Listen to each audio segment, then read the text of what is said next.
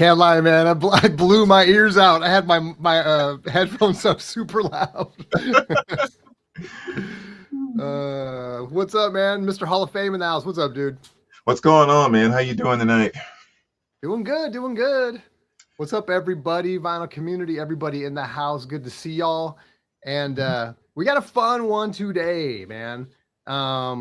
We each picked 10 records, maybe 11, might have an honorable mention, that are just going to get you addicted to vinyl. And I know most people watching this live are probably already know, but for people that don't know, that are going to watch this, later on, this is going to be 10 reasons for each of us that we just love to collect this stuff and why. So we're going to go through some fun stuff. I don't know what Brandon picked. He doesn't know what I picked. We tried to keep it, rather than sort of like tell each other, make sure that we don't have some overlap. So we got a whole bunch of reasons here why you should love vinyl. So I'm excited for this one, dude.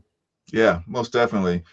Like I said, this is one too that I think like everybody says it and everybody knows their addiction to vinyl, but I do think sometimes we don't articulate it beyond just collecting and searching for vinyl. So this might be just kind of fun to kind of, dive into the mind of the collector type of thing. Like, whatever we say, whatever our viewers are saying, just it's always interesting to get a little more detail, Yeah, exactly. And I always look at it too as like a reminder, because sometimes I know for me, I readily admit that sometimes you get a little jaded's not the word, but just kind of like desensitized maybe, because you just get in the routine of like buy clean, listen, buy clean, or it just goes on the shelf or whatever. And sometimes we forget just to pick up a record and just appreciate it for what it is, and that's something that I always try to remind myself. So, yeah. So this would be cool. People in the chat, what's up? Also would love to get your comments and feedback in here. Let us know what you love about vinyl. Why are you listening to vinyl instead of CDs or streaming or whatnot? Also in the second half of the show, put together a little game that I guess in a way I'm the host and Hall of Fame is going to play the role of you all to try to guess album covers. And so we're going to reveal it's like a 9-square grid. We'll one at a time remove pieces of the grid and stuff and see how quickly you all can guess these record covers. So it's kind of an augmented version of just the tip. So this will be fun, man. This will be fun all the way around. All right, dude, what do you think? You want to go first here or you want me to go? Yeah, actually, I tell you what, why don't you start? Because I just thought of one that I meant to pull and totally forgot. So I just need like 3 seconds to go grab it. But if you want to go ahead and start, I'll be right back. Got it. Sorry, guys. Yeah, no problem. All right, guys. So first thing up for me that I think is cool about vinyl is hype stickers. I think it's cool, man. You get the shrink, you get the hype, and price stickers. So here we got like an old price sticker from Tower Records, which is historical and nostalgic and all of that stuff, right? So, this record right here at one point was $6.99. Wish I paid that for it, but and then we got the nice Tears for Fears hype right there, man. Everybody wants to rule the world, shout, mothers talk. And so that's cool to me, man. And I love when I can pick up something with a cool hype like this one and it's clean. And even with the sticker, to me, that's the trifecta, right? You got the shrink, you got the hype, you got the price tag. It's like, man. So it's historical, man. It just takes me back to when we would have seen these in the shelves back in the day when we were trying to put together $7 or whatever with our lunch money to try to drop, pick up a record like this. So you don't get this, right? You're not going to get that by streaming it. So I just think that's hella cool. Yeah. Yeah. Definitely one of the big pluses of vinyl right there. What you got? First one on my list. And this is one that's interesting because I heard a guy say this in an interview one time and it was so very true. And what I'm showing here is just a copy of Boston Self-Titled. I mean, very nice copy. It's a, awesome white label promo there. But one of the things this guy mentioned in the interview is he was talking about one of the things that makes vinyl so special is, he was talking about just how different every piece can be, even though it's all the same. So what he said was like, most people, you could go into their collection and grab their copy of Boston Self-Titled and lay it out with 20 other copies of Boston Self-Titled, and they can pick their copy. Right. Kind of saying like, wherever the wear is, like this corner's kind of like this. Mine was a little faded right here, or he was just like all those little details that sometimes we don't even notice. Like your copy is very, very unique, where you can pick it out of a ton of copies of the exact same album. It's But like a fingerprint. yeah, exactly, exactly. But for the most part, with the CD, it's the same jewel case, the same insert. Like you probably can't do that as effectively. And I kind of thought like that really was kind of cool, because it just takes one little thing in one little corner, or one little, this part of mine is a little more flat around this whatever, and you all of a sudden know that's your copy out of looking at 100 different copies of the same album. So I think that's one thing that makes vinyl definitely kind of unique, is that it gets a little more personal in that regard. That's a great title to show, man, too, because that jacket gets ring wear and shelf wear. Just breathe on it. So it's hella cool that you have one that's so clean, man. Yeah, very true. All right, next reason for me, again, and now you'll get this on CDs and stuff, but there's something about the larger form factor that I love about these. And this is going to be Japanese vinyl. And with Japanese vinyl, 99% of the time, they were originally issued with obi strips. And so that's what we have here. And it's going to have, the Japanese characters on there. It's going to have some interesting print on it and stuff. And now with Google, you can just hold your phone up to it and translate all that and stuff. And so, but not only are you going to get the obi, which I just wanted to kind of spotlight the obi strip here, but also you'll get inserts that are in Japanese with interesting photos and booklets and just much different things than you will get anywhere else in the world, whether you're talking about UK or Australia or US or Canada, specifically to Japan, you're going to get some really cool stuff. So even sometimes the jackets are different. In this case, I think the jacket's exactly the same as the US copy, but that's one right there, little Dizzy Gillespie. And I just grabbed two because they come in all flavors, shapes, sizes, colors. Sorry, I put the yellow lighting on today just because I was like, I didn't like how I was white on white, just wasn't getting. I look like Casper the Ghost, so it's a little yellow there. But anyway, this is red, and it's just cool, man. And there's a lot of people collect this kind of stuff, right? Specifically seeking out Japanese pressings so they can get these obis. And I know a present company is included in that. There's an idea of like an insert, right? So that's got all the Japanese writings that might be like what do you call it? Notes and stuff like that. That's different from the American version, if or any other version. So anyway, yeah, Japanese pressings with the obi strips. Yeah, definitely an obi fan. Matter of fact, this might kind of bring that into play again, because I would say like another thing that I think makes vinyl very addictive is that I think the variant concept is a little stronger with vinyl. I mean, it's like the example I kind of pulled out with that was a little Billy Squier, where you have like a Japanese pressing there, and then kind of going back to the OG US pressing with the hype sticker that you were just talking about. And then kind of the new, IR audiophile, copy of that. It's like, diving in and having multiple copies of an album.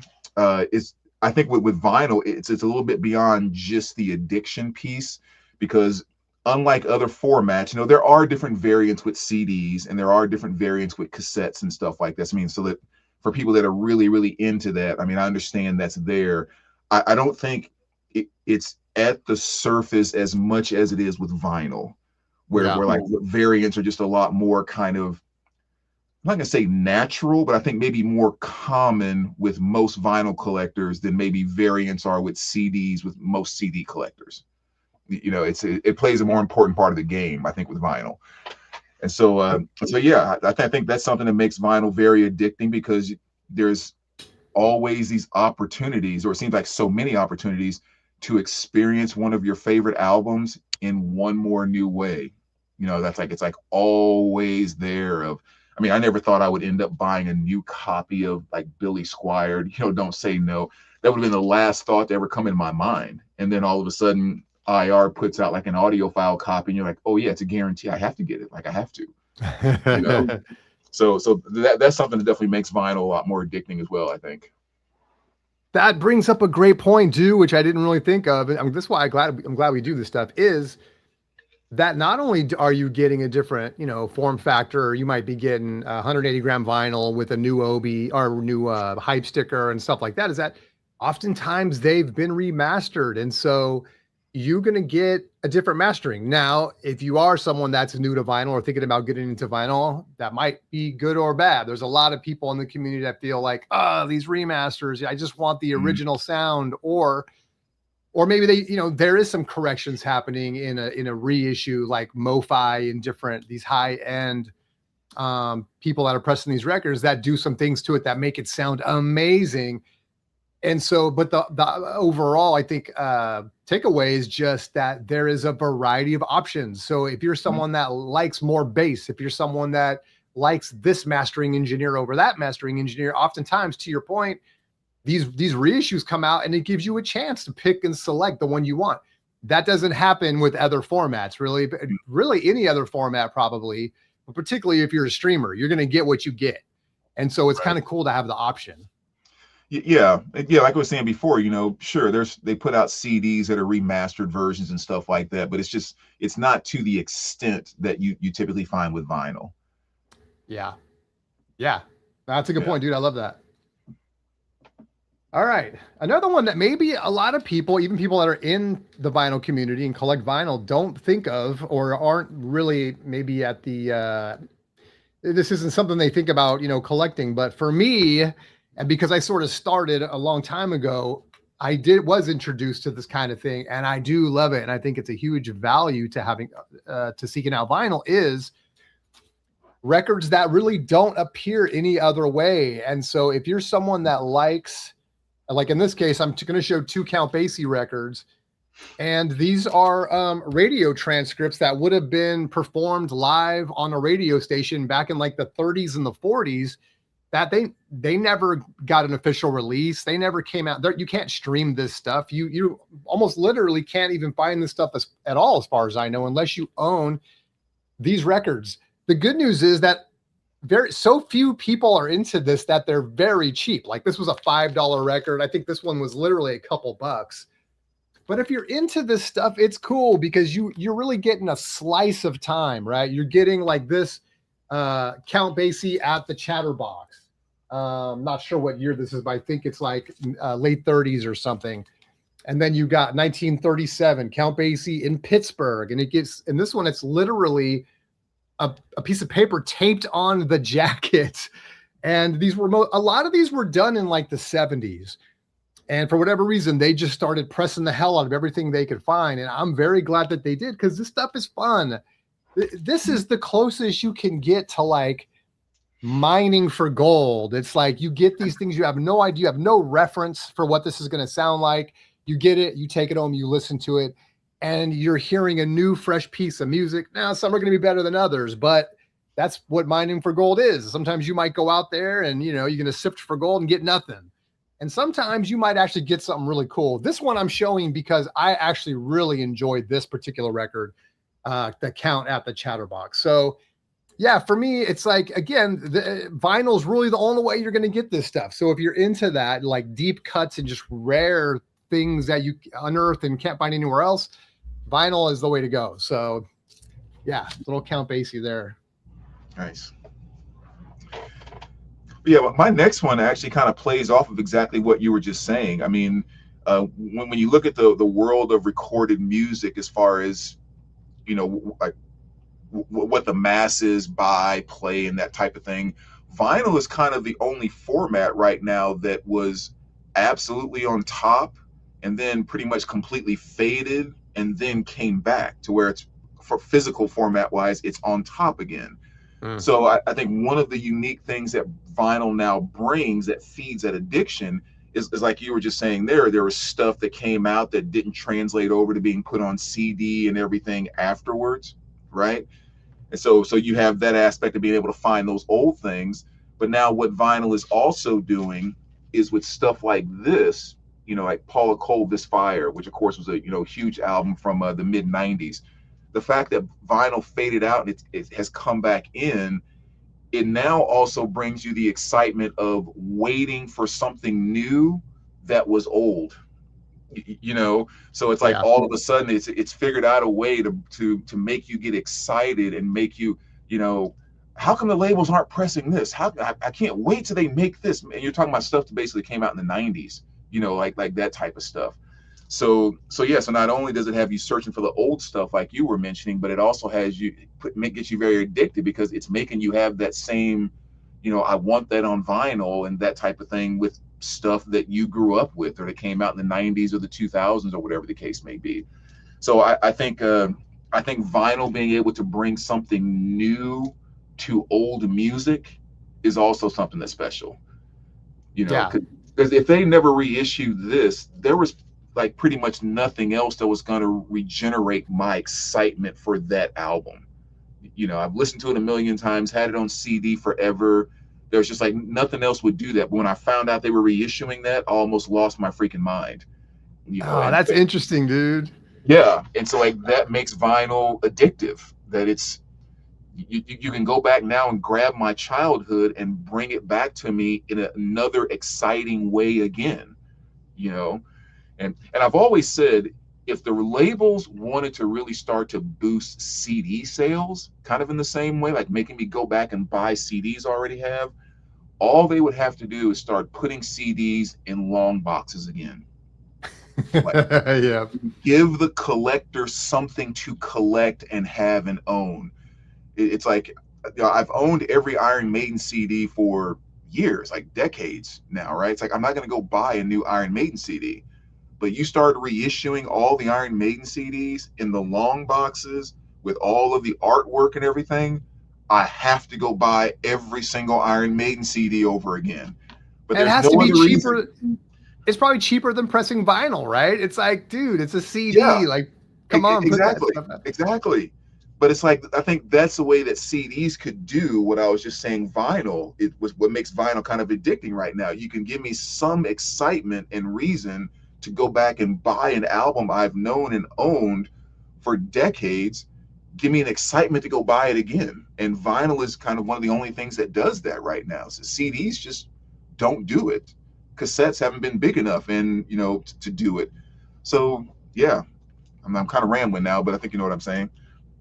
Nah, I love that, dude. And yeah, I remember you saying that about the long boxes, and you're so right, dude. They were so fun to pick. In fact, it was kind of like if you had the choice between a long box or just the CD in that plastic, like Mhm. theft-proofed whatever that they would put on, Right. you're gonna get the box every time, dude. All. Because yeah, Yep. they're just too Yep. cool, man. That's a good one. Well, heck, now okay, I got to play off that a little bit, and this may be going to add an extra layer. So this is a record, The Cure's In Orange, and this is an unofficial record or a bootleg record. That is exactly what you're saying. This is a record that came from a VHS or a movie that was produced of The Cure playing live in 1984. And it never got a release other than a video release.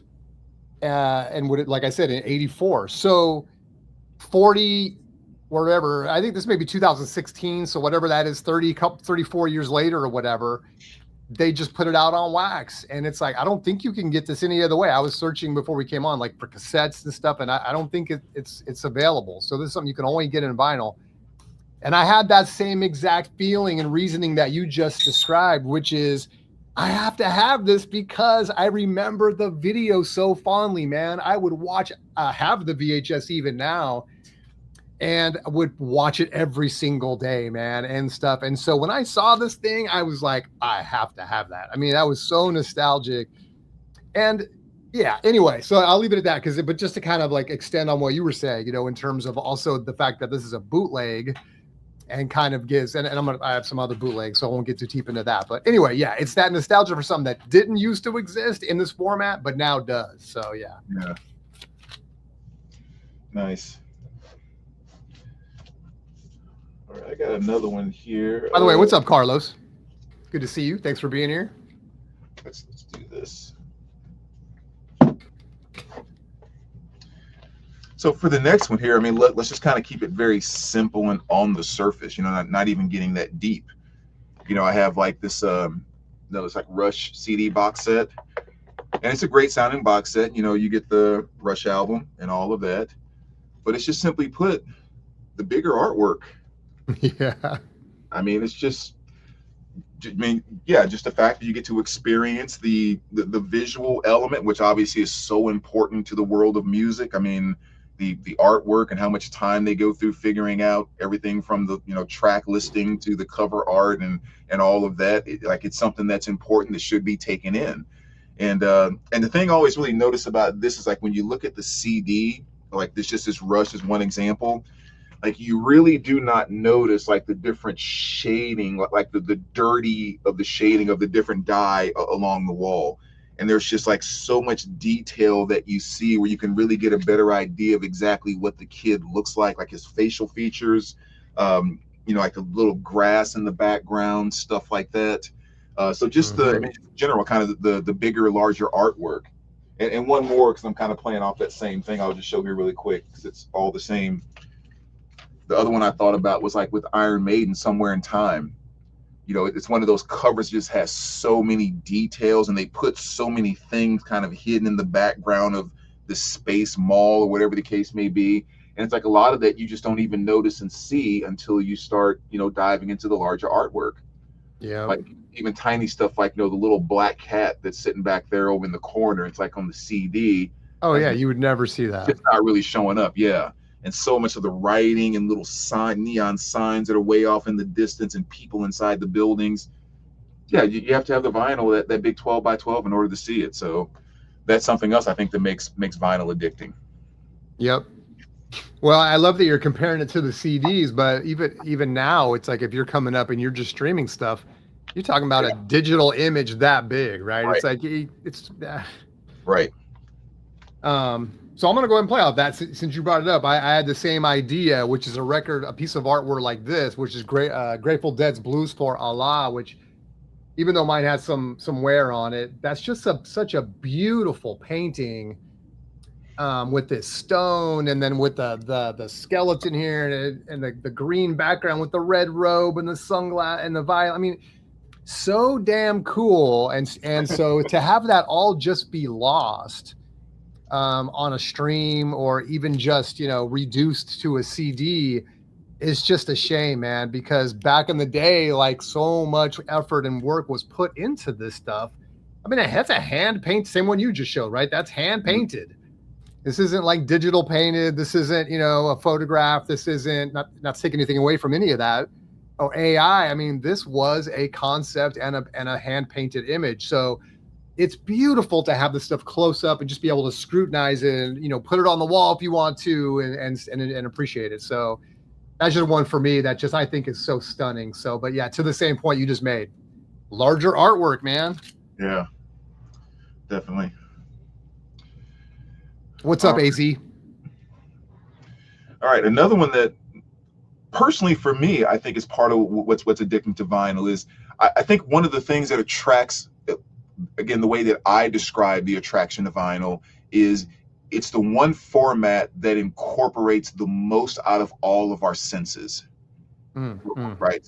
So it's like the way we take in the world and the way we grow to love things and interact with things is like we take in the world with our senses, right? Like visually, what we see, what we hear, you know, our touch, sense of smell, like all of that stuff. And I think vinyl is the one format that engages all of those senses more than others. So like we were just saying about the visual piece, I think vinyl more than CDs or whatever engages digitally, you know, our vision a lot more.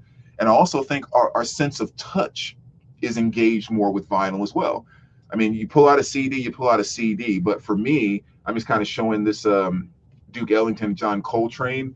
They're released from 1963. And this is just one that I remember off the top of my head. I love the way this album feels in my hands. There's a thick cardboard to it, and even though it's not a thicker, you know, it's you know, firm and thick enough. It's not one of the bigger ones like maybe the Analog Productions or something like that. There's just something about this specific record that I always remember when I touch it with my fingertips, whatever type of cardboard they used, how firm it is, and all of that. This feels different than other albums I touch in my collection. and I like the way it feels. So, you know, for some strange reason, that's another thing that makes vinyl very, very attractive. I mean, when I get one of these, I just like pull out anything right here, just real quick. These Analog Productions, it's like the exact same thing. You know, Yeah. 2 LP, 45 RPM, and you grab it in the store and like you're, you know, ready to take it home, whatever. Like, and like you feel like you're holding something special, like something gets engaged, and that's, I think that's something that makes vinyl. It makes vinyl kind of special.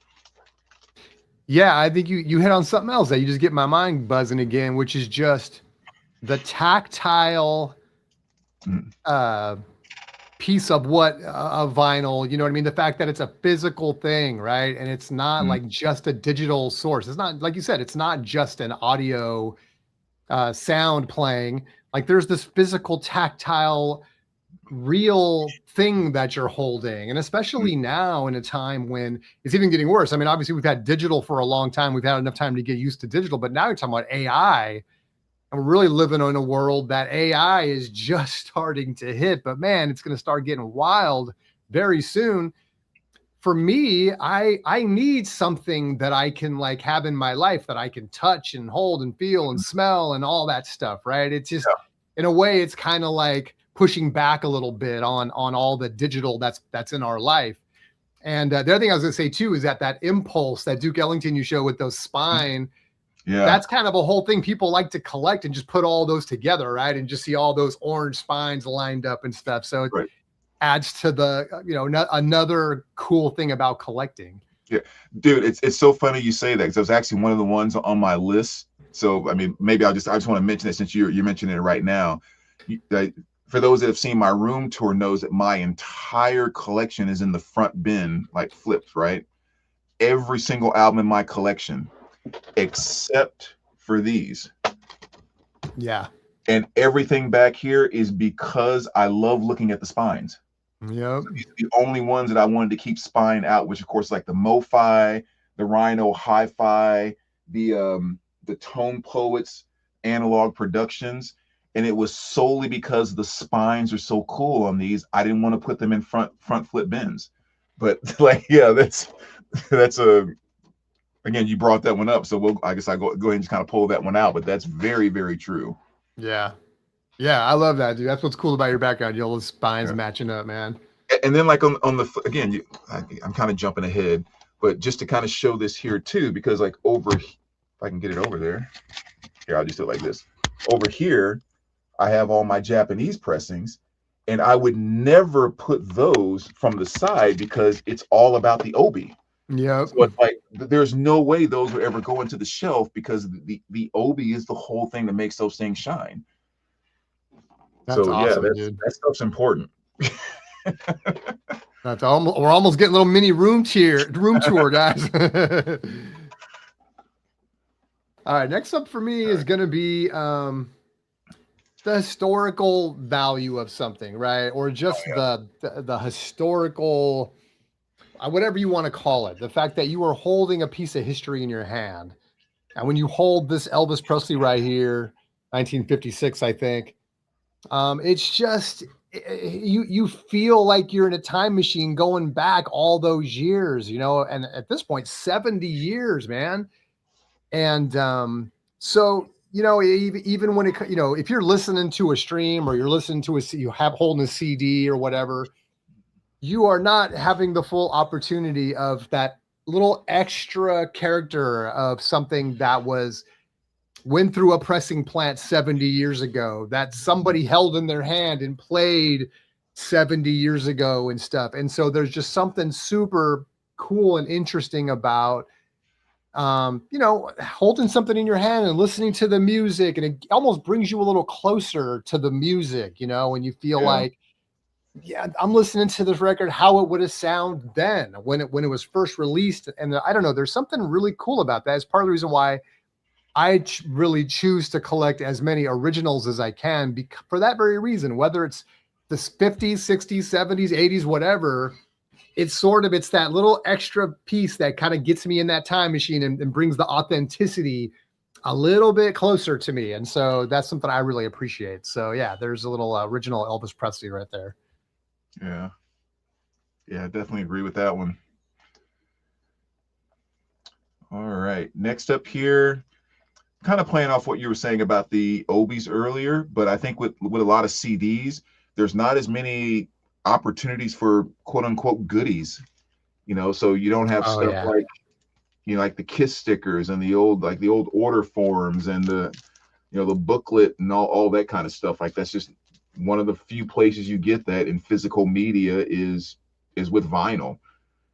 So again, I guess you have the bigger packaging and all of that. It just gives you more opportunities for that kind of stuff. That's a great example, dude. I thought you're going to show and Kiss. I thought you might show Love Gun. I was deciding between the two, and I was like, okay, I'll just grab Alive. Yeah, no, that's Yeah. hella cool. Okay, next up for me, and this is almost a kind of tongue-in-cheek one right here. Even though I love the whole box set thing, I don't really collect box sets. If it's something like this, which is Cornell 1977, The Grateful Dead, which if you're a Deadhead, you know all about this.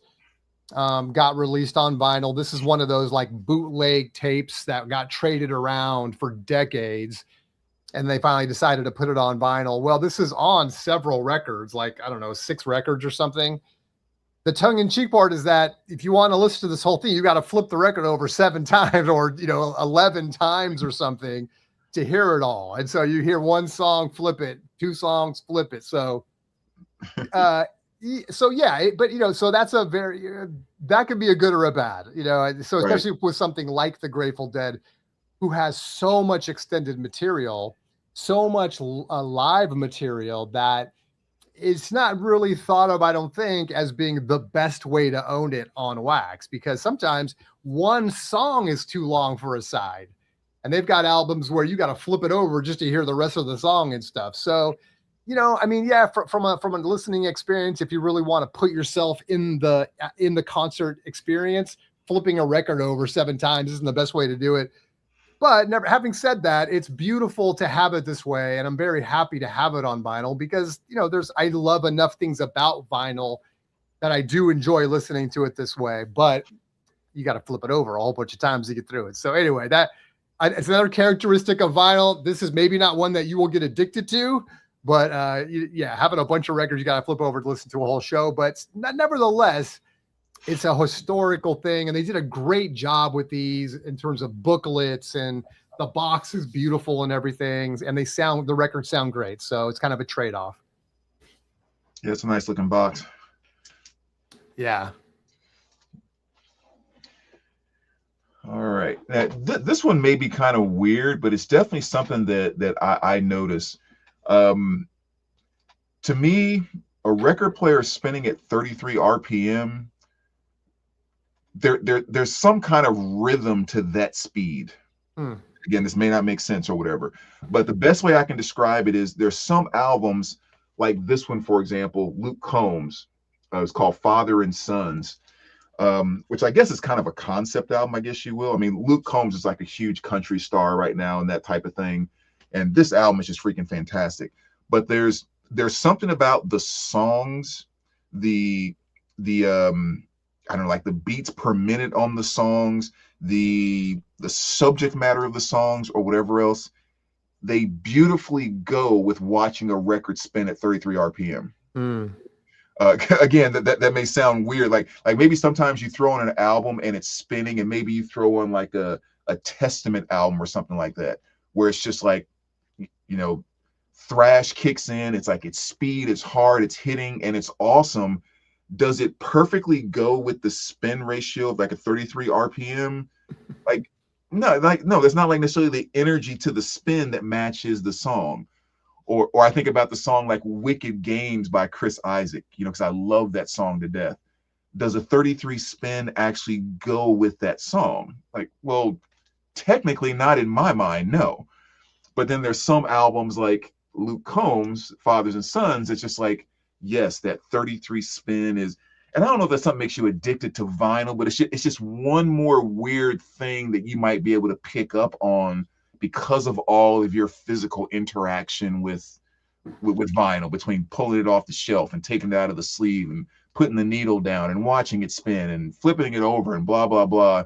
There's just weird ways for stuff to connect, you know. But yeah, so that's something to me that makes vinyl kind of addicting. I love that one, dude. I hadn't thought about that, but it's so true, man. Just kind of like the almost hypnotic way of watching the record kind of go. And if you've ever just sit around and watch the, you know, the stylus and the tone arm kind of move closer and closer to the center as you're just kind of almost really meditating on it. I love that, dude. That's cool. Yeah.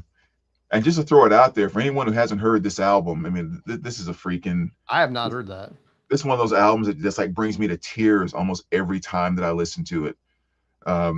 Like I said briefly, like it's kind of a concept album, which I don't technically think that's what it is, but it is, from the standpoint that every song on there is kind of from the standpoint of like a father saying something to his son, or the son saying something to his father. Like every song is one of those conversations, and it's like not deep, but just like heavy in those relationships. You know, just yeah. So again, this whole different video, but yeah, that is one moving freaking album right there, man. So freaking deep, so powerful. But yeah, like I said, we'll save that for another video. And you got to have it on vinyl because you got to watch it spin while you listen to it, man. It's only going to add to the experience. I watched it at 33. I love that. Okay, next one up for me is going to be just straight up bootlegs, and something that really a lot of bootlegs, you're not going to find them any other way, especially things that were pressed, you know, like say in the 70s, like this one was. There wasn't any other way to press it except on vinyl. Is going to be the most popular way to press it. So vinyl is the format that these got put on. And I don't think this exists any other way. This is a Frank Zappa record from the early 70s called Trick or Treat, which is really cool. You get to hear some tracks that you've never heard before. Somebody goes to a concert and sticks a microphone in the audience and records it, and they make a record of it illegally. But now, you know, 40, 50 years later, we have access to this stuff, and it's fun to be able to collect it. And this is going to be, again, this isn't something you can just search for on Spotify or Apple or anything. And so, yeah, I just love stuff like this. And the fact that it's this big form factor. And I think this is such a perfect example because I love everything about this. To me, it's Frank Zappa. It's Halloween, which I love, the whole Trick or Treat thing. It's got some great artwork on the back too. So it's just, there's all these different points of reference that draw me to it. And when I saw this existed, I was like, oh my God, yes, I will take it. Yeah, it sounds silly, but it's thrilling when you see something like that you didn't know existed. You know, this is going to be something that, you know, we grew up, who knew this existed? Even me, that's been a huge Zappa head for 30 years. This popped up into my life a handful of years, you know, 3 or 4, whatever years ago or something. So it's kind of crazy that you can discover things like that. And as you get more deep into collecting, you will find that whether you're a Led Zeppelin head or a Kiss head or a Zappa head, is that there will be this whole world of bootlegs that will open up to you. Part of the fun is trying to find that stuff, you know, and pick it up and collect it. So there's my example right there, Trick or Treat by Frank Zappa. Yeah. All right, how many more do you have left? So I have 3 left. Okay. Oh, by the way, guys. So yeah, we got 3 left about. And so after that, don't go anywhere. We're going to play a little game. You're going to get to guess the record covers as we kind of reveal a piece at a time. And it's going to be fun. Type it in, your guesses into the chat as we get there. So coming up very soon. Okay. Yeah. So on the last few here, I mean, let's just kind of go back to basics where, you know, one of the things that make you addicted to vinyl is how great you think vinyl sounds. I mean, plain and simple. So kind of focusing in on what I feel are some of the best sounding records in my collection. And one that I will go with off the top is this one right here, which is the Joni Mitchell One Step of Blue. I mean, I'm not a big one-step guy. I mean, I have like all the Eagle ones and the Van Halen, and then maybe 3 others outside of that. So I definitely haven't been one that jumps on every one that comes out. But Billy, you know, my buddy over at Riverbend Records had said some stuff about this and was like, dude, you have to check it out. And I did, and I was just so blown away at how amazing this thing sounded. I mean, it's already kind of just like, a lot of cases, just like her and her guitar. So it's not like an audiophile type of performance, or I don't know. Again, it's always kind of hard to describe sound. But the thing that I always said with that album is when I put it on, it brought to life that performance where it was louder or more in your face, but somehow without having a big band and drums here, bass here, and all of that, it still managed to separate out the sound like in space. So anyway, again, hard to describe exactly what it is, but there's been few records in my collection I've been as impressed of how amazing they sound, and this is definitely one. So that's another reason why, in my book, vinyl can be very special to bring such a classic album you've known forever, you've had on different copies of vinyl, you've had on CD, all of that, but all of a sudden something comes out to take it to a whole nother level. Yeah, I think, yeah, that's a great point, dude. Sorry, the dog's going nuts. Our doorbell just rang. How dare you ring my doorbell? It's 2026. You don't just ring people's doorbells. I know. Sorry, hold on 1 second, guys. Some records you want for safe delivery. On that note, you were saying about the sound of the music. I think, and as a big listener of jazz and different, the smaller the ensemble, the less competing frequencies, sometimes the richer the sound. I feel like when you have a lot of things going on, you got keyboards and drums and singing and bass and reflections off here and there and, and all this stuff. Sometimes you just put a person with a mic, and if it's mic'd well, their guitar and their voice, that's going to be some of the most impressive stuff you're going to hear, man. It's going to feel like there's somebody right in front of you playing just for you. It's very intimate. It can be when it's recorded right. And I think, yeah, to your point, I think even better, even more so than like, say, a metal band or something where there's just so many competing frequencies and things going on and stuff. I will put something like that. You hand someone a guitar and play, and when it's well recorded, it's going to blow your mind how good it can sound. Yeah, I mean, actually, that's perfect. That's better than everything I just said. That's exactly what's taking place with Joni Mitchell. That's spot on. Yeah. Okay, well, now you've inspired me to push this one to the front. And I love that you grabbed a new recording of that album to demonstrate how things can sound great. You can also sometimes have an original recording that sounds better than any other way I've heard it. This is the sounds from the Lion's Mouth, which Axel Foley, if you are watching, you'll know this one very intimately as well. And this is a German pressing. So part of the fun and frustration of vinyl is as you get deeper and deeper into it, you might find yourself not only trying to get originals, not only going for the Japanese obi strips, but you might find yourself really trying to hone in on a very specific pressing, like a German pressing, which I swear by when it comes to early mid 80s vinyl. And this is my second copy of this. I sold my first copy of it, and just for giggles, I played it up against like a nice digital file of it, high res. And I will say a lot of people are immediately going to go, well, of course the vinyl sounds better than high res. It's not always true. Yeah. It's not even close. Isn't always true. There are oftentimes you will play a really good high res file that blows the vinyl away for whatever reason. I'm not going to argue why, but for whatever reason, that pressing of the vinyl is not great.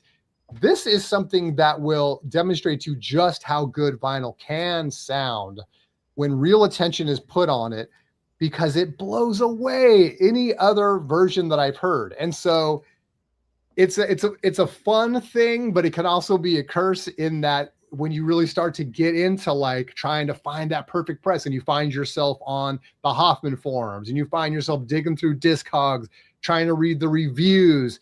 And then just the more experience you get buying records from different eras and different areas, different regions, is you will find yourself seeking out very specific pressings. And so that's what I did here when it was time to come back into the collection again. I had to have the German press. And again, it's just so impressive. It's just such a great example of this record. Yeah. Well, and that's one more thing too that I didn't necessarily have as one of my ones. I was gonna use it, but I'll go ahead and use it as one of my picks or whatever. Is I think another thing that makes vinyl addictive sometimes is that you can be just a casual listener, which is perfectly fine, where you go and you buy a record and you have a little Crosley turntable and you play it and you enjoy it. Perfectly fine, you know, and you're one of us as far as I'm concerned. But I think too, sometimes something that can take you into the more addictive realm is vinyl can make you work for it sometimes. Yes. And then you find yourself wanting to do the work or wanting to find the next step or the next level. So like you said, just because you have a record doesn't mean it's going to outperform a high res stream and that type of thing, which I love high res streaming too. I don't knock that whatsoever. But it's like, yeah, you may be trying to find that perfect pressing. And then when you find that pressing that you think is perfect, then it's about, okay, upgrading your stylus. And then it's about, speaker placement. And all of a sudden it's like you're working to try to find that absolute perfect sound or whatever. And I'm not necessarily talking about being like an absolute audiophile. I mean, just kind of vinyl is just something that very frequently can show you there is one more thing that you might be able to do to make it sound even better. Maybe you need to get an ultrasonic cleaner. Maybe you need to get a stylish brush. You need to, I noticed with my system once, actually, even just the placement of my components. Where one time I had I have a little tube preamp and I had it sitting on the shelf right above my receiver. And what I noticed is when I did a swap, there was this low hum that I didn't really notice that went away when I just moved it to the other side of my stand. And I was like, is that really what happened or something? So I moved it back over and I was like, yeah, there it is. So even like going through that whole process, like vinyl just makes you work for it a little more, and you can get addicted to always trying to one up yourself, one up your system, one up your pressing, and that becomes really addicting. Yeah, it can be a real rabbit hole for sure. Right. I would say I've always been kind of like irreverent about the whole like audiophile thing. I'm not an audiophile or anything like that. And I still don't consider myself an audiophile, but now I sort of look at it like a spectrum. I don't think there's just some switch you turn on and it's just binary. You're either audiophile or not. You can be a casual audiophile. You don't have to be super hardcore if you don't have a ton of money, but you just appreciate good sound and you maybe just without breaking your back about it, upgrading certain things and whatever, which is how I feel about myself, is that like, yeah, if I have an opportunity to upgrade something, I will, but I don't lose sleep over it. And I have a good enough is good enough for me. I never find myself in a situation where I'm like constantly chasing 1% better. Not saying it's bad. I'm just saying that whereas I was very much like, I'm not an audiophile, I'm just a listener, lover of music and stuff. But I do appreciate good sound. So I guess on some level that makes me a low-key audiophile. So, but then that can go, like you said, that can stretch out on a spectrum to, going broke doing it kind of a thing. So. Yeah, exactly. I mean, it's like you said, it is a spectrum. It's just how much or how far or how much you could afford to do or whatever. But like in my mind, I've always established it that anyone who does anything to try to up their sound quality one notch, in my mind, you were in an audiophile mode at that moment. Right. And maybe it's only for that moment and you don't go back to it. Maybe you do it more regularly, but it's just, yeah, if you're trying to improve your sound on any level, I mean, as stupid as it might sound, if you go buy a stylish brush and you've never done that before, that's an audiophile move. Like you're making a move to make the reproduction of sound in your system better.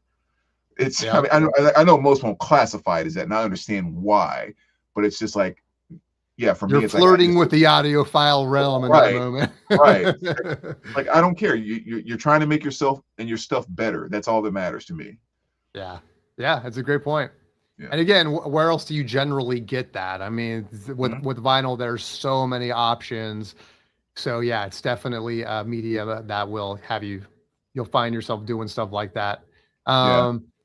Thomas, what's up? Thomas says 60s and 70s German pressings are amazing too. Yeah, I love that, man. I the whole German pressing thing didn't really touch me until I started like trying to seek out Cure records. And I was trying to find good affordable pressings. And even with the extra cost for shipping, I found myself picking up some German pressings. And just by accident, I stumbled on that stuff and was like, holy cow, this sounds amazing.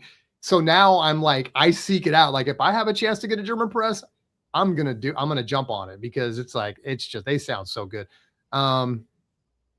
Yeah. All righty. Is it my turn? Yeah, that was your pick, right? So yeah, to speak. I randomly threw one in there. Okay, another cool thing I think about a vinyl that you can find, I talked about the historic piece of like having an original Elvis record or something. But also there's radio station copies, something that would have gone only to radio stations, something like this, which is not a regularly released album. And a lot of times radio stations would get those, but they would also get stuff like this, which is 5 tracks, which is a abbreviated version of Tinseltown Rebellion by Frank Zappa, and their special versions. So this is on a spectrum also. Oftentimes you will get like, you showed a Boston self-titled, you'll just get a radio station copy of that, and it is the promo copy of it, and that's that.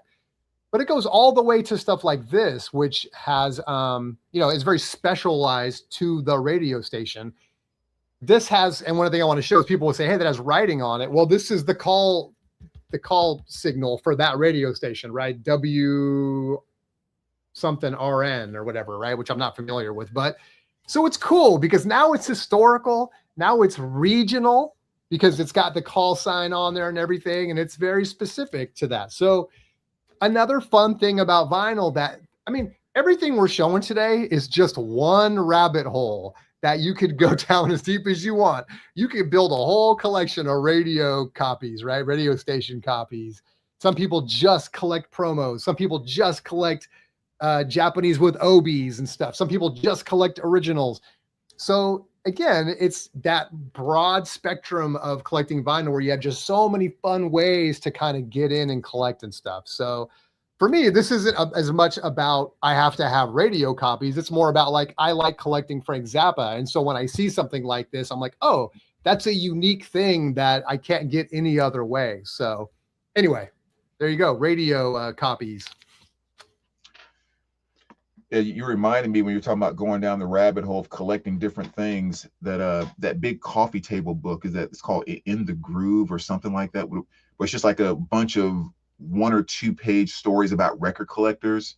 And it's like hundreds of them in there. I remember there was one guy inside of there where he collected any type of albums that he found where someone had drawn on the cover, like that's coded cool. in the teeth, drew a mustache, and he just had like hundreds and hundreds of these albums that he's found. And for some reason he went down that rabbit hole, and it's just people that have screwed up covers, like I want to find those and collect them. I totally get that, dude. I have a record that has writing all over it. It was a birthday present to someone, and they just made a piece of art out of it. They just wrote all over this thing, and it's so cool just as a thing, it just, again, as you get to kind of narrow down how unique something is, when you can narrow it down to the person that owned it, like that's hella cool. I even like when people just write their name on it and stuff. Now, look, it's not like I go out and seek these things, but it depends on the record. It depends on the price and all this stuff. But I'm someone that doesn't, oh man, someone wrote on this. It depends. If it's something I'm trying to collect, it needs to be clean, then that's one thing. If it's something I just want to, add to the collection, it has someone's name, I'm like, hey, this belonged to Julie Smith. Like, that's pretty cool. You know what I mean? And it just, and I almost develop a story for this record in my mind now. Yeah. So I can totally get the whole collecting stuff with drawings on it. That's cool. And how many do you have left? Last one. So Thomas, what's up? Actually got a record from Brandon just because it took me back to my teen years. LOL. Boogie Boys City Life. Oh yeah, nice. That's cool. All right. So since this is basically the last one, I got 4 here I'm just going to show because again, these are all ones that I pulled out just based off of when I think about like sound quality. This is what makes vinyl special, what makes it kind of addicting to me. So kind of playing off what I was saying about the Joni Mitchell, this Bob Marley and the Wailers, Babylon Bus, one of the absolute most amazing sounding pressings of an album I've ever heard. This is actually the album that I didn't have this on vinyl. And so when this came out, I bought it.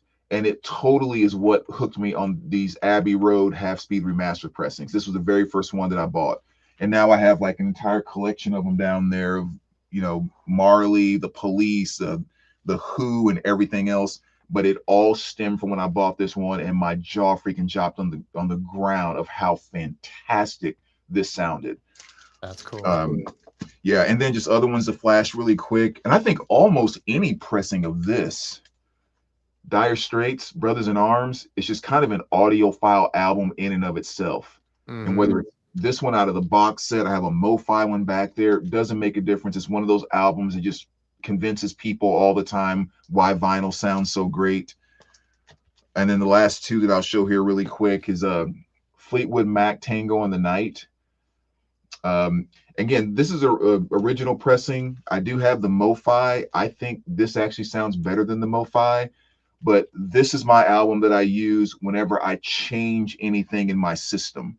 And like I'm checking out the new speakers or the new whatever, this is my go-to album as my reference point from what it used to sound like. I freaking love that album to death. And last but not least, I have to throw this one in there too, Everything But the Girl. This is their release from 1996. Another album that from the first time I threw it on was just like, holy schmoly, this just sounds so amazing. And it's another one of those albums that if I'm demonstrating my system to someone for the first time or something like that, this and Fleetwood Mac are usually 2 of my go-tos. Yeah. Yeah, that's cool. Yeah, those reference records, right? I think is with the ones where you pull them out when you're trying to impress someone, or like you nailed it. Like as soon as you add something and you need to like normalize it, you want to see like, hey, did I lose something or did I gain something? Like, or that those are great records to like bust out. Yeah, that's a great one, man. Well, hey, I'm just going to build on what Thomas said to wrap up my list, and then don't go anywhere because we're going to play a fun game. We're going to, you guys are going to guess the record, and Brandon too, try to guess the record cover, see how fast you guys can guess it here as we go down. And there's going to be a visual element that you guys can look at. Yeah, this was the last point I'll make. This is Journey Escape. This is 100% nostalgia. So to kind of land on this note, I don't see nostalgia as a 4-letter word. To me, it is a big reason why I have vinyl, why I don't just listen to streaming, is because to me, every record in my collection, or most of them, are a little time machine that takes me back to a moment in time. Mm-hmm. And I get to relive whatever memories I have from that time. And Journey Escape is a huge one for me that just takes me back to, my mom. She's a single mom raising me, and I'm 9 years old and playing the Atari. I've said it a million times, playing the Atari and all that stuff. It's just everything that was cool about that time comes back up, and emotionally I can see it, I can feel it, I can smell it. I'm 9 again. Like, who wouldn't want to relive that? You know what I mean? Mm-hmm. Music is such a conduit to those memories, but when you can also have the form factor and hold it and smell it and all that, it just adds to it. And straight up nostalgia. There it is, man. Journey Escape for me. So yeah, it's my last one. Yeah, totally agree. Thomas, my first vinyl album ever. Yeah, that's awesome, dude. All right, let's have some fun. Let's here we go. Boom. So we used to play this game called Just the Tip, where you'd have a physical record. We would show that tip of it and then reveal it. Like, I thought like this, like What is that record right there? Yeah, exactly. So this is the I don't know, just another version of that. So we're just gonna reveal squares here. We're gonna let Mr. Hall of Fame try to guess these, and you guys try to guess too. We'll see how fast you guys can guess these record covers. All right. So I'll just shout it out. So if I know what it is, just so I don't ruin it for everybody else, if I happen to get it before them, I'll just give a thumbs up if I think I know what it is. Okay. Perfect. Until you ask me to reveal. Yeah, we'll keep going until somebody in the chat guesses it. Okay. All right, here we go. And this is random. So I picked these. Okay, a couple things I should tell you. I physically took all these record covers into Photoshop. I stripped away all the color, so they're all in black and white. Oh wow. And I removed all the text. Oh, geez. So this I took out the titles and the artists just to make it a little trickier. I found that it was too easy the other way. Mm-hmm. And then now it's just going to randomly remove squares. So I don't know. If the first square might be easy, it might be really hard. We'll see. All right, here we go. Record number 1. Oh gosh. Bottom right corner. I know it's too easy. Yeah, too easy on that one. I'll give people a second to jump in on that one. Yeah, that one's pretty straightforward. Boom. Almost exact same time. You guys all got it right. Dr. Johnny Fever, what's up? Spell, what's up? Thomas, 100%. You guys are right. Boom, boom, boom, boom. Abbey Road right there. Yeah. Okay, that was easy. Don't worry, there's some hard ones in here. But you get the idea. You can. I tried to make the images very like low fidelity to make it a little harder. Yeah, I mean, if it had started one of those top squares, it would have been a heck of a lot harder. Some of them will. Let's see. We're going to get some difficult ones here, hopefully. The first ones are kind of just to get us warmed up. Okay. Oh, there. Metallica, the Black Album. All right, we'll get another one. Oh, jeez. Maybe this is already telling you something. Who knows? Oh, my gosh. Okay. The White Album? AC/DC, says Thomas. It's not AC/DC, but that's a good guess. Holy cow. Yeah, Back in Black is a great guess. Okay, this one's got to reveal something. No way! I swear there's an image on here. Here we go. First image. Okay. Any guesses? You got it? Okay. Thomas says Daft Punk. Johnny says Spinal Tap. It's neither of those. Nope. Now that we got that one square, does anybody know what that is? Probably one of the most popular album covers ever. Spell, you got it, baby. Dark Side. There you go. Woo! Hey, that's good that you actually got it from that one line. Yeah. Oh man. That's funny.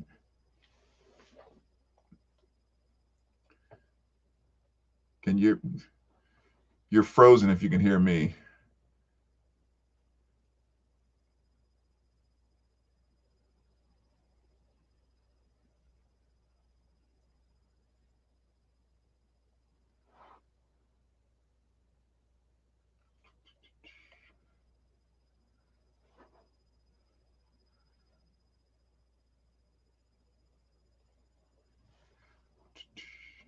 I wonder what happened. Why is he frozen?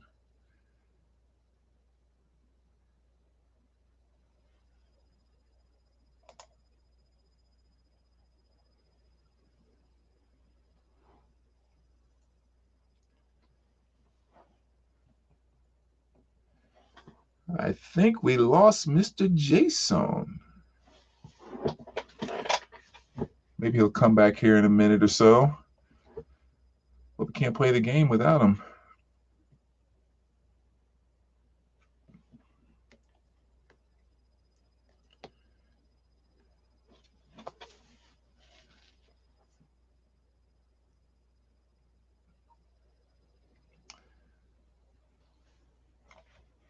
And I can't see the chat to even see what people are saying there or even be able to communicate. So hopefully just like wait a minute and see if Jason can work his way back in.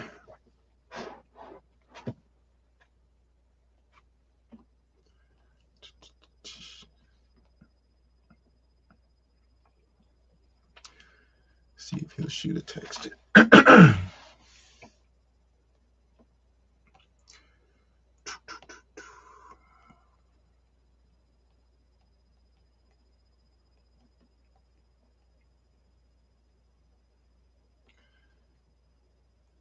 Let's see if he responds to that. See what's going on over there.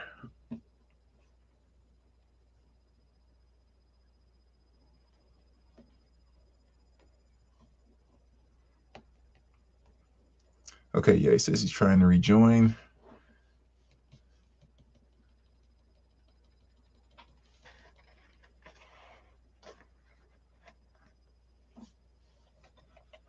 Here, let me get over here so I can see the chat.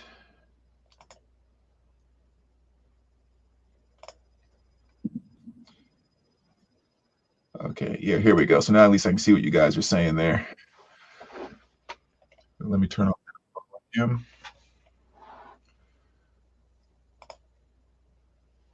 All right. So random question time while we're waiting for Jason to make his way back. So throw out any questions or anything in the chat there. Just show us some records. Just get right to the point. What's something to show? Well, what would you like to see? Be more specific. See if I can do some quick specific requests.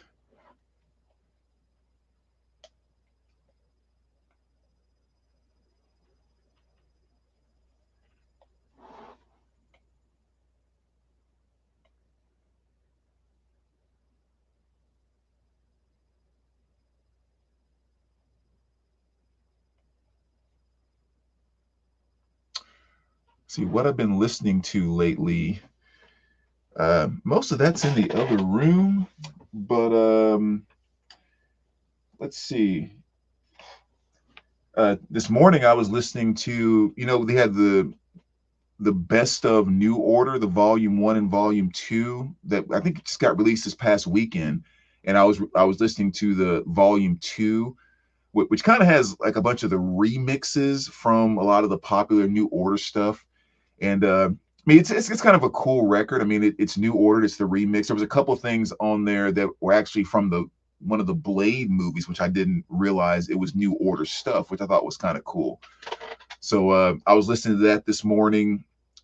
What else? The new Jodeci reissue, Forever My Lady. For those of you that are kind of into the 90s R&B thing, that was something else that I spun over the last day or two. And yeah, it was, that's probably the last two things that I was listening to. The sound quality on the New Order, I mean, it all sounded about what you would expect. Like, it's nothing that's going to like blow you away that it sounds like so much better than the Substance reissue or anything like that. But I mean, it sounded good. It's just a normal, solid pressing. And I think volume 1 is 2 LPs and volume 2 is actually 3 LPs. But even then, I think it was like $49 for 3 LPs. So it's, still for the price, considering it wasn't too bad. Let's see. Do I have a Beastie Boys collection? I don't have a big Beastie Boys collection, actually. I have License to Ill, of course, and then I have that kind of that greatest hits comp. But that's about all the Beasties that I really have. I mean, I have a little bit more on CD, but I've never had an overwhelming urge to get a lot of Beastie Boys stuff on vinyl for whatever reason. It's like, it's one of those bands that for me was really cool, very unique, so groundbreaking in so many ways, so creative in so many ways, but not one that I just got like totally obsessed with over the course of their career. So yeah, I have an OG copy of License to Ill and the reissue. Let's see, yeah, I have an OG Substance, so I'll probably stick with that.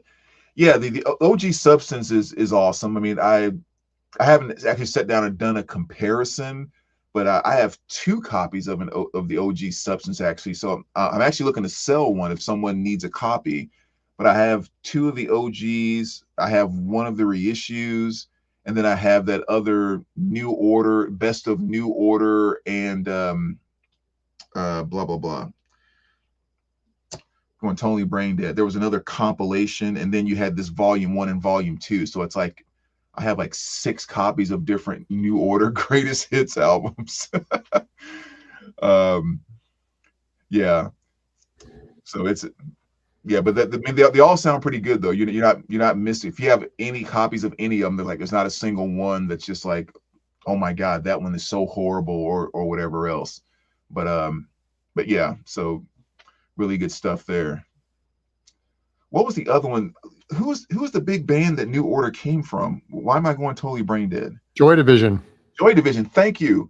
There was another greatest hits they made that was the best of Joy Division and New Order, which is like 2 LP, and I grabbed that one as well. And I think overall that's probably the best one. I think just in terms of track listing, because like you really do get all the hits from New Order and stuff from Joy Division. That's a pretty nice 2 LP comp there. So if someone was just going to have one and you didn't care about OG this or that, like the Substance, that best of Joy Division New Order is the one that I would grab. Yeah, I saw you showed that where it had like stuff from like greatest hits or something, but then it also had like a second album. Does it have a bunch of stuff that's not on Substance? It has a couple things that aren't on Substance. Yeah, that's cool. Yeah, the one thing that's not on Substance, talking about it, or since you guys so just really quick here, while you also have a question there, is like what is your biggest collection of artists on vinyl? I think that would definitely be I think John Coltrane is the artist I have the most stuff by. Second is probably Kiss. Yeah, probably Kiss would be second.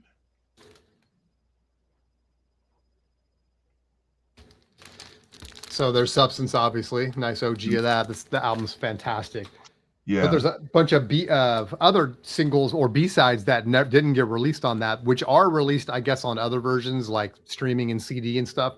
Yeah. The one I have to have is True Faith. Because the B-side is 1963, right? That's the song, I think. Yeah. I love the song 1963. It's so good. So for me, if I have Substance, and I always got to have this too to go along with. It's just such a compliment to the Substance album. So let me check that really quick. Hold on one second. I'm gonna grab those.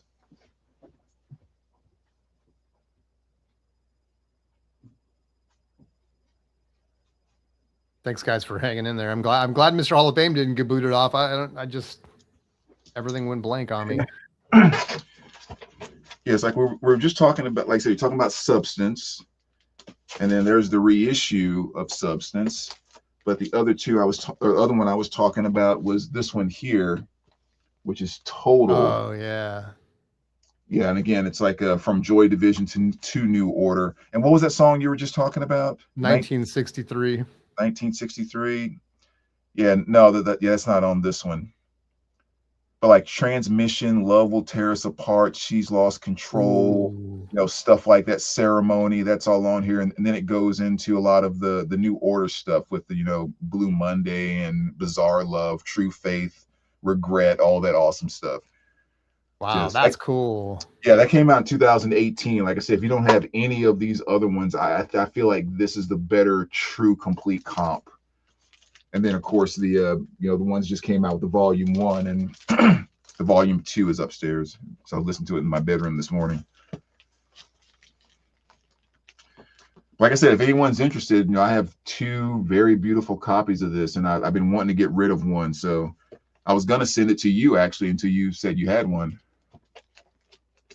Yeah. I just picked one up not long ago because, again, rebuilding. So yeah, I was going through. I assume you answered all these, so I won't bother.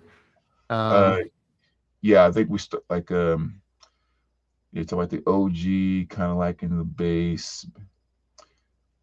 Just starting to get into. Where do you get those slab type sleeves? Yeah, those are cool, right? Those top loaders. That's what I showed that Elvis record. That's in a top loader too. I was actually surprised that you had some, because I was like, I'd never seen those before, and so I picked some up, and then I saw you had them too. I was like, oh, that's cool. I guess these things aren't unknown, but they are really cool, man. For your the stuff you really want to make sure stays nice, and if you drop it, it's not going to damage it. Yeah, and when we started selling them at the shop, and I first got mine from Travis. He was the first one to start kind of carrying them in the shop around here. Yeah, And it goes back to kind of the original topic of this stream about like the 10 reasons to get addicted to vinyl, because stuff like that is just kind of one more way to interact with your collection. Yep. You know, it's not like, I mean, I've had some of those records that are in those slabs. I've had them for 20 years. So it's not like I'm gonna, I'm so scared to screw them up now. But it's like, Right. it's also kind of fun just to, okay, let me take some of my special stuff and kind of make it even more special and even more, again, the physical and all that stuff we were talking about before. It's just another fun way to interact with them. Yeah, so Spell, this is the one I showed earlier, and you can see maybe it wasn't obvious earlier, but it's in one of these top loader sleeves, which is, same thing you would see for like I guess baseball cards is the most common way that I see them. Yeah. Cards and stuff. So just fits right in there. Same thing. You can take, whether you're someone that puts the wax on the outside of the jacket or inside, whatever, doesn't matter. It still fits. Mm-hmm. I've tried to put like a double LP gatefold and stuff like that. It's a little cramped. Like this is really going to be for like single record LPs and stuff. But yeah, they're really cool, man. And they're just clean looking and sturdy. You know what I mean? Like you're just going to be way better off if you accidentally drop this one than a regular sleeve. And just like the normal outer sleeves, they make those in different sizes too. Oh, okay, cool. Yeah, there's like a 12 and whatever it is, 15/18 or something like that. And there's a 13 by 13 that fit the double LPs better. So it's kind of the same thing. Oh, nice. Yeah. Cool. And they probably got them for like 7-inch and stuff then. Yeah, actually, I don't know. I haven't seen one for the 7-inch, but I would assume. Also, I have this one that I showed earlier. Same thing, this bootleg. It's so nice that I put it in here because I didn't want to get it damaged. But yeah, the Elvis is mono. Well, I don't know. Now that I think about it, they call it that new orthophonic, but I'm pretty sure that's mono, right? And there's a sticker peel, unfortunately, right there. But I believe that's mono. I'm a little rough on my history now for the stuff like this. There was a time where I could tell you for sure 100%, but I'm pretty sure these are still considered mono. Yeah. Yeah, new ortho. Maybe offhand. You can let us know in the comments. How many records do you have in your collection? I mean, I'd probably say I'm somewhere around like 4,200, maybe somewhere in that ballpark, maybe 4,500. But I could go into my Excel spreadsheet and actually see. But yeah, especially if you're kind of like individual records and box sets, yeah, probably somewhere around that 4,500 mark. And I probably have about a tenth of that. I'm rebuilding, but I'm about probably in the 450 realm right now. So, but I've never had that many. I don't even think I've ever at one point in time ever had 1,000 records even. I think I've always had less than that. I have one of those, but not a top loader. I have the OG Canadian label variant. Oh, cool. Would either of you guys actually slab a record? I actually have slabbed a record, but I didn't do it for my own collection. I did it for someone else. So I have the whole experience of slabbing it. I don't know. It remains to be seen. Like if slabbing, and I've done videos on slabbing vinyl. I probably did 3 or 4 of them where I did a lot of homework on slabbing and the different auctions where slabbing records are being sold and stuff. And then even had a record slabbed just so that I could make, kind of do the full circle on the video series. I think the only reason they market it as you're going to slab it because you want to preserve it. Right. But if you look at any other commodities that get slabbed, they're slabbing for value. I mean, let's be honest. And vinyl records, same thing. You see, the videos that I did, I was finding that slabbed records were selling 10x what a non-slabbed record was selling, even a mint copy of something. If it was a $50 record, slab it, $500. I mean, just about across the board. So, it's so tempting, right? Because, people collect this stuff and, look, if you could slab a record that's $50 and go get $500 and flip that into more records, I don't know. obviously, as in any slab commodities, there's always going to be pushback and resistance because we don't want to see oftentimes our record slab. Records are meant to be listened to, obviously, and stuff. So it's a tough question. I don't know. I want to see slabbing records become what comic books and sports art cards have become, where it gets to a point where you almost can't even find listenable copies. I don't know if that'll ever happen. I think it's, in fact, I don't even know if slabbing will ever take off. So far, it's been a very slow ramp. And I think overall, well, there is that guy who, what's his name? There's a dude that is part owner, I think, of a slabbing company that slabs records. And I can't remember his name right now. Maybe somebody could find him. But anyway, he's trying to popularize it. He's getting out there. He's got a massive following. He's trying to normalize it just like cards and comics and stuff. I don't have a horse in the race, I don't think. I don't worry that much about it. I think when I started doing the series, I was like, uh-oh, look what's coming. But it's been such a slow thing to take off. So I don't know if that answers your question, but I don't think I would ever slab anything in my own collection. But if you said, if I happen to have something and I could go slab it and make a bunch of money off it, it's very difficult to say no to that. I mean, look, we all have families, we all have bills, we all have things we're trying to collect. And if you told me I slab this and go get, $5,000 for it, yeah, I'd be very tempted to do it, Yeah, I think the only thing that I would potentially slab, or the only number one reason I would slab is not even thinking about increasing the value, but just something that would be so special to me that I would want to almost interact with it more as a work of art as opposed to something I actually listen to. Yeah. So like the only album that I have that I've considered slabbing is that white label promo of the Stooges Funhouse. Yeah, like through all the ones I've seen for sale online and everything else, I've never seen one as clean. And it's just, that's one I wouldn't mind taking and hanging on the wall just to kind of admire it as artwork. But the thought of selling it, flipping it, am I increasing the value? Could care less about any of that stuff. So here's a good example of what you're talking about. And like I said, I do have one slab record. There it is. Guns N' Roses Appetite for Destruction. This is an OG with the original band cover on it with the hype sticker and everything. And it's sealed. And this is something that, look, I would never, this isn't my record, by the way, but I would never open this and play it. Like, this is an artifact in a lot of ways. And it is, I think, meant to be preserved.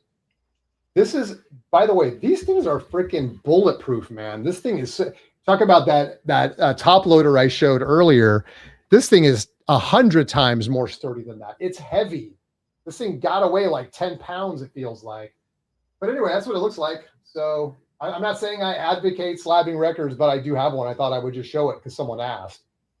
But what do you guys think? I mean, is this a good candidate for something like that? I mean, this is an OG with the hype in the shrink with the sealed with the original cover art and stuff. I just felt like this was something that was a good candidate. And again, I was just trying to get the experience. I had a friend that was like, which I don't know, I got to get this back to them. They live out of the States. But anyway, there it is. Again, I don't really have a horse in a race, but like you said, it does look cool. And it is like something where if you're never going to open it anyway, and the reality is that the stuff that we collect has value. I mean, Brandon and I, all we talk about is the love of the music and the nostalgia and all this stuff.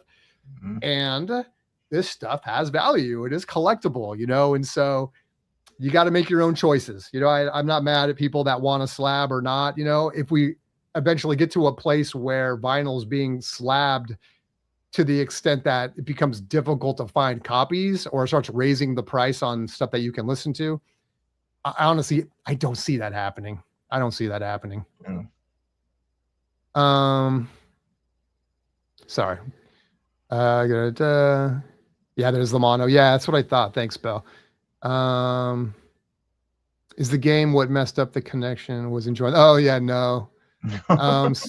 Slabbing records a waste of money. Just my opinion. I feel you, CJ. It's just a piece of plastic. The music is what's valuable. Yes. So Swift-O-Matic. Holy cow! Yeah. I know. But, yeah, it's also kind of interesting too, because I think like I think this is like one of those places where sometimes I think we may have a knee-jerk reaction to limit ourselves as vinyl record collectors. I mean, I know I've used that example before about like the stamp collectors and the baseball memorabilia and stuff like that. It's like, it's it is about the music. I mean, that's how we got drawn into records. But then if it's solely about the music and that's actually what it is, then like why would any of us care about an OG pressing from 1978? Why would we even be listening and collecting to vinyl at all? Yeah, exactly. It's kind of like you have a brand new reissue, like, perfect, clean, new out the box. Like, why do we skip that $35 reissue and go for this $90 original pressing that may not be as good condition as the. So yes, the music brings us to this hobby, but there is a collector side of us that is participating inside of this hobby. So I like to me, I've always said it's just all about what brings you joy and value. Like that is all that matters. And if it's slabbing or if it's burning every slab you see, like whichever one of those makes you happy, that's what you roll with, because that's the collector side interacting, and that's going to be so different for all of us. And I guess that's what I mean when I say I don't have a horse in the races. Everyone's gonna have their own thing. Like I don't take sides. Mm-hmm. It's like you just said, like, and yeah, there's been things that you and I talked about this in one other situation where like people that collect a ton of one record, like somebody might have 50 copies of Dark Side of the Moon. And I said there was a little part of me that kind of goes, it's like I can't find a good copy because you have them all, which isn't really true, but you're right, 100%. Like that's just me. Who cares? Like go do your thing, And I guess the older I get and the more experience I get in different things, or whatever, I don't know, whatever you want to call it. I don't want to call it an experience thing because that sounds like I'm saying that my way is the right way. It's not. But I've sort of that's the path I've gone down, is to try not to trip off it. It's whatever. Like just let people do what they want to do. And because that is the counter argument 100% is like, let people do what they want to do with their money. Right. And it's like, there's always been just a little part of me that's been like, yeah, but there really is no, yeah, there really is no, yeah, but that's just my crap coming up. So, why I only got a 7th grade. Yeah. Swift. It looks so good that's why I sent it in. I assumed it was going to get a higher grade, but when they scrutinize those suckers the way they do, and I'm someone that follows that stuff. Like, I know that a baseball card, it doesn't take much to like ding those suckers up. And even if they look mint, oh, it's off-centered. Oh, there's a little dimple here. Oh, this corner's fuzzy when you put a magnifier on it. Same thing with records. And so it was more of the jacket having some crease. There's one big crease on the jacket on the back that you can't even really see unless you hold it perfectly in the light. And honestly, having it be in shrink made it even more difficult to see that. But they're looking at all that stuff. So that was kind of the one thing that held that one back a little bit. Michael's in a no slab zone. CJ, I'm here to play records, not slab them unless it was a gold record. Spell, when I focus on value of things, my focus isn't on the music, just my experience. Thomas, every record in my collection, I should be showing. I'm sorry, guys. I'm so not in the habit of like showing this stuff up, but so I'm just going to start trying to get in the habit of doing these, even though we've read some of these. That's why I explained why it got a 7. Every record in my collection is priceless to me. I love that, Thomas. Absolutely. Because of genuine interaction with the artifact, felt connection to the time and place, etc. Yeah. Exactly where the value lies. Right. But if you think this record is worth $300, that's a different experience than I'm experiencing this. It's a great point. And I always say this, and I think probably a lot of us think about it like this. I think, and I haven't put a lot of thought into this lately, but I sort of look at it like, yeah, there's collecting and then there's investing, and if you look at again, all the other categories, you look at trading cards, you look at, whether it's a Pokemon or a soccer card, or whether it's a comic book or something, is that like there's people that want to just have it and read it or display it or whatever. And there's people that put them in a safety deposit box and they're going to pass it on to their kids. So it's literally a commodity that's going to increase in value over time. I can't tell you that either one of those ways is wrong. I mean, it's like the alternative is there. In a way, it's like, would I rather have a stock which doesn't look like anything and is going to earn me a little bit of money over time? Or would I rather have a record that I can display, pass on to my kids, or sell it before I die or whatever, and take the money and let my kids pay for my funeral or whatever, or whatever, do what they want with the money? That's kind of where I've come to with it, Well, here's the thing that's kind of, I guess, like when I'm thinking about what's in my head and my experience is like, I have like probably a few hundred sealed records in my collection and that type of thing. I do actively have the thought and find some joy inside of my head about thinking when I'm gone or when I decide to sell my collection, someone flipping through and looking at this and seeing a sealed copy of this record, for example, like what excitement they would have, like what value that would bring to them. Or it's like there's something about that process that I connect with and find joy in it, but I don't buy a record to keep it sealed for that reason. Right. You know what I mean? But again, I think just sometimes, like as collectors, or maybe I should speak for myself, as a collector, I've been able to experience those moments and have found so much joy of that time when I'm flipping through something and I find something in like a whoa type of moment. It's almost like I'm automatically connecting with the next person who's going to do that with this stuff in my collection, and I'm finding some joy in thinking about that moment. Yep. But you're a caretaker, right? In every way, whatever it is you own, unless you plan on being buried with it. I mean, it's like, almost every record in my collection, because they are all originals, someone else owned it. And if they took good care of it, I really appreciate that, because now I have a good copy. So now if I take care of it, I can pass it on to the next person or whatever. Yeah. Yeah, it's an interesting idea. And also it's like, be morbid just for a second. You're going to sell off the collection. It's going to go somewhere at some point. Are you just going to open up all those sealed records and lose all the value in them? Or are you going to sell them and get the value out of them? And I have kids, that's money I can pass on to them or whatever and stuff. So yeah, I just try to be realistic about it.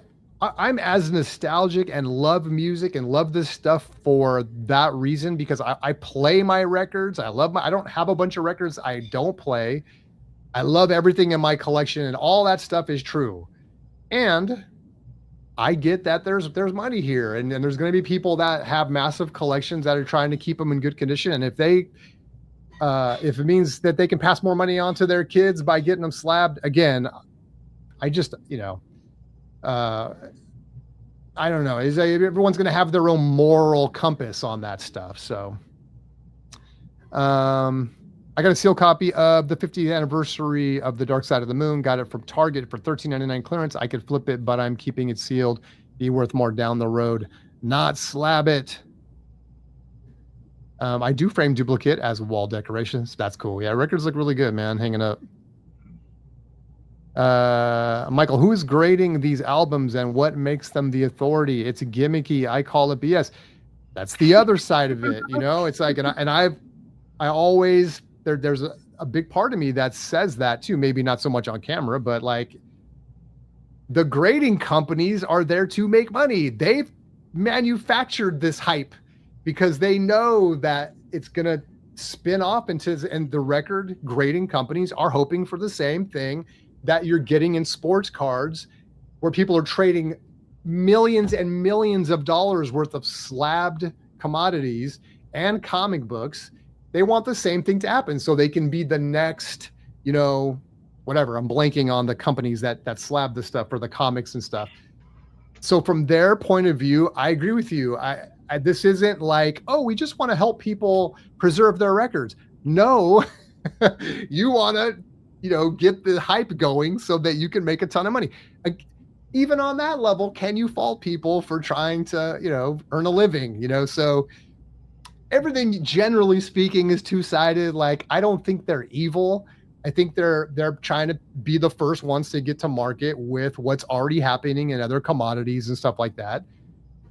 But even if you want to see them as like an evil participant in all of this, there are people that have made their careers doing what they love, which is handling records or comics or sports cards and being able to be in that environment and to build relationships and to earn a living doing it and stuff. Like, I think that's cool, man.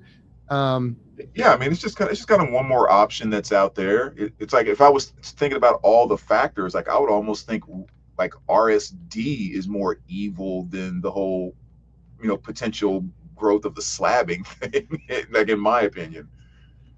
Yeah, there's always going to be players in everything, right, where there's money to be made, and it sucks when they take shortcuts to get it, right? And that's where we start saying things like money grab and stuff like that, So, I think if you're getting something quality for what you're dropping your money on, then great. If you're not, and people are trying to rip you off, then not great. And yeah, to your point, RSD can feel that way, I think, sometimes, for sure. All right, where were you? I usually sell sealed records, typically stay away from buying them too high of a warp rate. That's a good point. I know a lot of people have issues with warping. I'm not going to sit here and say I've opened a ton of sealed records, but I have opened some, and obviously newer records, but I've even opened some older ones that I picked up. I've been very lucky. I haven't had an issue with warp necessarily in that situation. Like, I don't see a higher risk of a sealed record. I understand why it is a higher risk, but I guess I've just been lucky in that situation. The only one I've ever heard any consistent feedback, I should say, on is that Kiss Alive, and I guess Kiss Alive 2, whatever the ink was that they used inside of the gatefold is very, very prone to sticking together when they've been sealed for all of these decades.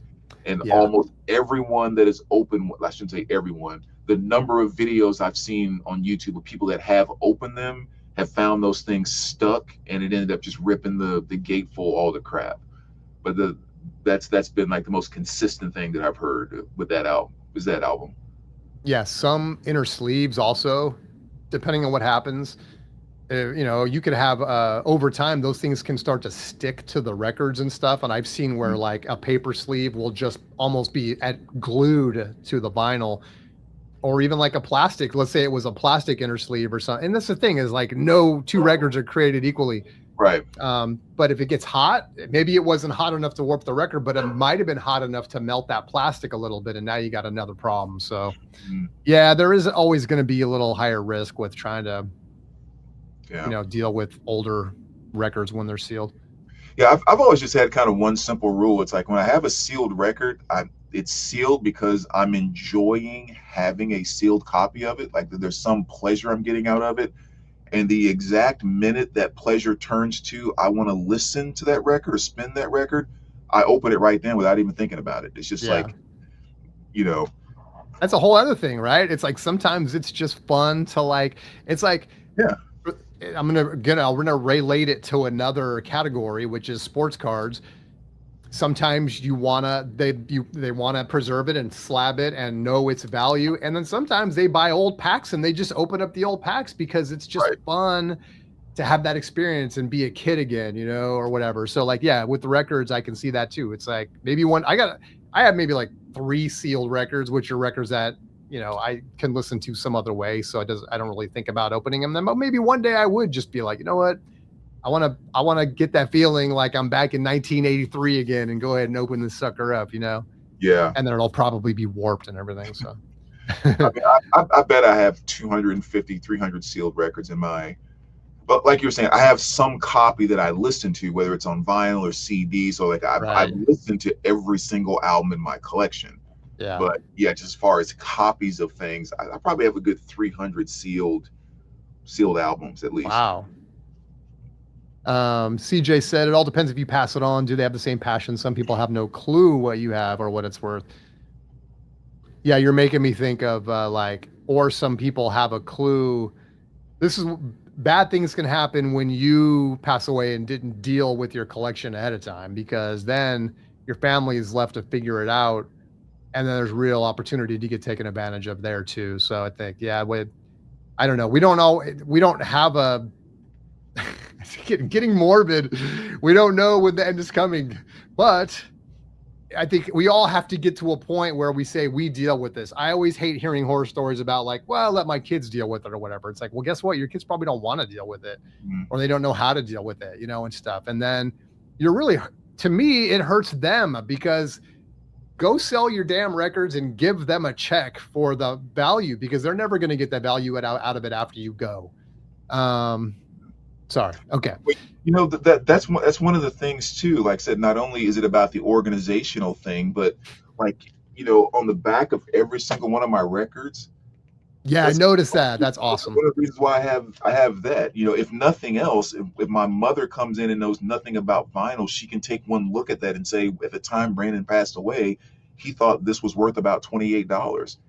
And there's but I think even on an easier level, if there is a record shop that you live nearby, or it's like, go ahead and have that conversation with the owner. It's like, well, what are you waiting for? If you're hanging around there all the time, going in all the time, buying records, just have that conversation. And like Billy, the guy that runs Riverbend Records, obviously, we've had that talk before, and and I've talked about it with my mother too. And it's like, if something happens to me, you can do this consignment with Billy. We've talked about it.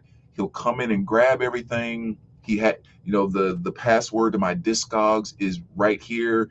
He'll sell it. He takes 30% commission off of it, and then he gives you all the rest. And it's like it's that easy, if you will, to get that set up in place and give your spouse or whatever else just some idea of, oh, I'm going to go down to whatchamacallit, and this is how much stuff is worth, and he should take about 30% of that. So that's about where things should fall. But I don't feel like waiting around for that moment to come after you've passed, when you can take such simple steps to bring a little bit of clarity. Right. You know. Yeah, most of us aren't going to go that far, right? But first of all, you bring up a great point. It's an amazing discussion to have, and a great point for people. The reality is that a lot of people are going to like die with their stuff. We've all probably had to go through it. Like, I've had to deal with like my parents' stuff and everything, in the past and everything, and it's a burden, especially if it's something that you don't really care about. And probably a lot of our kids don't care about records as much as we do. But to your point, what you do, and even if you only put the stickers on them, even if it was just high level as, okay, here's a bunch of records that are $30 and under. Oh, but here's one that's $200. So let me set that to the side, and at least to be able to have some idea of the ones that have some real value, to make sure that, because otherwise you have no clue which one's 200. Because to them, the $200 one's going to look just like the $5 one. You know what I mean? Yeah. So it's like, how do you tell them apart? Yeah. Or let's say you don't even go that far. I mean, again, I'm just talking to people about like, take some step. Right. Like, let's say I didn't have any of this. Then what I might tell my mom, or I might say, is like, hey, Jason, if you ever hear about something happening to me, I want you to reach out to my mom and explain this process. Yeah. Brandon, if something ever happens to me, I want my girlfriend to have your number, and I've told her she can call you and you will walk her through how to take care of. I've actually thought about that, dude. Damn, yeah. this is getting simple. Something that simple. Put my buddy's number in your phone. This is who you call if something happens to me, and you have to process getting through all this stuff. Yep. That's a 3-minute conversation to ensure you don't get ripped off. Yep. Spell, eventually unslabbed would be worth more than slabbed as they get more scarce. Thomas says, can slab records be unslabbed easily? I don't know about easily, but they can. I mean, these records, I'm telling you, the one that I have is freaking bulletproof. So I don't know if you'd want to mail it back to the company and have them do it. I've seen them do it with like comics and cards and stuff. Yeah, I was going to say. And they're always going to be a little bit of a risk, but I mean, if you know what you're doing, it seems like you can do it if you have the right tools and stuff. But I'll be honest, man, I wouldn't mess with the one I have. So I would probably want someone that has some experience to do it. But yeah, it's like, you can unslab them. In case of emergency brake slap. Oh, that's good. CJ, do you guys go live once a week, 2 times a week? Enjoy that. Hey, thanks, CJ. Yeah, we try to go once a week. Tuesday is kind of our day. This day we I had to work last night. Yeah, and I was just gonna say, like, it's not unheard of that we will move it to another day just because of stuff we have going on. So yeah, we might do it Monday, we might do it Wednesday, but usually Tuesday and Wednesday. Yeah. Tuesday's the official day. Right. I like to think there's 70s or 80s air still inside those. Now you're okay. So when you unslab it, make sure you take a big whiff and get that 50-year-old air in those lungs, man. That's funny, dude. Hey, but you know what, man? You can smell it. You know what's funny? Okay. Oh yeah. Maybe a lot of people won't relate to this, but I'm just going to be honest. I'm not going to say records, but books have a very distinct smell. My girlfriend will tell you some of them reek terribly. And my dad, who got me into books, and ever since I was a kid, and records and stuff, we would be like, and when you're a nerd about this stuff, I guess I will just equate it to records because it'll make more sense to people. But with books, they have such an aroma, and when you collect them all the time and you open them and you sniff it and stuff, we would swear that we could identify the freaking book by the smell.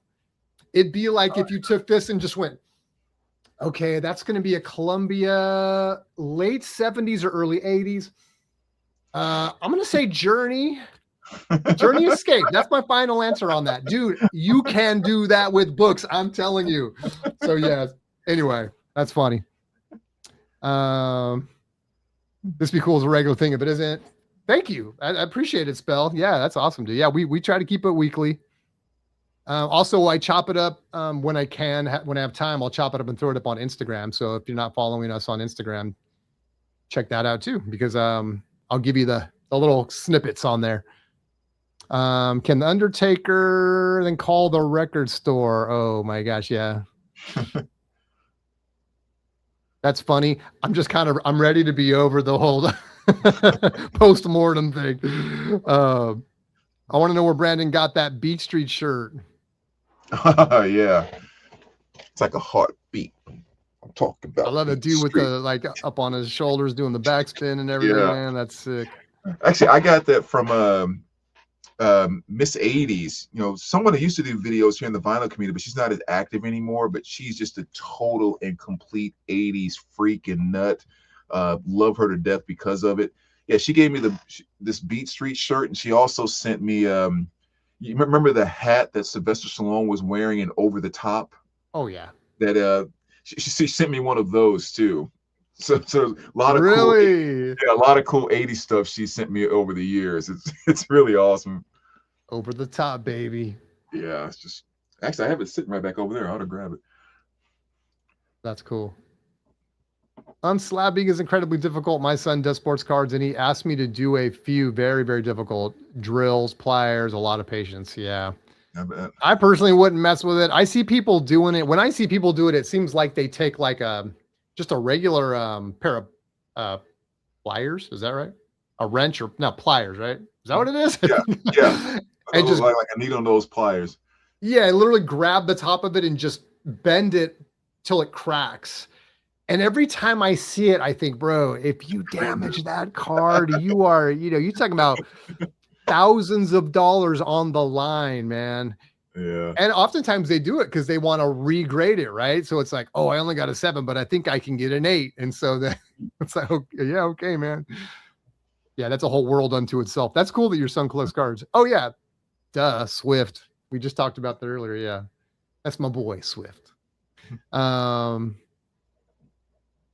We're very much located in different places. I'm on the West Coast in Pacific Northwest over in Oregon.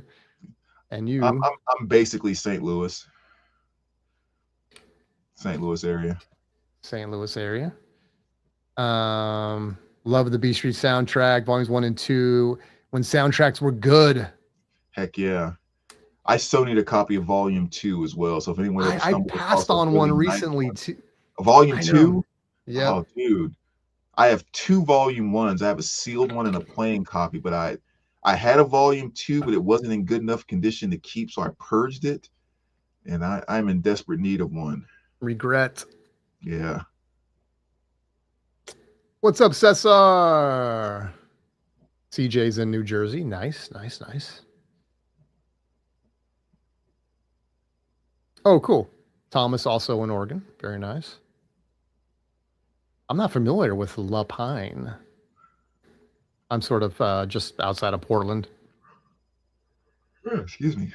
Dr. Johnny Beaver wants to know the current turntables. I know you have multiples. I have one, but we have very similar tables. I have my table is very similar to one of your tables. I have the QLY7 by Victor, and I freaking love that thing, dude. I mean, these were produced in the early 80s. It's kind of their flagship model, and it's got the sort of self-tracking arm on it and stuff, and it's just, man, they're so cool. And I got it for that reason. I got it because I wanted to put together a system that, like, as I was a kid growing up, the audiophiles of the time would have had equipment similar to like what I have. You know, I also have the Marantz and stuff. And so when I was upgrading my system, I thought, I want to get the system that I would have wanted in the early 80s. And so that's pretty much what I did. But I also have, you can't really see them, but I have Magna pans right there, Magna planers or whatever you call them. Those are, they're not cone speakers. They're magnetic speakers. They have they're very thin. So, but they sound freaking great. They sound amazing, but they're also huge and inconvenient. What about you, dude? What turntables you got? My main turntable on my primary system is the Kenwood 500 with a Denon, is it 103? Is that the model? A moving coil cartridge. And I would say it's kind of my primary, like, main table thing. Yeah, I should say I also have a Shibata stylus on mine, which is, they're designed, the way the stylus is designed really is so that one thing, it's supposed to be able to play quad records and actually get into those grooves because the way they're cut, the stylus is cut, but they're designed really to kind of get into the groove and pull out all the music. It touches all the walls better than like I don't remember, whatever they have, their kind of couple different styles are. So that's why I decided to get a Shibata stylus, and it was very high rated on Amazon. So yeah. But you also have a Victor too, right? Don't you? No, I have a Project Genie in here. And then upstairs in the living room, I have a JVC QL5. Yeah. And then in the bedroom, I have a Yamaha P40 up in the bedroom. Wow. So yeah, kind of covered. A table all over the house. What's your guys' holy grails in your collections? Oh my gosh. Well, I know if you want, I don't know if you want to. I've wanted to just do a video of holy grails. I kind of want to do one so that way we can kind of prepare for it and stuff and show them off and everything. I do kind of have a grail section. Like, I keep everything separate in those slabs. I mean, I would probably have to say the thing that I mean, I guess if I had to pick something, I would probably say that Stooges Funhouse white label promo, and mainly because of the condition that it's in. Yeah. I say it's the cleanest one that I've ever personally seen, online or in person. Yeah, it's hella cool, dude. Yeah. I don't know what I have. What I consider a holy grail is going to be where, a lot of people aren't going to be interested in stuff. Things that I just feel like they're personal to me, and if it's maybe holds a little bit more value. I think that the Sound record that I showed earlier, which even if you are into 80s post-punk, you may not be familiar with that record. But, that's one that goes upwards of like $100. Not that I care about the value of it, but to me, sorry, let me fix that. There's that Stooges, by the way. That's so cool. Yeah, I mean, outside of like there's really no ring wear on it. There's no seam splits. I mean, the vinyl is absolutely beautiful on it. I mean, obviously you can't see it through the slab there, but I mean, yeah, that's just a fantastic, fantastic copy. Yeah, that's cool. Yeah, so this would be one of what I would consider to be a grail, the sounds from the lion's mouth. Tough to find these in original. Again, this is a German pressing. It's got the Kurova label on it. These German pressings came a couple different ways because they were pressed in Germany, but they were distributed in different countries around that area.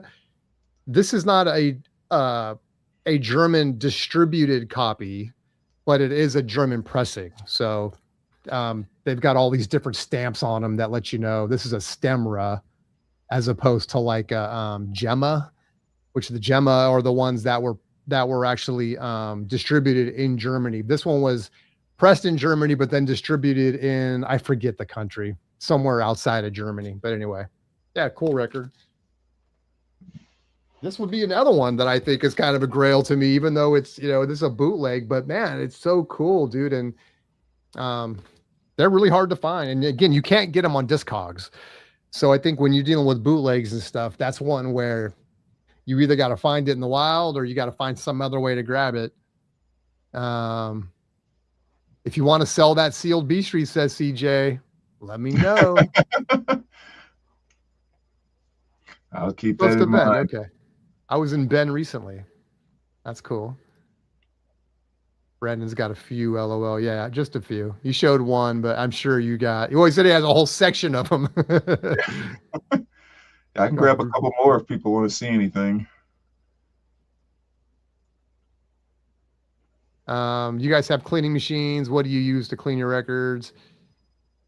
I'm bad. I mean, I have a spin clean, and I have I have an anti-static spray that I have, which I swear by. You get yourself a lint-free cloth and some anti-static spray. Man, that is a poor man's record cleaner right there. And so for me, I don't put a lot of money into my cleaning, and I try to do the best I can with what I have. But yeah, that's what I have. So what about you? Yeah, I have one of those ultrasonic, the iSonic ultrasonic cleaners. I remember a few years ago, Billy bought one at the shop, and I had never been, I'm not gonna say convinced, but just never paid attention to ultrasonic cleaners or whatever. And I'll never forget, he grabbed this Monkees album that was down in the discount bin, because this was like our way to test it. And we put it through the spin clean twice, and then like we listened to it. I'm sorry, yeah, put it through the spin clean twice, listened to it, and then put it through the ultrasonic. And that thing just became a totally and completely different album. And I was so convinced with that one test. The next day I found some stuff to sell and went over to this place, did some trade, a little bit of cash, and bought one. So yeah, every single album in my collection has been run through that iSonic ultrasonic cleaner, and I definitely swear by that thing. Well, something else you guys have at your shop, which is a record flattener, right? Yeah. And I was telling Brandon, man, I picked up this record and it was a copy of Hot Rats, a clean OG copy of Hot Rats, which sounded freaking great, except it was warped to hell. I mean, I don't know if you probably didn't try to play it in advance until, I don't know if you did, but. Yeah, I did. Oh, you did? Yeah, just to see. My stylus was, you got the stylus and then you got the cartridge. The cartridge was damn near rubbing against the record as it went like this. It was terrible. And I actually ended up getting a full refund for it. And the guy said, just keep it. So I'm like, okay, I don't want to buy another one. This thing sounds phenomenal, but it's super warped. I sent it to you. You put it on the flattener and sent it back. And the sucker is flat. I cannot believe it, dude. It's like this thing was worst warp I've ever seen. And the fact that you returned it to me like a brand new flat record, I mean, blew my mind. I'm so grateful, by the way, because yeah. So anyway, a little side note. That flattener is nice, man. It's like $1,000 machine. Like I would love to have one, but even if I could get the money together, just don't have enough warp records to justify it, kind of thing. Well, and But if you guys, it's a good tip, just like you guys have one at the shop. So if you yeah, guys have a local shop that has one, or it might be good to ask because I am living proof. And I never, I didn't know if it was going to work or not. I was a little, I don't want to say I was skeptical, but I was just curious. And man, I am telling you, it took a record that had a terrible warp on it and turned it into a new record. It's crazy. yeah, it'll take any record that's warped in any way and make it better. The only time that you may struggle with getting something back to flat is when it has a lip warp. Like Okay. if it's one of those big waves, it works really well Which with that. that one was. Yeah. Right. But if it's at one of those things that has just like over a 1 inch, like, space, like just a little big warp right there, those are the hard ones to get out with that thing. That those are kind of just like you can make it better, but oftentimes those are still there. Okay. Yeah. That's a Yeah. good point. And, Not and we all only, warps are created equal. right. And we only charge $10 for it too. So if you don't have a record shop in your area that'll do it, I mean, again, here in the VC, if you want to mail it to me and I can take it to the shop and do it, like I said, that just for people doing it randomly, he charges $10 for it. It's a 4-hour process. And I mean, I'll be happy to do that for anyone here in the VC. So just let me know. Very cool. Yeah. Johnny wants to know what you have in the bathroom. I think he's talking about turntables. You said you had a turntable in every room, it sounded like. So he wants to know, well, what are you rocking in the bathroom? Yeah, in the bathroom, we're just doing we're just streaming through one of those powered speakers in the bathroom. But we're still rocking in the bathroom for sure. Still rocking. Hey, do you remember they used to have those radios that you could have in the shower? They would like hang on the they had like a hook on them and you'd hang them up on the spout. I mean, is that what you have? Well, it broke. It wasn't a radio. It was just a Bluetooth speaker that hung over the thing. And like No way. 6 months or a year ago, it broke on me after a few years. But yeah, I totally had one of those. That was one of those little gift during Christmas time. You know, it'd be like, oh, you know what? I'm gonna get John a speaker for his bathroom, right? It's an awesome thing to have, man. That's funny. Thomas, I knew Brandon had a few turntables. CJ, what type of music is the Stooges? CJ wants to know. Which, by the way, CJ, you're gonna have to rectify that on your own for sure. But yeah, I'll let you take that one since you got the record. I mean, I think the Stooges are almost like they're almost like that bridge between rock and punk. Like, it's like, especially like on this particular album, like some of their stuff can be just very straightforward, groovy, but there's just an attitude and that weird special delivery that Iggy Pop can do. It's like that perfect gateway and that bridge between someone who likes regular classic rock, but then also like some of the special stuff that punk brings to the table. Yeah, like you said, just to not glance over, we're talking about Iggy Pop. That's his original band, right? The Stooges. Right, so right. Maybe you've heard Iggy Pop, CJ. So it's going to be, yeah. Like my favorite song off the album is "Down on the Street," and if you listen to it, like I said, it's very, very freaking groovy. It's not something that you would call punk rock, but you can definitely hear the attitude in it. I mean, those dudes were strange. Yeah. Strange, but accessible, very accessible. And Iggy Pop's one of those guys that, yeah, I mean, you have to equate it to early punk, right? Because he's out there putting peanut butter on himself, stage diving, acting very strange on stage and stuff. And so, yeah, it was very much those punk sensibilities. Mm-hmm. In fact, there's a video on YouTube. I think he does I think it's Passenger live from like the 70s. And that'll tell you everything you need to know. Which Bowie, he was friends with Bowie. Bowie does the backing vocals on, I'm pretty sure it's the Passenger, unless I'm thinking of a different song, but I'm pretty sure he does the backing vocals for it. And even did it live with him on occasion too. So yeah, I think that's a good way to describe it, dude. I see someone asking there, CJ asking about how much to charge to flatten the records. It's $10 is how much he charges for it. And like I said, it's a 4-hour process that it goes through. Thomas said, I'm always super impressed with the condition of Brandon's OGs. Um, Very much. Cesar wants to see more of those grails. If you want to grab some more, Yeah, I can grab a few things. the new Hummin Guru Easy record washer is awesome. Okay, that's cool. We got a vote for that. I've heard good things about it, so that might be something to snag. I'm kind of like, am I really gonna spend like more money than my collection's worth just to keep them clean? So that is a definite blocker for me. And I start thinking about all the records I could buy when I start thinking about how expensive these ultrasonics are. I'm like, bro, that's like 100 records for me. Like, why would I? But I get it. I mean, I get why people have them because I know they're phenomenal. But the Hummin Guru is one of those that's a little probably more in my speed price wise. So I would probably mess with that.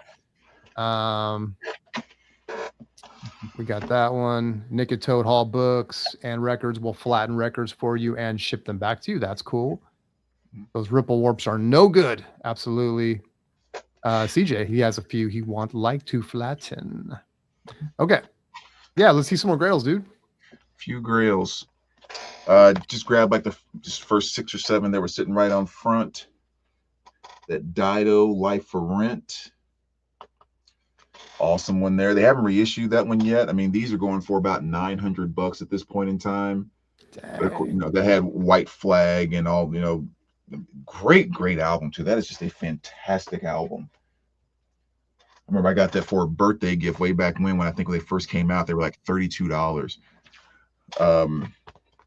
Promo, Aladdin Sane. Ooh. Another great one there. And again, with all the stuff, condition is definitely something that's huge. So again, to find one that clean, I mean, you got near mint on the vinyl, and I have excellent minus on the cover. So is that the hype sticker on there, or is that one of those? It's just a promo sticker. Oh, I've never seen them like that. They're like the ones that are usually in a strip on the bottom, right?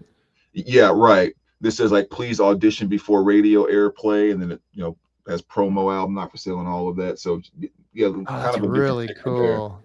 That's really cool. And that's probably more of the. Yeah, there you go. Yeah, and that's again, white label promo there. Maybe people want to know, where do you get those OG stickers at? Off of eBay. Like you go on there and there's a million people that are selling all those like stickers for stamp or letter labeling and all that security stickers or whatever.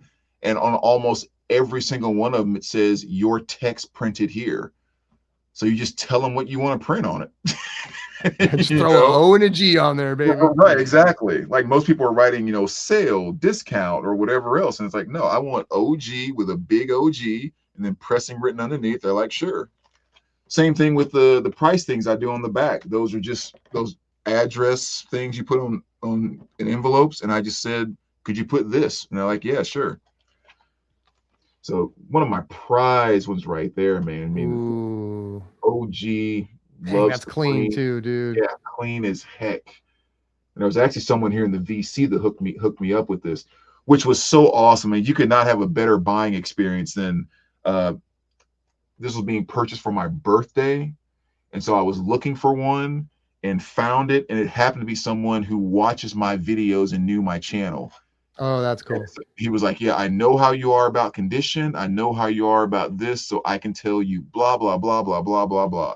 And I was like, that's freaking fantastic. And it was everything that he said it was. Just beautiful, beautiful copy. A love supreme. A love supreme. How about a promo copy of Danzig?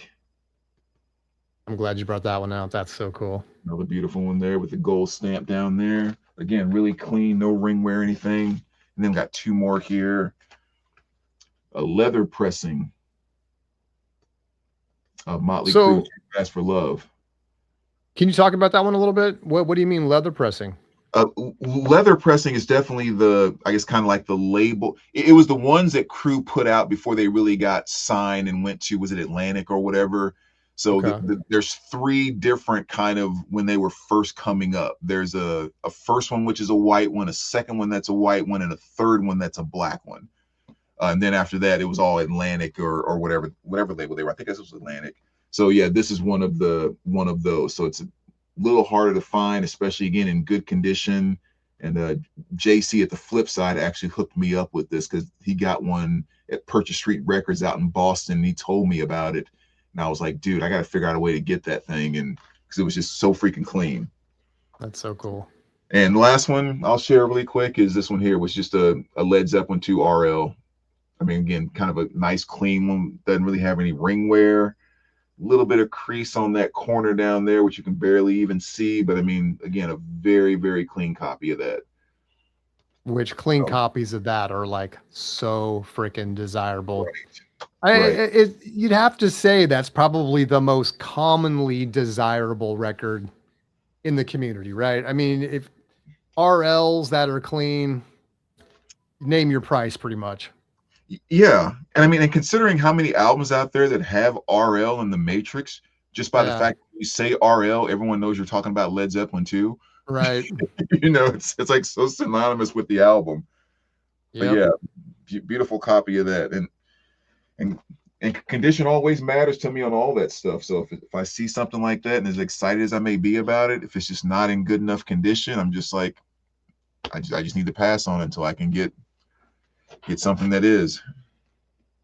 I know that. I've been trying to find a record for you for years now, and it's like I just can't quite find that one that's clean enough for you. Michael says the Bluetooth toilet. I think talking about when we were talking about speakers in the bathroom, probably. Easy record washer, more like the Spin Clean, but far better and easier. Okay, I'm gonna make a note of that. Only $100, right? And that's right. I think the Spin Clean's like $100 too. So that's perfect price.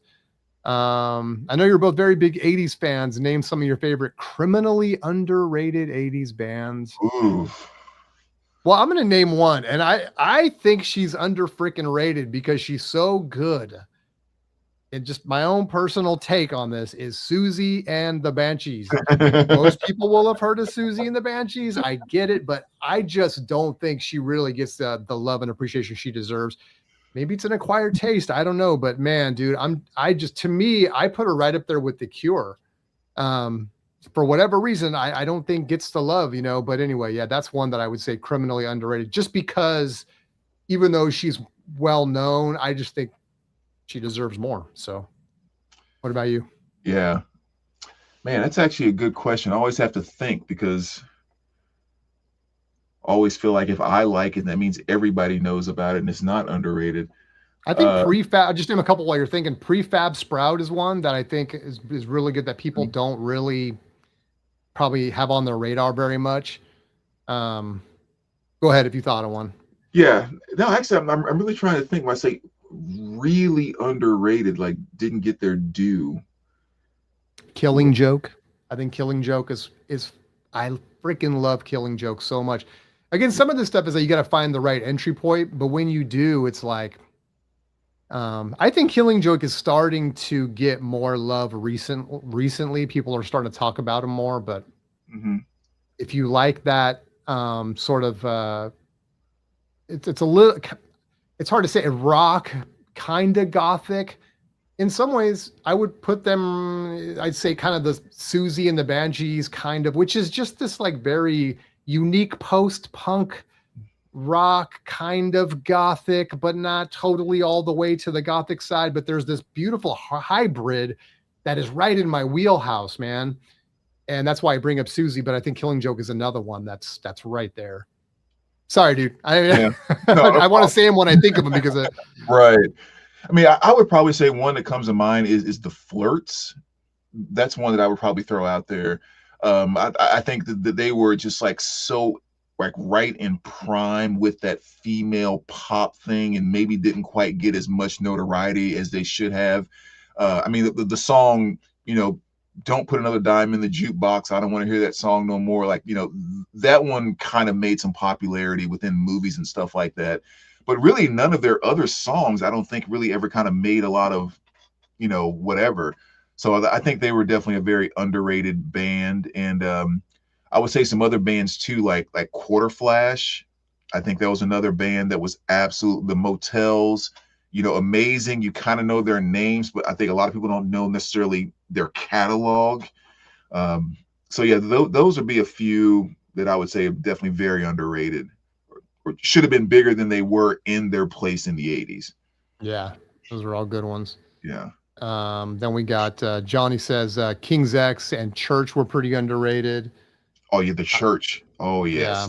definitely on the list. Thank you very much. That should have been the first one out of my mouth, actually. So yes. Swifty has a Smithereens on the list. That's another great one. Mhm. Missing Persons, says Thomas. Yes, Yeah, I love that's a that. good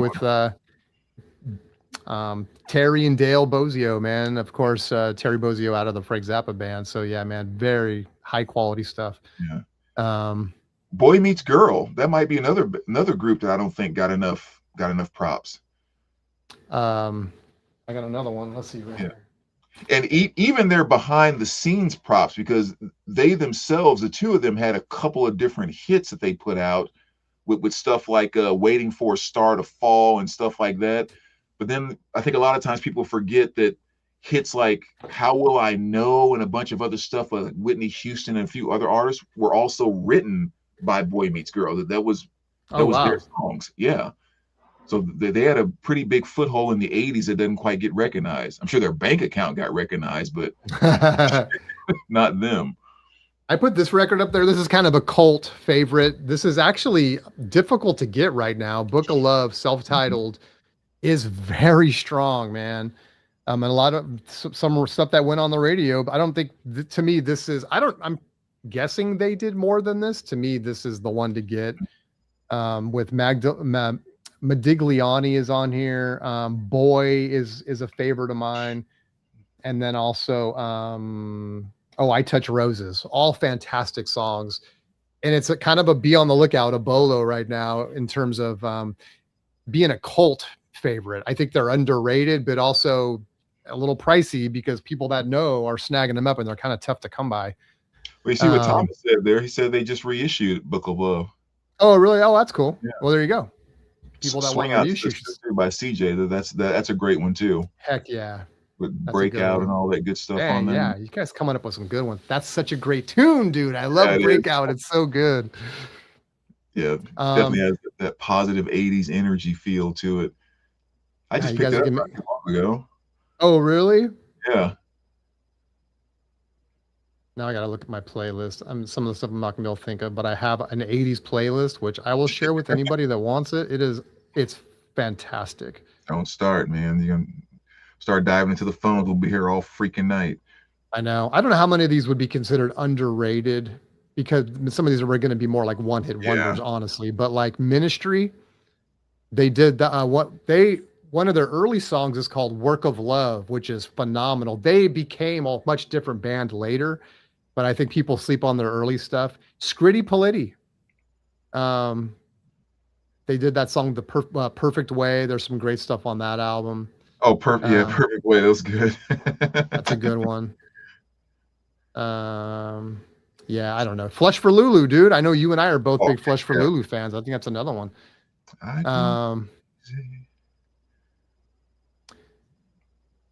Let's see. Trying to go down the comment list here. Motley went to Elektra. That's right. Elektra, yes. Thank you. Boot Trader wants to know, are you selling that RL Zeppelin? Kind of missed what you were talking about. Yeah, he was just kind of showing off a Grail, Boot Trader. I don't think it's for sale. Yeah. No, that one's definitely I waited so long to get that one. I traded a lot of good stuff for that one too. The deal I made with it was no cash at all. So that's one I'll definitely keep for a while. Comsat Angel is underrated, said Michael. That's not ringing a bell offhand. I'm gonna have to check them out. Who's that? Michael says Comsat Angels are underrated. Yeah, I'm not familiar with them. What do they sing? Maybe we've heard one of their songs. Missing Persons we talked about. King's S, definitely. They were incredible live back when I lived in Houston in the late 80s and early 90s and saw them, says Boot Trader. That's cool. Yeah. Oh, yeah. Swifty, Living Color. Yeah. Yeah, that's another great one. I mean, if we start going that route, well, yeah, them. Yeah, absolutely. But it makes me think of hip hop, even though their music is more of a hybrid. But yeah, there's some great hip hop stuff that's underrated too. Vane, very underrated. Should have been huge. Came out a little later. Oh yeah, my buddy I'm actually going to hang out with tomorrow night. He's a freaking vain freak. He's been looking for their self-titled album for so long. Oh, really? I wish I could find one just to shut him up because that's all he talks about is that freaking album, wanting to get that album. And if you won't accept the bootleg, like it has to be an OG, like then. Gotta be an OG. Those crazy OG people. Matter of fact, I have to tell this story about him just because we're doing random stuff here. His name is Tim. Really, really awesome guy. He plays in a band, the whole nine. I have him saved in my phone as Tim. I play guitar too, because we give him such a hard time because he's a crazy Metallica fan. And the first time he met James Hetfield, he came up to me and I was getting ready to get something signed. And he was like, the first words out of my mouth to James was, I play guitar too. No way. Oh my gosh. That's we were funny. Like, that's the first thing you said to him. I was like, I play guitar too. He was like, I just froze, man. It was the first thing that came out of my mouth. I was like meeting my hero. So now we just call him I play guitar too. That's hilarious. Yeah, what do you say to your heroes, man? That's Right. a lot of pressure in those moments, man. Like, I play guitar too. Like, oh, really? So I guess you guys are on the same level. That's hilarious. Oh, really? You too? You're the other guitar guy? No way, dude. It's so crazy that we meet each other randomly. Mighty Lemon Drop said, Michael. Yeah. They just reissued Book of Love. That's good news. I recommend that to people. Check it out. And if you like it, I'd say grab it because it's really cool. Aztec Camera was underrated. Yeah, I forgot about them. Underrated late 80s, early 90s band. I love Ultra Vivid Scene. Whoa. I check them out. Am I the Same Girl? Swing Out Sister. Love that one. Mm-hmm. And then Ministry's album was Sympathy is a groove album, denied by Alan Jorgensen himself. Oh, okay. Yeah, without really knowing that earlier stuff was Ministry, when I started to listen to it, I said, how is this Ministry? That's a totally different sound. So yeah, it was kind of cool to, I really like the song. I just said it. Which one is it? Oh, Work for Love is a cool song. Very 80s. Berlin. But again, I hate to name just one hit wonders, but No More Words is a great song. Yeah. There might be a reason some of these bands never became much. Yeah. Are you looking for something, dude? I don't want to. Oh yeah, I'm just kind of. Are you looking for more music? Sundays underrated. Yeah, I'm just kind of strolling. So Sam, I know I have some other great stuff on here. Naked Eyes, always something there to remind me. That's such a great song. Promises, man. The freaking the groove of that is just, yeah, that entire album is fantastic.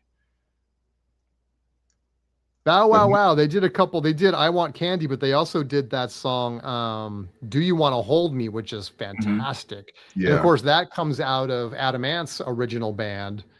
So that's a really cool sound right there.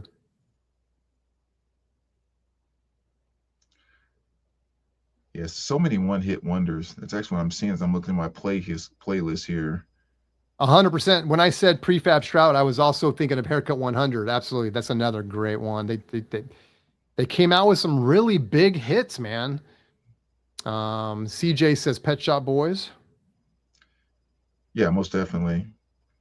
Yeah, if you start getting into that realm, like the Pet Shop Boys, Erasure, and like all that, that stuff. I feel like they get their love. I don't know how underrated. I mean, maybe they probably deserve more than they get, but now that we're removed by 4 decades, I still think that Erasure, Pet Shop Boys, they still stand up. Yeah, awesome stuff. Like one that I would throw in there that may not come across that way is, as big as Rod Stewart's career was, his 80s career was the best part of his career. And I don't think most people think about it that way. I think that the Maggie May and all of that stuff is where they think when they think about Rod, but like Out of Order and like just those 2 or 3 albums that he did towards the mid to late 80s were bangers. Yeah.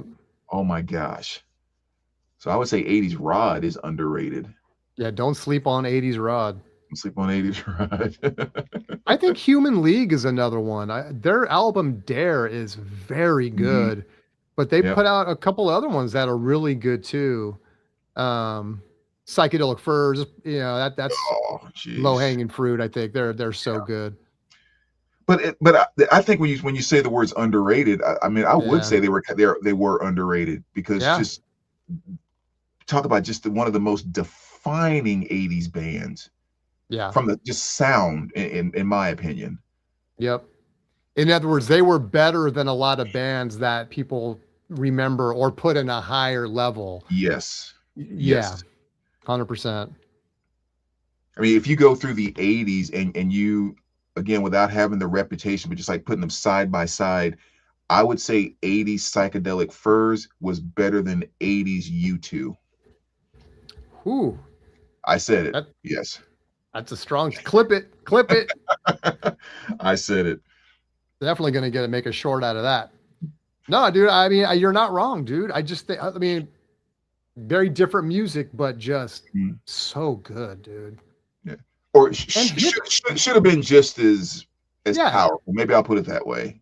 because they were hit writers. I mean, I hate Mhm, to say it, like I don't. I think it's no secret that we like popular music too, mhm. and I don't think people that wrote a bunch of hits. I don't look at that as a bad thing. I mean, they were good songwriters, and I think when you talk about and very original. So Psychedelic Furs, man.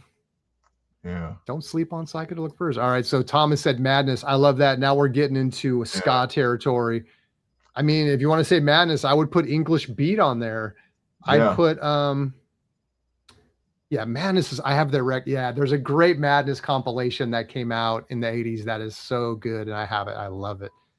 I saw the Sundays there too that Sam Yeah, said there. Sundays. I mean, yes, Sundays are, there's certain songs that I listen to that literally I know has a physical effect on my body. Mhm. Like I know that like there's some songs I listen to that for whatever reason I know will stop me from breathing for a moment. Like it'll make me hold my breath without paying attention to it. And for whatever reason, that song "Summertime" by the Sundays is just Mm. one of the most beautiful. Her vocal delivery on that with those horns over the chorus. I mean, that is just a beautiful piece of art. And that freaking song, man. I love it so much. I think Dead or Alive is underrated. I was just listening to him when we started up, and everyone knows "Spin Me Round," but I mean, they a ton. If you like that, it's more dance music. But Yeah, I love Dead or Alive. I think Pete Burns and Dead or Alive is really good and kind of gets missed. Thomas Minute Work. yeah. Um, Oh. I think CJ opened the door. oh, He all said right. Let me get down there. he said Climax and the Jets. We've opened 80s R&B territory now. Oh, okay. Bluty and the Hofish. They're totally under. Just totally under. This is Michael. Um, Young Turks, bro. See, now you're digging deep. We got Falco. Yeah, that's Rock Me Amadeus, right? With Yep. Falco, if I'm not mistaken. Human League, Spandau Ballet, always in the budget bins and are great. Yeah. Yeah, that's cheap Those are heat good. right there. Pet Those are Shop good. Boys, huge. They're not underrated by any means. Yeah. The Furs is greater than you too. I guess that. Yeah, I would agree. Swift. Yeah, there you go.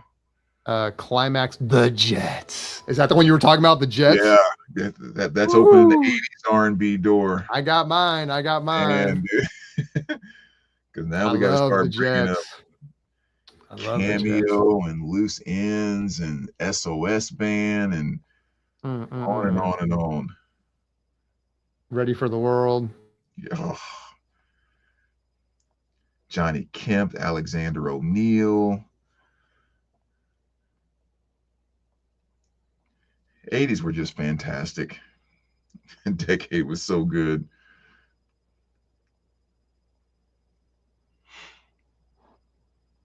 Yeah, New Edition.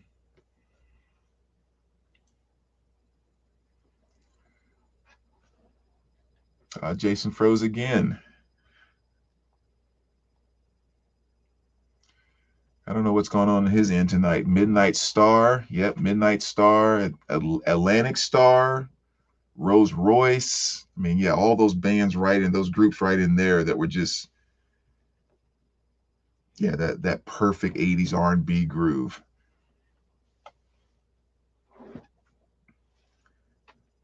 Just had some of those amazing ballads.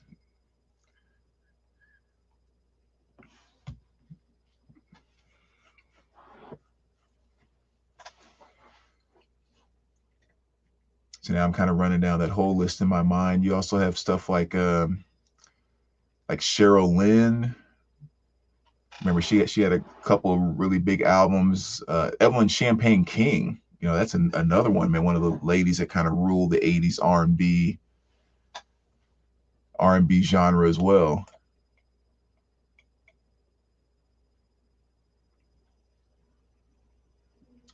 Five star, yep. Star Point. Can't wait another minute. God, that music was so freaking fun.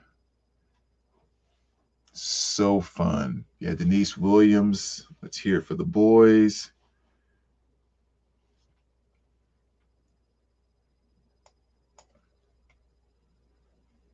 I think Jason already mentioned like Ready for the World. That was another one that he mentioned there.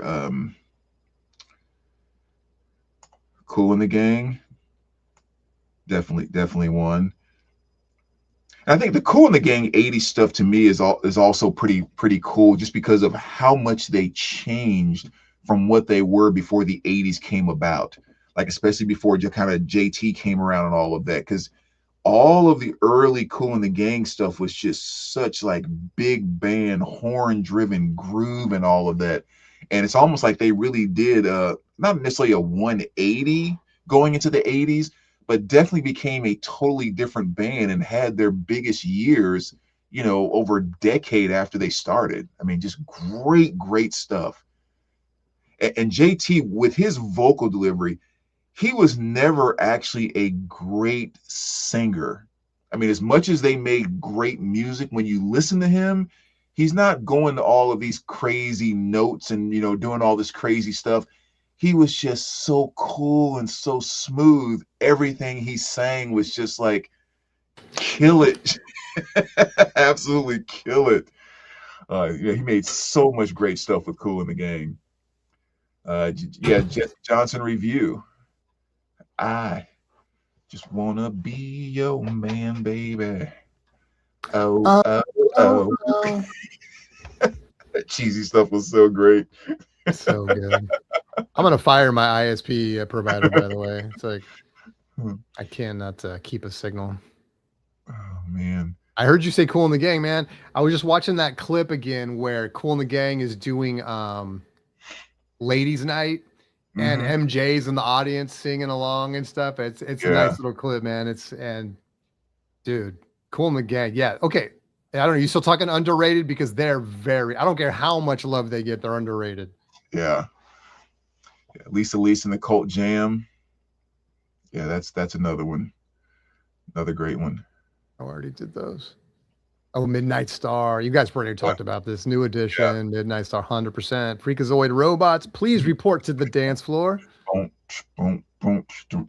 Now, a cool story about Lisa and the Cult Jam. Billy Crayoni, who's also here in the VC, you know, he has a number of records he's put out over the years, and he tours on that 80s scene. So he's friends with a lot of, you know, Tiffany, Debbie Gibson, like he knows all of them.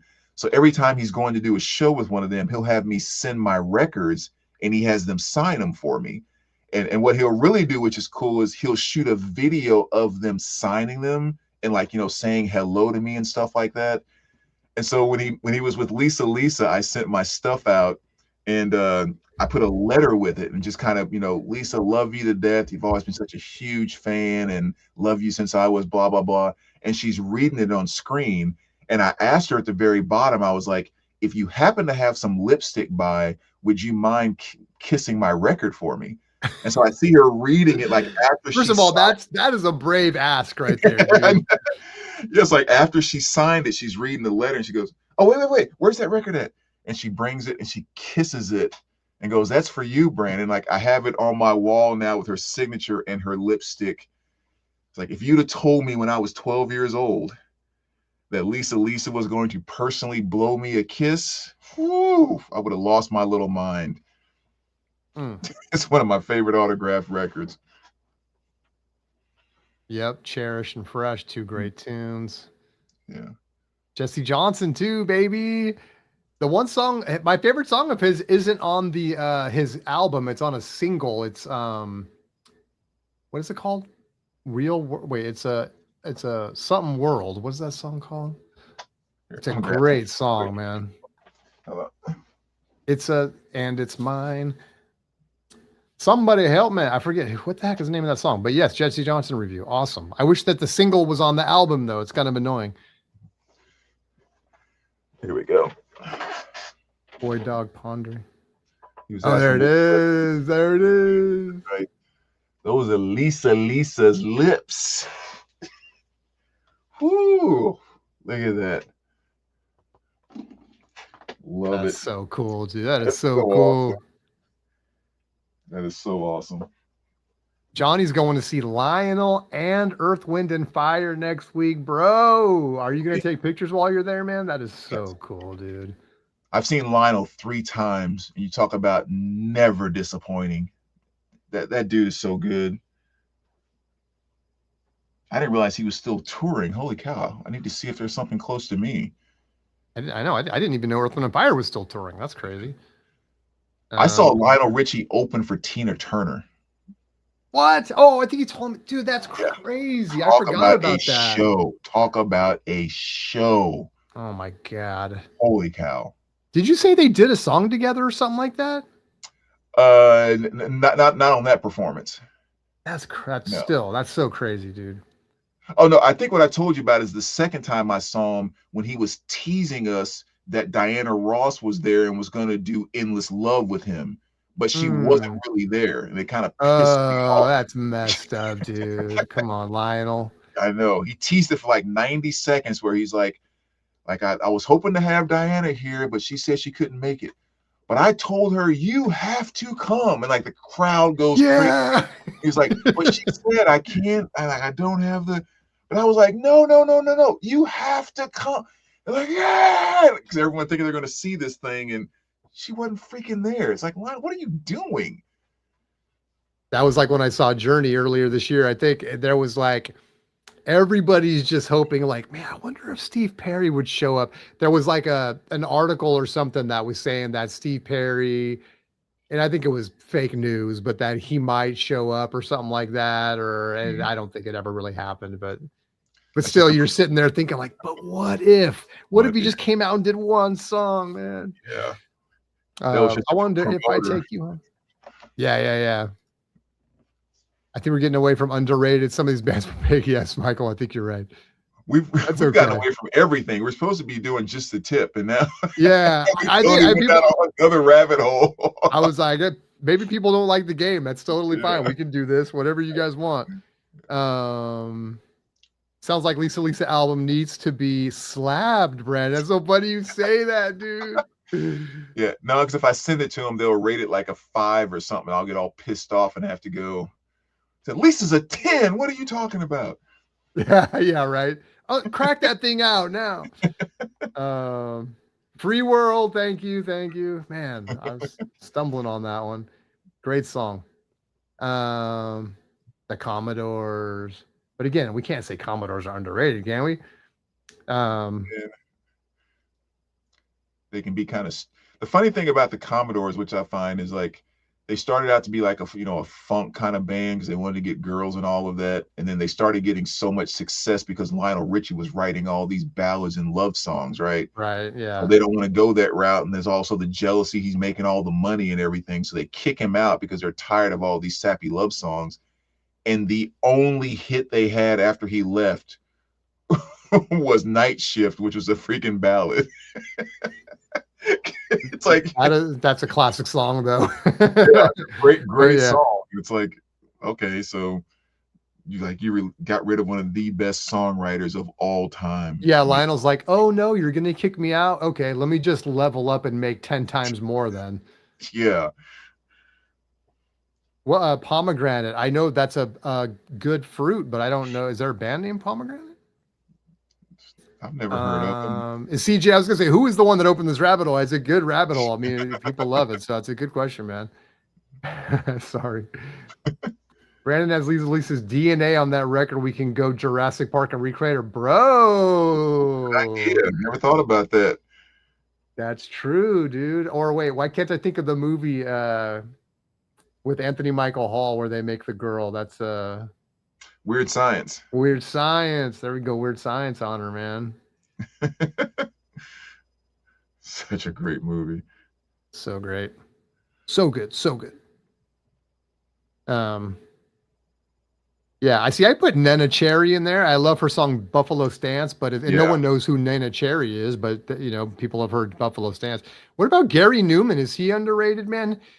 His Cars song blew up so much that I think people forget that he actually made some great records in those early days, man. Yeah. That's definitely what you put on the list. He's a jerk, but yeah. Oh, is he? Yeah. Yeah. I mean, I met him one time, to get an autograph and all of that. And it was just kind of like so much more trouble than it was worth kind of thing. Wang Chung, maybe that's another one, dude. Dance Hall Days is fantastic, but they also did like Live and Die in LA and some stuff. I don't know if I would listen to a full album by them, but I mean, their best songs are really good. Yeah. Everybody Wang Chung tonight. Everybody. I think, and I mean, if you take away kind of the one bigger hit, I mean, Sinead O'Connor had a pretty solid catalog that I think sometimes people don't dive in beyond just Nothing Compares to You. Yeah. So much of that, it's going to come down to taste, right? I think for a lot of these bands we're talking about, there's going to be ones that people are like, I prefer rock, or I prefer R&B, or I prefer post-punk, and it's like, yeah. See, if I didn't bring up that Lisa and Cold Jam, we would never know about that. LOL. True. What about what's her name? Martika, who did Toy Soldiers. Oh yeah. Now people are going deep though. Tubeway Army Swift, man, I don't recognize that name. Susan Vega, that's a good one. Ninnick says, my grail is Irma Thomas. Take a look. Yeah, and then Susan Vega on here also. Irma Thomas, is that like a gray album cover, like a black and white album cover with her on the front? Am I thinking of something else? I'm not familiar with that one. Maybe Nick's helping out. I'm thinking of something else. Here, is XTC underrated? I would kind of say so. I mean, because especially their album Oranges and Lemons, I think is so good, man. Mayor of Simpleton, King for a Day. It's got some great stuff on it. Yeah, Prefab Sprout, I mentioned earlier, they're the ones that do the song King of Rock and Roll. That's a really good song for people that want to check it out.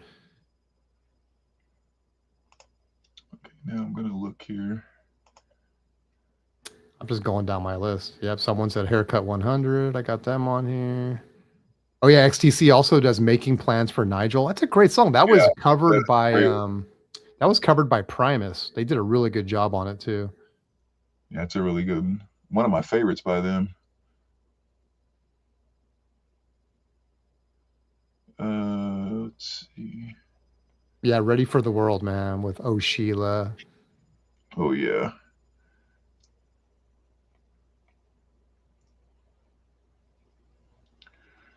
Let's see. Sorry, guys. Now I'm just staring at my phone. What about Orange Juice? Remember that? Whoa, the band? Yeah. Remember? Was it Rip It Up?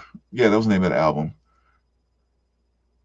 That's funny because that's the name of that album right there. I don't know. Not offhand. I don't remember that one. Tubeway Army was Gary Newman's band. Outstanding stuff. Okay, I would check that out. That's cool. What is one record you would never sell, Brandon? Well, we talked about one earlier, I think. Yeah. If you're just talking about value kind of thing, I think it goes back to that white label promo of the Stooges. That's definitely kind of the, even though maybe it's not my most valuable album in terms of actual cost, it's definitely the one that I think like I will never come across another one of these in my collecting years.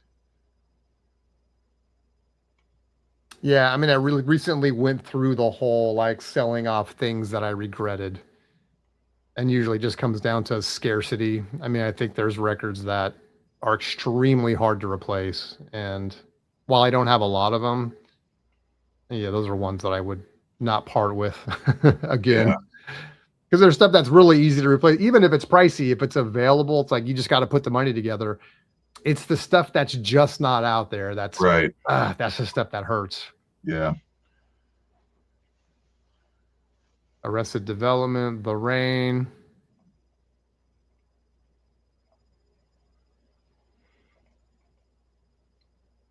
Yeah, you know, like of this whole underrated category, I think the biggest one that keeps coming to mind for me is The Church, which I know somebody said earlier, but that's probably the one that I would put at the absolute top of this list.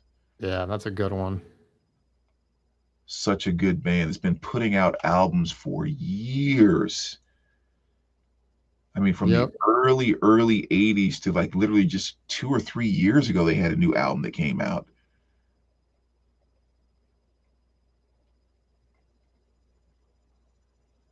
Yeah, there's a bunch. I don't know. I'm just seeing all my playlists. I don't know. Yeah, like a lot of these are not going to be, they're like sort of like one hit wonders, I think. But like, I'm just looking at this like Information Society, you know, What's on Your Mind. You remember that one, dude? I love that song, dude.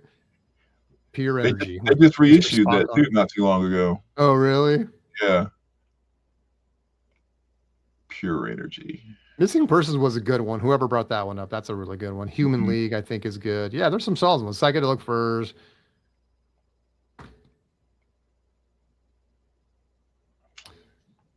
XTC is incredibly underrated, but is one of the most highly respected bands in history from an industry and cult following perspective. Yeah.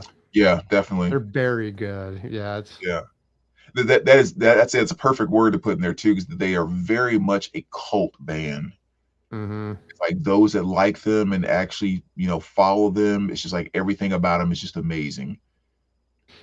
What's funny is that like, and again, it's a different time. I was much younger, so I looked at things differently and everything. But back in the day, in the 80s, when you're listening to this stuff, it was like everything. They got played a ton on the radio. They got very mainstream airplay and stuff, and a lot of it. So it's like, it's just funny that they just kind of like fell off a cliff. CJ mentioned Paul Hardcastle. Yes. That's a great album, dude. Yeah. That's one that I need to get again that I kind of regret. I need to pick that up because it's so good. Yeah. I was going to say Flock of Seagulls, but it's kind of like, yeah, I guess they are underrated. The thing is like 80s music in general, unless you're talking about like Madonna, MJ, Prince, go down the list, is you know, whatever. It's lost some traction these days. Yeah.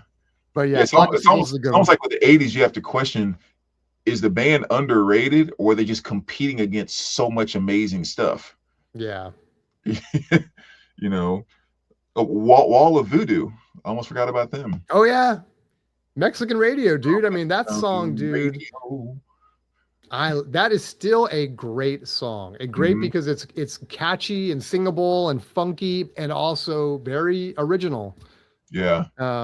Some of the sounds that they use in that song are like, how the hell did they even make that sound? That always impresses me when you hear something and you don't know how they made it. Right. But Flock of Seagulls is a great one. And you and I have talked about it before, right? They're much more than the Iran group. Oh yeah. So much good stuff. Definitely. I mean, if you want to go that route, I would say like Thomas Dolby is, you know, becoming, even though I think he's maybe still touring, but I don't know, man. I think he gets lost as kind of the Blinded by Science guy or whatever, right? I mean, it's like, but there's just so much other great stuff.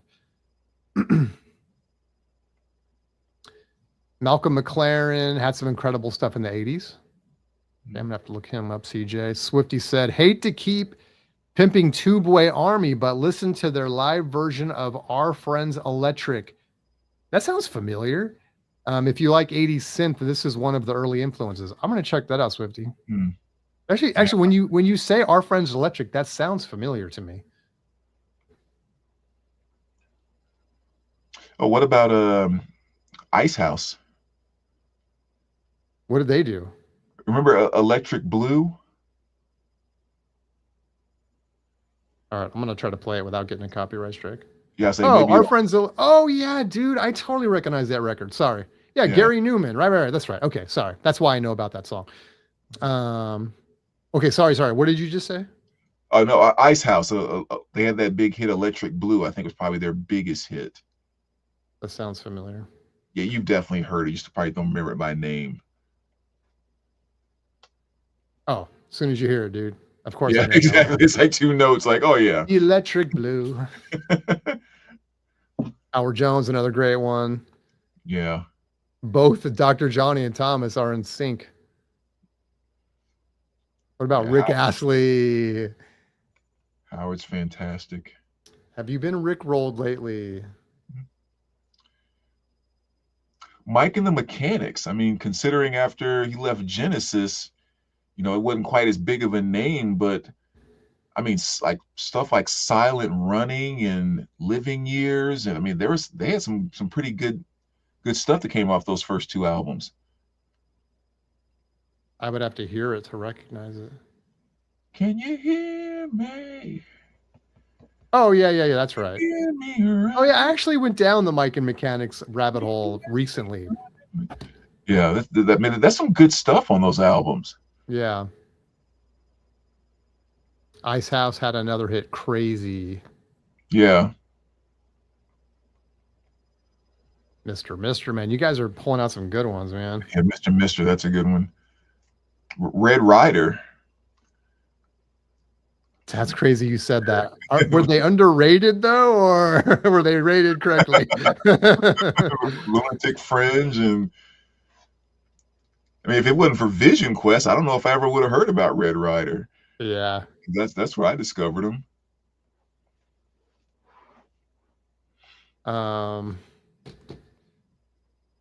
Mr. Hall of Fame, I love Ice House, Electric Blue, Crazy were great off the album Man of Colors, great album. Yeah. I love that album cover too, the simplicity of that Man of Colors. It's really cool. Michael says Gary Newman is beyond underrated. He's an electronic musician icon. He influenced every synth pop band out of the UK at the time. Ask Human League, OMD, etc. All credit Newman as a great groundbreaker. Yeah. I mean, because Newman was also doing it when people were bagging on the synth. Like it wasn't cool and no one else had made it cool, and he was still like, screw it, this is just what I'm feeling and what's coming out of me. His song Cars was a massive hit. I think people don't understand that if you were there when that record came out, you heard it constantly, and it was very different than anything else you heard at that time in terms of getting radio play. I'll never forget hearing that radio as a kid in the car and stuff, man. It was just, what is this? Yeah. Frankie Goes to Hollywood. Yeah, that's another good. Oh, the Vapors. Remember them? The Vapors. That sounds familiar. Turning Japanese. I think I'm turning Japanese. Oh, yeah. Are they underrated though, Brandon? I mean, it's like one of those first initial songs about masturbation from the 80s. So I mean, I guess they kind of made maybe they didn't quite make the Filthy 15, but they were making a play for it. I feel like we need underrated songs and then underrated artists. Right. Joe Jackson, maybe. Oh, Stepping Out, my first 7-inch. Is she really going out with him? John Waits says CJ. Yeah, John Waits was great.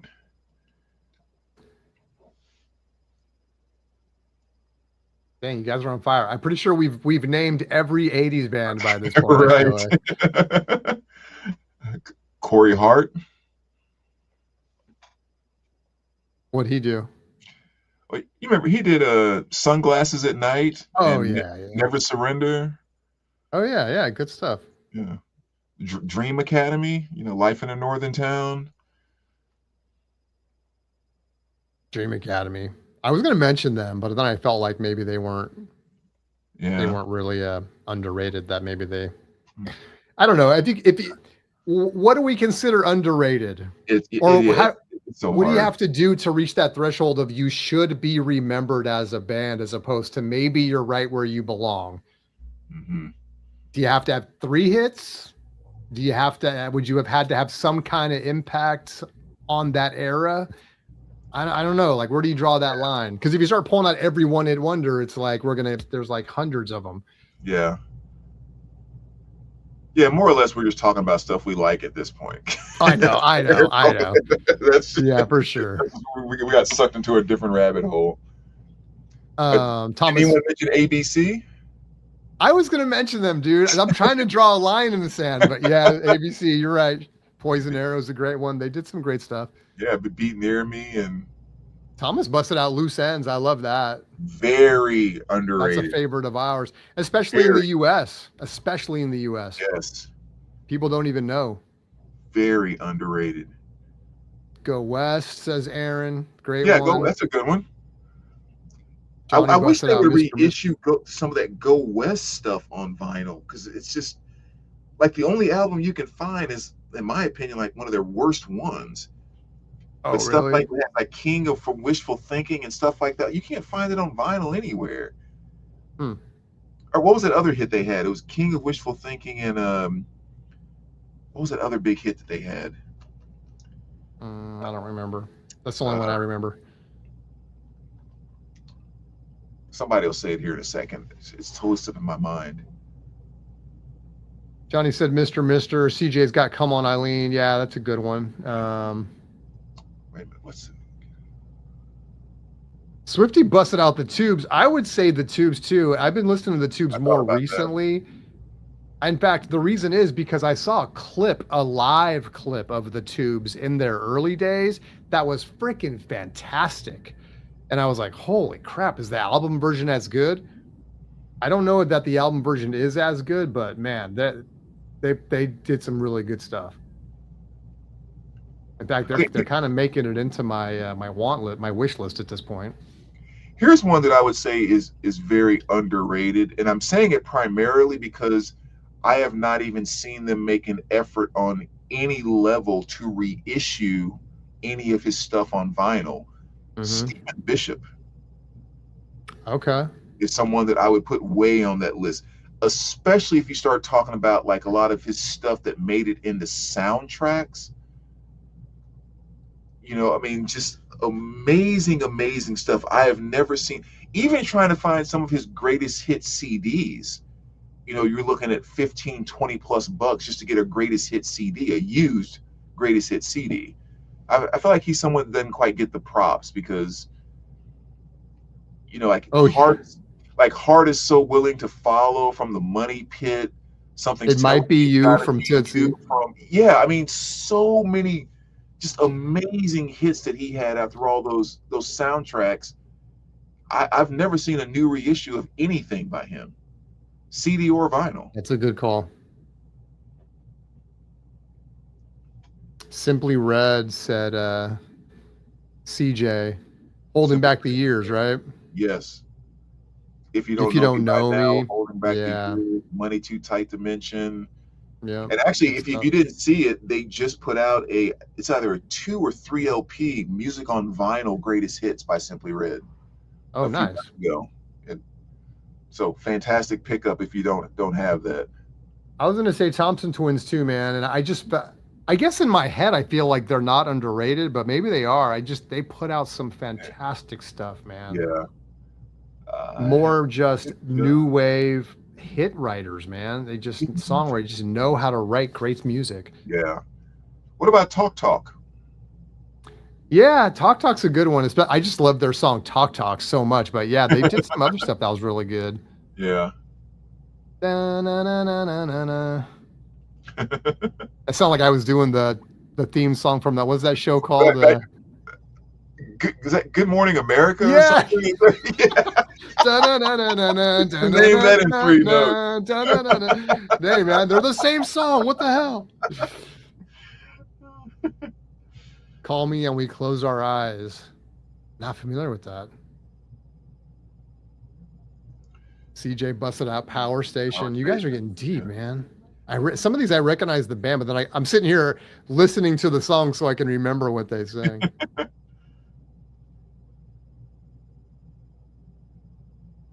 Oh, Some Like It Hot. That's such a. Oh yeah, they did that. They did that one record that was really good. That's right. Yeah, that's. When the heat is on. You know, and this might be one that maybe you don't say underrated because of what one of their hits did, but if you take away Eye of the Tiger, I don't think Survivor got as much props as they should for their other stuff that came out beyond just Eye of the Tiger. Mm-hmm. Like, you know, I Can't Hold Back, and, you know, like all that. I mean, just some great big rock type of stuff that even if Eye of the Tiger never came out would have been fantastic releases. I got to give them more another listen because I just don't know their other stuff. Johnny corrected us. That was the theme song for Entertainment Tonight. Entertainment. God, that almost brings back a feeling just thinking about that. But yeah, that's right. Oh, we could do that too. 80s theme songs. You know, sometimes I do that. I go down the rabbit hole of like television show theme songs. You know what I mean? And go back and listen to like Silver Spoons and those are awesome. Just all that stuff. You know, one of my absolute favorite ones, that just arguably one of my absolute favorites from the 80s, is that freaking Falcon Crest theme song. Oh my gosh, I love that thing. Falcon There's so Crest, many good ones, dude. Knots Landing, Dynasty, Greatest American Hero. That's a popular song. I can't, but yeah.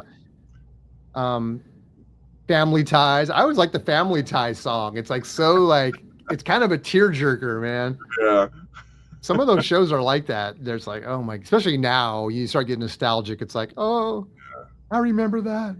So good, man. Swift says White Punks on Dope. I remember that. I know the band name, but I couldn't tell you what the hell they sung. I'll have to look that one up. Terrence Trent D'Arby, who was... I almost thought about bringing that one up. He was famous for a minute. Yeah. More famous in his head because... Yeah, he was supposed to be doing the next Sgt. Pepper album, right? He thought. Yeah, I mean, like, you know, like comparing himself to Michael Jackson and Prince and that type of, like, he thought he was really the big stuff. And it's like, dude, you have a couple of songs that are kind of making it, but stop talking crazy. Brandon mentioned the Motels. Besides their hits, their All for One and Little Robbers albums are great all the way through. Okay, yeah. That's cool. I like that. I like an album that's good all the way through. I don't like to have to skip around too much. Then Michael says, "Ice." Greg Kihn Band. Were they underrated? Who? The Greg Kihn Band, like the breakup song and Jeopardy. We broken up for good just an hour ago. Oh yeah. Dang, that's crazy, man. Some of that stuff has just gotten lost. Okay, so I guess it is underrated. If you don't remember it, I'll take that. Well, when you start singing it, yeah, but it's like, I think that's the problem is sometimes we forget who sang what and stuff, and it's like then it will just kind of get lost a little bit, yeah. They don't ride them like that anymore. That's such a good song. Oh my gosh. I was listening to, I really like the songs from, I think it's Fletch. That soundtrack is cool, man. It's got Bit by Bit by Stephanie Mills. Bit by bit, one way or another. I haven't heard that in forever. Fletch is working overtime. Dude, come on. That's a good song.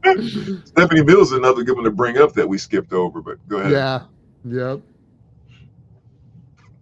Yeah, that's a fun little soundtrack. So long. Ice House is Ice House. The song is a fantastic goth tune that came out before the genre was created. That song is dark. The vocals and the lyrics are pleasingly disturbing. Michael, I'm going to look that one up, man. That's right up my alley. Sounds like.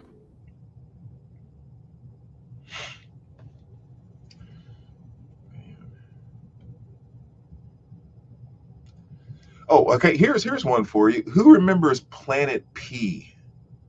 Oh yeah. I have one of their records. Yeah. Remember that? They had Yep. that song, "Why Me?"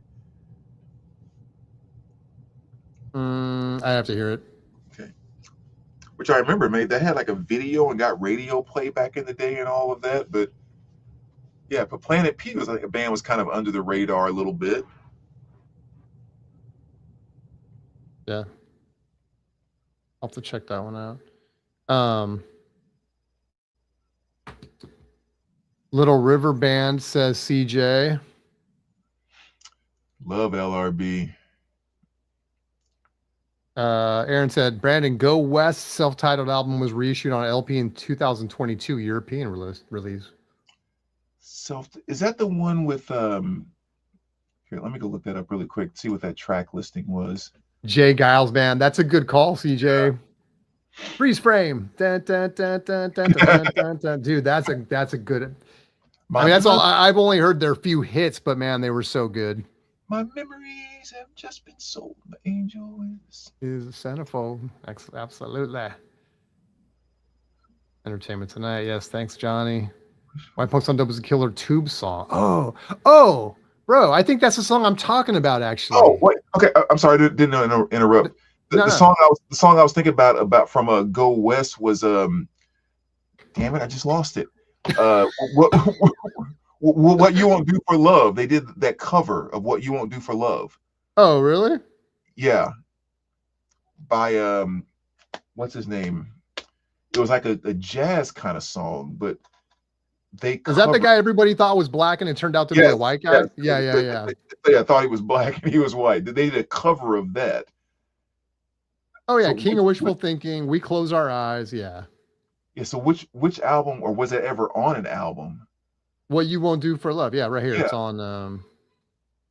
Oh, dun, dun, dun, dun, dun. Hey, sounds like the theme song to Entertainment Tonight.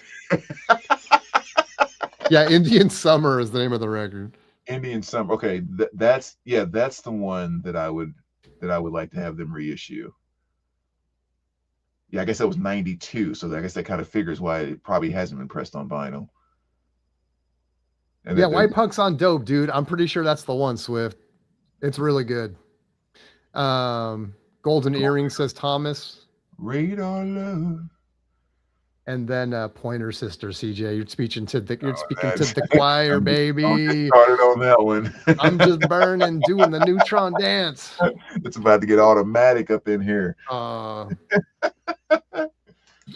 my favorite jam by them is Dare Me. That's my.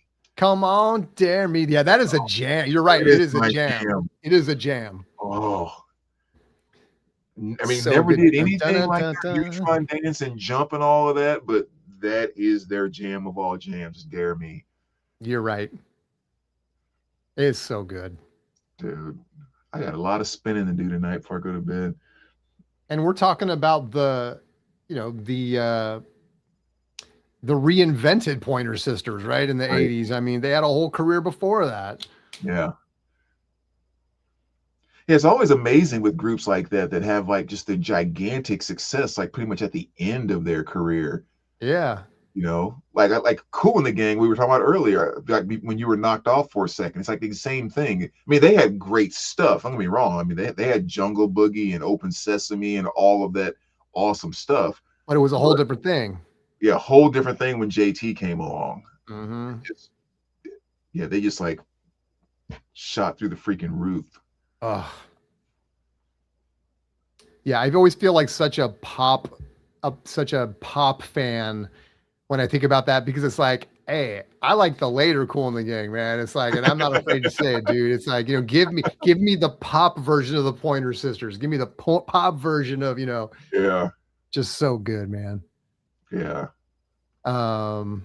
Sly Fox. Who? Sly Fox. Sly Fox. Zoom, zoom, zoom, zoom, deep. Zoom, zoom. Let's go all the way. Let's go all the way. Let's go all the way. You don't remember that one? I got it right here. I'm Oh, trying to. okay. Zoom, zoom, psh, zoom, zoom, psh. So freaking 80s. Maybe once it gets going. Let's see. Oh, yeah. Dang, dude, you're digging deep on that. George Michael and Wham, bro. I mean, CJ. George Michael is on my what do you call it? We just did a video on All-time Kings list. yeah, what do you call that with the 4 heads on it? Oh, Mount Rushmore. The Mount Rushmore. George Michael's on my Mount Rushmore of male vocalists, dude. I love George Michael and Wham. Pretty Poison. Pretty Poison. Mhm. Dang, dude, I can't. I'm not getting these band names. Well, Catch Me, I'm Falling. Oh yeah. Dun, dun, dun, dun, dun, Yeah, dun, dun, dun. Pretty Poison. Oh, that just reminded me of another song, dude. Now I'm not gonna be able to find it though. Let me think about it for a minute. Okay, I'll think about it while I'll let it marinate. Maybe it'll come to me. Yeah, man, that's such a great dance track too. What's up, Chris, man? Hey, you know what, dude? You can always scrub back, but yeah, we're just vibing out. We're trying to figure out who are the most underrated 80s bands right now. Yeah, which is more or less turned into who are our favorite 80s. Hey, baby, just turning and trying to name every 80s band. Yeah, exactly. That's not even favorite. Name every one of them. Sheila E. Yeah, dude. Yeah. Glamorous Life, but Love Bazaar, that's probably my absolute jam by her. So good. Which of course is basically Prince anyway, but yeah. It's one of the things that always irked me about Beat Street is when not Beat Street, I'm sorry. Crush Groove is when she performs Love Bazaar and like she's doing it live in a club and the guy who's the saxophone player is doing Prince's parts. Oh yeah. And it's like, why? Yeah, you're not. Come on, like why? As if everybody and their mom does not know who that is. Just let it happen and just you don't need anyone there. But like it literally pisses me off that he tried to imitate Prince. It's like everyone knows that's Prince. Shut up. All right, so George Kranz, Din Da Da. I'm guessing that's dim da da dim do do dim da da. Oh yeah, don't. Oh, so bro. Good. Okay. I love that. CJ Will to Power. Dang, dude. I almost brought them up a few minutes ago. Hold on. I'm literally just sampling these as we go. Oh, Baby, I Love Your Way, of course, dude. Yeah. All with mixed in with the Free Bird. Expose is fantastic. What about Styx? Never Get Over You Loving Me. I mean, fantastic ballad. What do you think about Styx? That just popped into my head, dude. Is Styx they're worthy of underrated? I mean, Mr. Roboto, they did that other record that was really good called I can't think of the name of it right now. Are you a fan of Styx at all? Yeah, I mean, definitely. And again, I think that's one of those things when you start talking about underrated 80s, that is kind of one of those bands where you could say they had so much success in like the 70s or whatever that was their 80s career really is notable. And can you say it's underrated? Like, I think that's kind of fair. Oh yeah, Expose, of course I know. Yeah. I have green check marks by all these songs, so I know I've heard them and liked them already. I just couldn't remember. Yeah. Oh yeah, Come Go With Me. Let Me Be the One. That was a great hit. Yeah, those are all good. Yeah. Michael says the Plastics are incredibly underrated. Great Japanese punk band. Yes, the Plastics. I would have never heard about the Plastics if it wasn't for Devo. There's a video where Mark Mothersbaugh talks about him, and so I went out and got their record, and it's like, yeah, it's cool. What's crazy about the Plastics is that they sound almost derivative of a lot of 80s stuff. You would say like, oh, I hear a little this, I hear B-52s, I hear Devo. The crazy thing is like that record came out in like 1980, I think. So it's precursor. All that Devo stuff didn't exist yet. So yeah, it's kind of crazy to listen to that. Yeah. It's so funny that Michael says like the Plasmatics with Wendy O, incredible live shows with chainsaw and blowtorches. Because I just moved that picture over here. I have a gigantic poster of her like totally naked, except for the tape across her nipples, and she's got a freaking chainsaw going over that guitar on stage. No way, I dude. wish it was still up there now. Like literally, it wasn't even 2 weeks ago when I took it off the wall. Yeah, Wendy, man, that chick scares me. I love that poster. That's a cool looking. I've seen that in your room. So awesome. Walk like an Egyptian. Darren saying just came in. Not sure if you mentioned, but Baltimore Tarzan Boys Purity. That's a good one. Yeah, I discovered that from the Teenage Ninja Turtle movie. Then I went out and bought the single. Oh, really? That's cool. This is a good one. Oh, yeah, from Ferris Bueller. Oh, yeah. Also from Ferris Bueller, a little 6'6" Sputnik. I don't, you know, I would say they're underrated. And I've mentioned this to you before. I was like, I wonder if you would like the 6'6" Sputnik. I never know what kind of post-punk to recommend to you, because I feel like I just never know if you're gonna like it or not. But that 6'6" Sputnik album is cool, in my opinion. Yeah, I've actually heard that one before. That is a good album. That one you showed that time. Okay. Because you know that book, 1,001 albums you should listen to before you die. There was like quite some time where I was going through that and actually wanting to check every single one of them off. So I would like stream it and that type of thing. And that's the first time I listened to that 6'6" Sputnik was by seeing it in that book. Cool. I need to actually get back to that. I don't know. I haven't thought about that in a while. Wonder if anyone's mentioned Meet Danny Wilson, Mary's Prayer, says Aaron.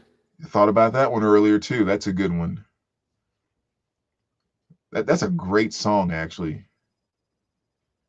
I'll have to look that one up. It doesn't ring a bell offhand. You remember? Well, again, yeah, I know it's definitely one you've heard. You just have to. Yeah, as soon as I sample, I'm like, oh yeah. CJ says Seduction. And Emotion. Oh yeah. You are an obsession. The worst video ever. The Bell of St. Mark by Sheila E. should have been a massive hit. I'll have to go back and listen to that one. Yeah, I don't remember that off the top of my head either. Cover Girls, said CJ. Cover Girls, yeah. One last one. I'd say it's late for Swifty, because I know Swifty's over there on the East Coast. Roxy Music, that's a good call out, dude. Yeah. Well, we talked about we talked about Roxy Music with what's the name of that song? It's the name of the album. Oh, Avalon. Avalon. Yeah. It's such a great song. Ooh, so good. Peter Wolf. Yeah. Into the Dark. Romantics, another fantastic band. Good one. Set It Off. I mean, CJ's busting out Stray Cats. That's talking my language. Yeah, they're freaking unbelievable. I mean, and everything by Brian Setzer, man. After the Fire. Oh yeah. Don't turn around. They're commissars in town. Oh. That's a great one, dude. 80s were so freaking good. That's an 80s lyric.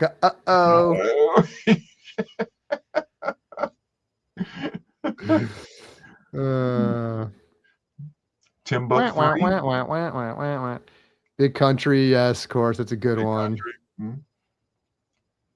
Jermaine Stewart. I almost left that out. Oh, yeah.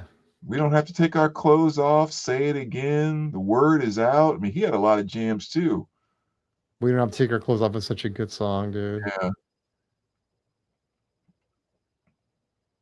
Whew, man. Well, we've been an encyclopedia of 80s music today for sure. Between all of us. Crowded House. I mean, bro. Yes.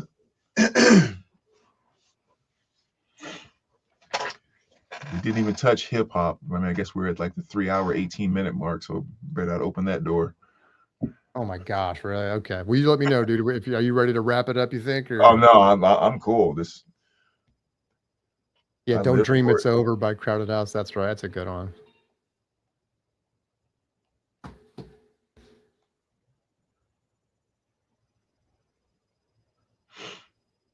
You want to go back to that record cover thing while we're talking and see if we can get people to. We just barely touched the tip of the iceberg. Yeah, we can. See what people think. I know a lot of people probably weren't even here when we started this. All right, so the first one was pretty easy. Second one was a little more difficult. Here's the third one. Here we go. So now going back, this is just going to be, and we can keep. Yeah, Johnny says new shoes. That's a great call out too, dude. New shoes, yeah. How are there so many? I can't wait. This is why we talk 80s, man, because there's just so much good stuff, dude. Oh, that's the song. I can't wait. Oh yeah, I can't wait. You just saved me, Johnny. That's the one I was trying to think of earlier. I freaking loved it. I need that single, dude, on vinyl. It's so good. Do I have that single? I know I have the full album. I think that single might be in my purge pile. Oh, if it is, I'll definitely double check when we finish up. And if it is, of course, I'll send it over to you. But I think it might be in my purge pile. That is such a great song. Okay, here we go. We'll start revealing pieces. There we go. Piece number one. We'll multitask here. I think I have it. Okay, he's already got it. But who wants to guess? But maybe not. So keep going. Johnny's got the 12-inch. Yeah, if you got the 12-inch, dude, that's what definitely I'm looking for the 12-inch on that. Okay. Led Zepp, calling it. Oh yeah, too easy, too easy. Yeah, that's what I had. There you go. LZ1. All right, here we go. Okay, guess that one. I think we'll keep going. That's too tough, right? Anyone? Yeah, it's hard. By the way, just to rebind everybody, I took out all the color. I took out the text. So these are just basically the album artwork. Try to make it as difficult as possible. Otherwise, it was just way too easy. All right, there's piece 2. Side by side. Oh, jeez. Big giveaway right there. Dead giveaway. All right, type in your answers, guys. You gotta know somebody's gonna pick it up now. Oh, let me go back to the.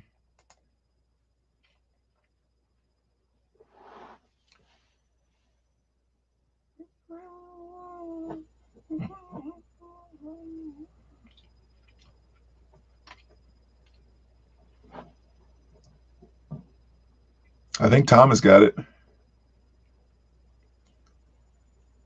All right. Oh, you're frozen again. I thought you were thinking about it. He's frozen again.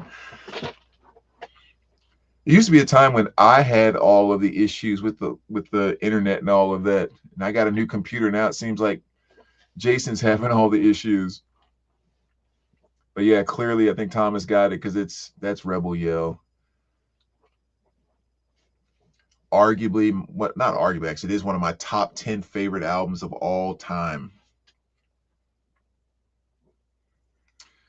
All right, CJ, man, we'll see you later. Appreciate you sticking around.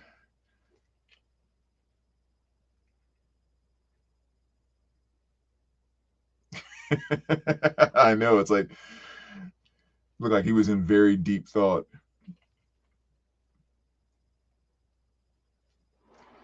Yeah, I don't know why he's having so many issues tonight. But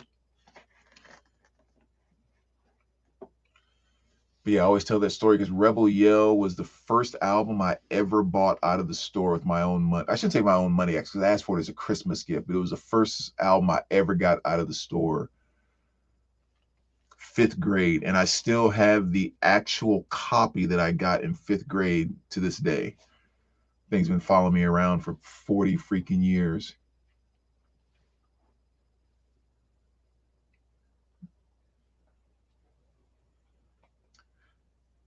I'll think about the Beat Street.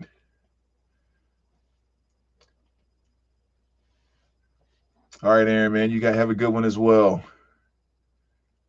I'm sure we're probably going to break off when he comes back anyway. Because I said it's been almost 3.5 hours. But it's supposed to be a 1 hour stream, but start talking and it gets fun. So appreciate you guys sticking around.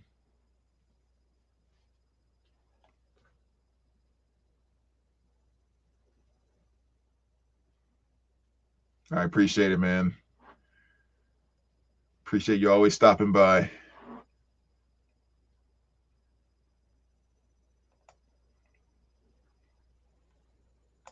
I think maybe too what we'll do is on one of these, instead of like even having a subject or whatever, we'll just kind of do this where we just maybe just come on and say talk about whatever, just whatever people bring up or want us to go grab and show or talk about or whatever. That might be kind of fun too, because I think obviously that's a little more engaging than just sitting back and listen to us talk about whatever we decide to talk about. So maybe we'll maybe do a couple of those that will just be about just randomly interacting. Wherever it goes, it goes.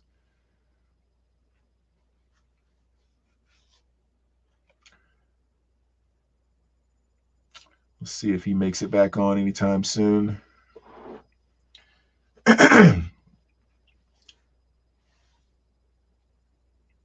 Very cool.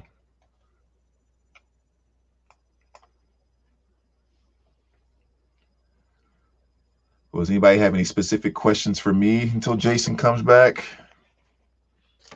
Although we've already talked about everything under the sun, it seems, tonight, at least 80s.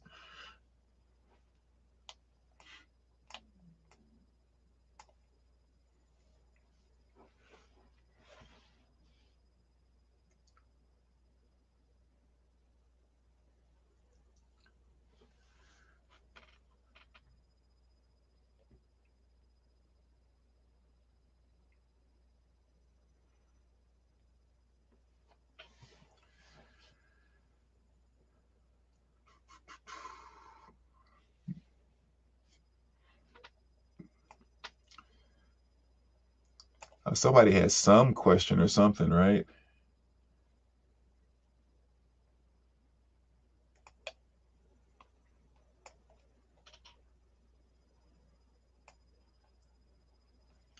Or again, maybe over this 3.5 hours, we have actually asked them all. Let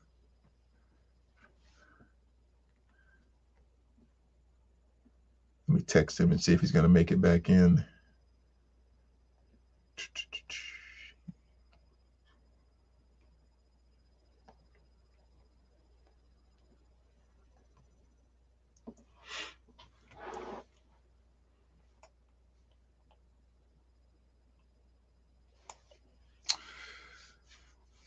Favorite Stones album? That's kind of a hard one because I don't know if I have a like quote unquote favorite Stones album.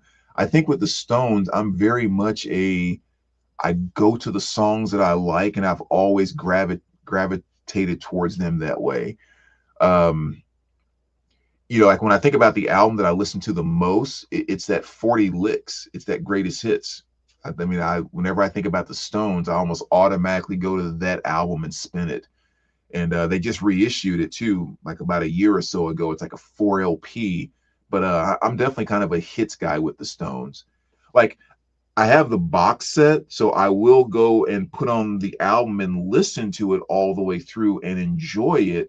But when I actually crave to go listen to the Stones, it's almost always greatest hit stuff, older and newer stuff. Well, I didn't even say newer stuff, probably like up through the 80s. Like after we got up through like Start Me Up and Mixed Emotions and all of that. That's kind of like from there back is my sweet spot.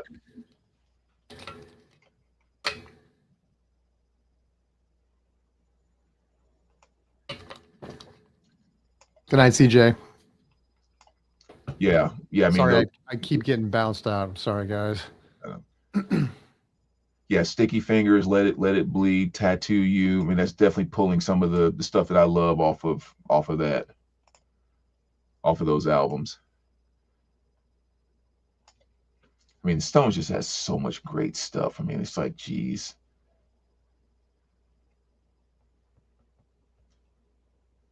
Thanks for being here, Aaron.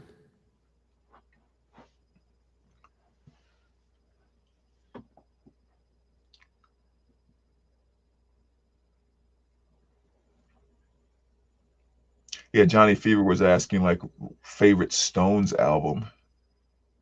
And I was almost thinking like I can't really pull one out because like there's so many individual songs that are just like my favorites, but then I wouldn't automatically say that album is my favorite.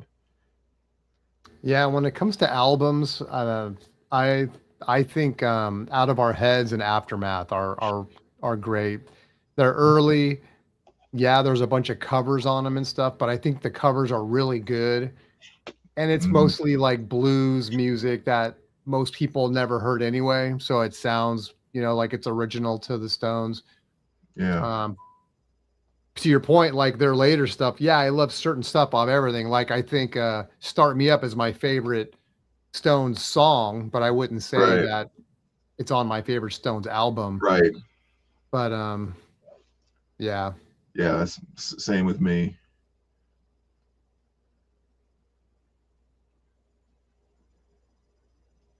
That's why I Yeah, was both. saying it's that 40 Licks album, that greatest hits. Like when I think about Stones, most of the time that's what I go to listen to because it's just all the best of the best off of all those albums.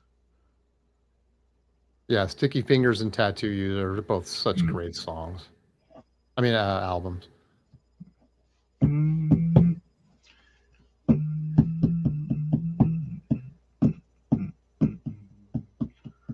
Brown Sugar, that's a good one.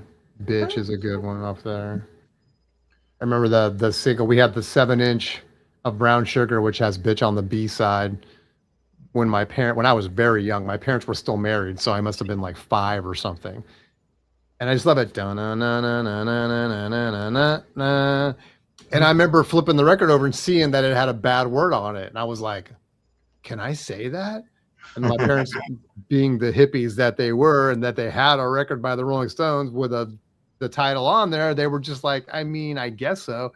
So for like the next 3 hours, dude, I was just like, bitch, bitch, bitch, bitch, bitch, bitch, bitch, bitch, bitch.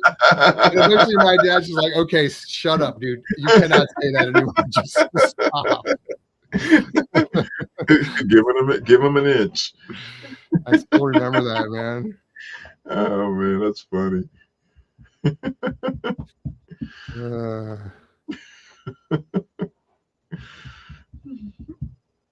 those were the days, though, man. Did you Yeah. have any shows in your area that had shows like we had this show in the Bay Area called Creature Features? I imagine every area must have had a similar one. And they would like play late at night. They'd play like scary movies and stuff, or like science fiction or horror or whatever, monster movies. And it was on, I think, once a week, I think. And my parents would put me to bed early and then wake me up so that I could watch it. So then they'd wake me up at like, I don't know, whatever. It seemed like it was 10 or 11. And we'd watch Godzilla or we'd watch Dracula or something like that, man. So I don't know. Did you guys have anything like that where you were growing up? I mean, there probably was. I don't remember it.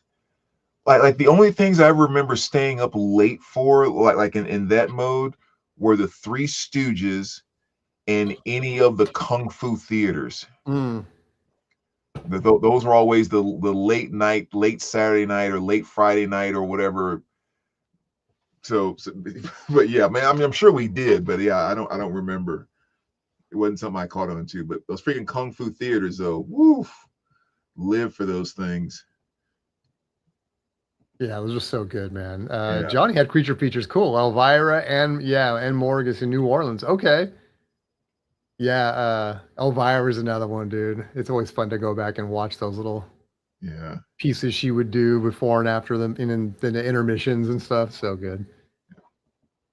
And I never forgot, like one of my absolute favorite of the Kung Fu theaters was this one called The Avenging Warriors of Shaolin. And it was just like the best one I'd ever seen. And somehow magically 30 years later, I found it on DVD. No way, dude. I've watched it so many times and it never gets old. I mean, it's choreographed and all that, sure, but just the sheer athleticism of those guys, it's just Yeah. mind blowing. I'm surprised people like obviously like RZA and stuff that are so deep into that stuff and could tell you every movie. And I never got into it that much, but Mhm. of course, the Bruce Lee movies, we knew all those, right? Enter the Dragon and all that stuff, right? And Yeah. it was just like, he was just Yeah, man. All us kids, man, it was all about Bruce Lee, man. It was like he was so cool, you know. Yeah. Well, see, those kung fu theaters always kind of ruined Bruce Lee a little bit because, like I said, you would see Bruce Lee in the movies, and he was like all about the quick stuff, like Yeah. like you get in a fight, it's like wah wah wah, like someone's down, but then you go watch like the Avenging Warriors of Shaolin, and like this guy is whipping his ponytail and breaking a chair with it. You're like, he would kill Bruce Lee, like Bruce wouldn't stand a chance. Oh man. That guy, you can hit him in the chest with a sword and like you can't kill him. Like he has this iron skin. You have to stab him between the legs in order to kill him. Like you can't penetrate him. He would destroy Bruce Lee. We used to just turn down the volume and watch it and then like make up our own words for it, and stuff. Oh man, those are so good. Last Dragon, yes.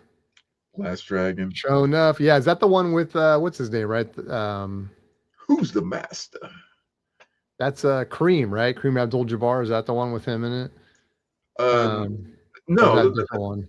that's the one with the Vanity. Oh. The light skinned guy. Who's the master?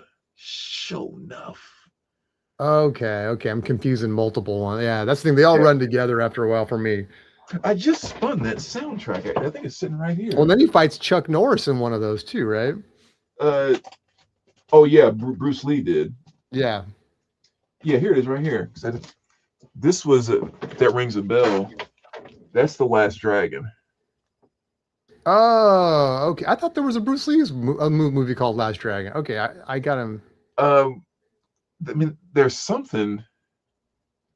Now I'm having a brain fart. I mean, Enter the Dragon. Oh, okay. Yeah. I think that's what I said. But yeah, Last Dragon. Yeah. Oh man, now I want to go watch that Last Dragon, dude. Oh, it's so cheesy. I haven't seen that in forever. When you get that glow. Michael wants to know how many albums in the collection from Brandon. About 4,500-ish, somewhere around there.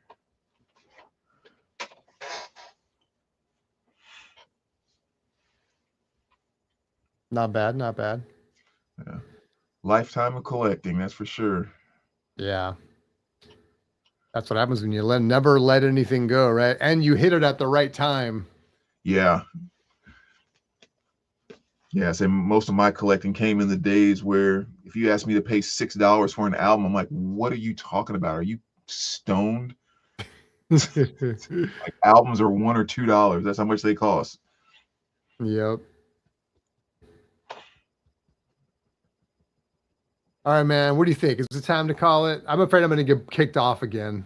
I need to fix my internet issues before. Yeah, I mean, I guess 3 hours and 40 minutes is a long enough stream. Not a bad. Oh man, well you got Shane in here. He's all, hey, what's up? Does that mean we got to keep going? We can't let Shane down. Shane can't sleep.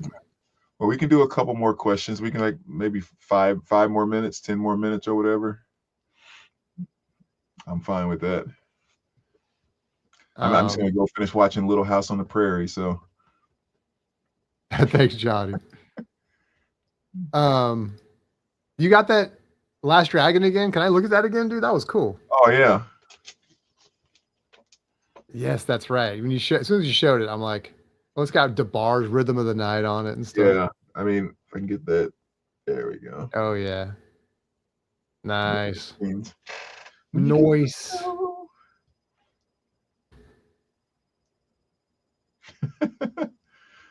So funny. So much good stuff, dude, back in the day. Do you remember? I know you picked up that Explorers album for me. Do you remember that movie? I don't really remember. I think I remember you when you saying something about it at the time, I didn't recall. Yeah, I need to watch it again. It's been forever, but yeah, that album cover is so nostalgic, dude, with the bike and everything. It's just like, oh, it's so cool. Yeah, I don't remember seeing that one. But I had this one sitting right here in my case because this past weekend at the record shop, we did a soundtrack Saturday. It's like all three of us only bring in soundtracks today, like the whole day. Nice. The soundtrack. So we played all kinds of stuff from like Eddie and the Cruisers to just Better Off Dead, just made all kinds of stuff. The Return of the Living Dead. Ah, It was fun. I still got to see that. Spins Vinyl Marathon. Let's go 24. There we go.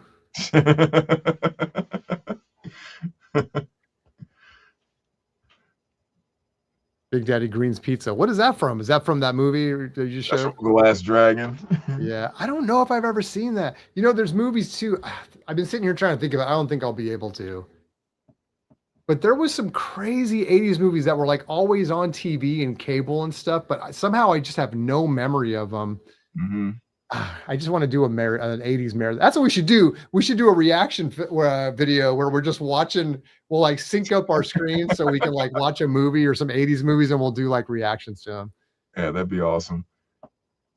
Well, you know, they have that. I know they have it on Netflix. Have you ever used that before? Oh, well, Or you like, can sync. Yeah. You can sync it up so you can both watch it at the same time. yeah. Well, they need it for Tubi since Tubi's got all the bangers. Good stuff. Yeah, John, I was trying to think of it. Yeah, Mystery Science Theater, 80s. Yeah, exactly. Yeah. Exactly. Yeah, Tubi has all of those great B and C level 80s movies. They're just fantastic. Dang it, I wish I could think of that movie right now. I think it's the one where they're riding motorcycles that like shoot missiles and stuff, and they keep jumping, and they're like, I don't know, they got like flying motorcycles or something like that, and they shoot rockets out of them. What was that called? Movie? It's an 80s movie for sure. It's called, maybe someone will know. I know that's a terrible description. Maybe someone will remember. I think Megaforce, dude. What's up, Johnny, dude? You're like a mind reader. I think it's Megaforce. That's all we would talk about as kids. Megaforce. But then I can't remember the movie. But maybe it wasn't memorable. But then I started seeing clips of it, and I'm like, oh my God, I totally remember Megaforce, dude. You remember that one? That's not ringing a bell. Not even the name. No. Again, Yeah. I'm sure if I saw an image, it might be totally different. That's one we gotta watch, dude. Was it any good, Johnny? My memory's telling me was cheesy as heck, but I mean, dude, it's still probably worth it. Spandex outfit on flying motorcycles. Yep.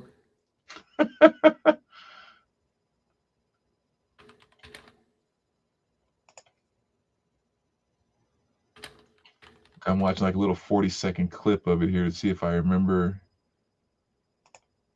Deeds, not words, says the poster. Jeez, there's never been a superhero like Ace Hunter.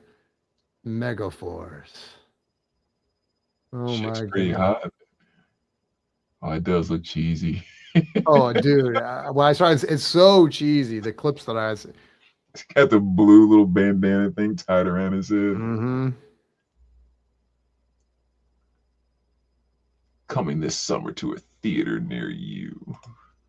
That was 1982. The early days.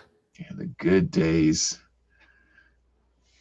The female lead was the bald gal from Star Trek. No way, the motion picture. Dang, she is hot, dude. Yeah. That's the same girl. No way, dude. That's a movie I watched recently, Star Trek: The Motion Picture, because I was kind of like, I remember seeing that in the theater, and I probably saw it when it was on cable too, but I was like, I couldn't remember if I liked it. I was probably too young. It is sort of one of those, it is not like the TV show, dude. When you're like 5, you can watch the TV show and follow it just fine.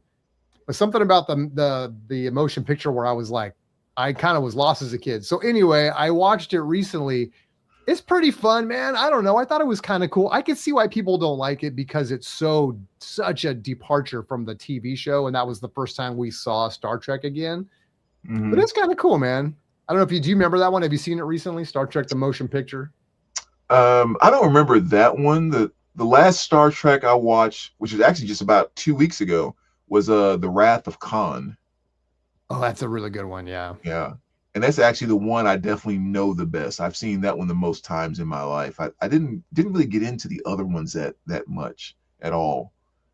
I feel like they made an attempt to fix the franchise with that one because that one is really good and has the character from the TV show, Yeah. Khan. Yeah, I thought the first one was good. It's more like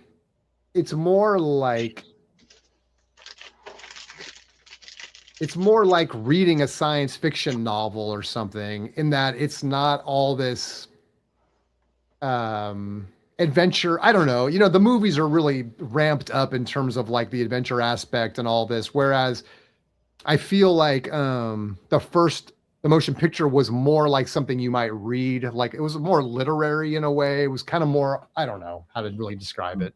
It takes something that's kind of factual and projects it into the future, as opposed to there being like aliens and I don't know, whatever.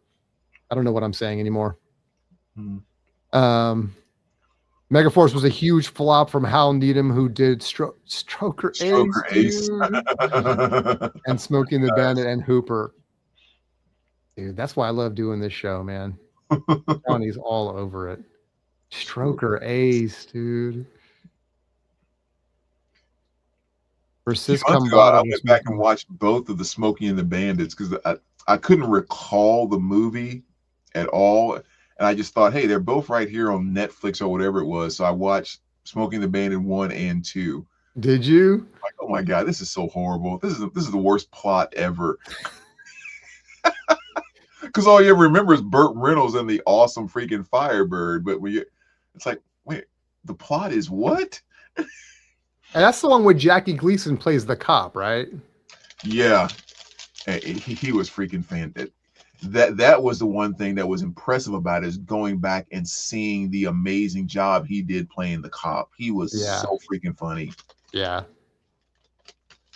By the way, if I get kicked off again, I'm probably not going to come back. I just want to put it out there. It's been 3 times now, so we'll call it a night if so. Yeah. We got to get this truck of Coors Light to Florida. Right. Oh, that's awesome, dude.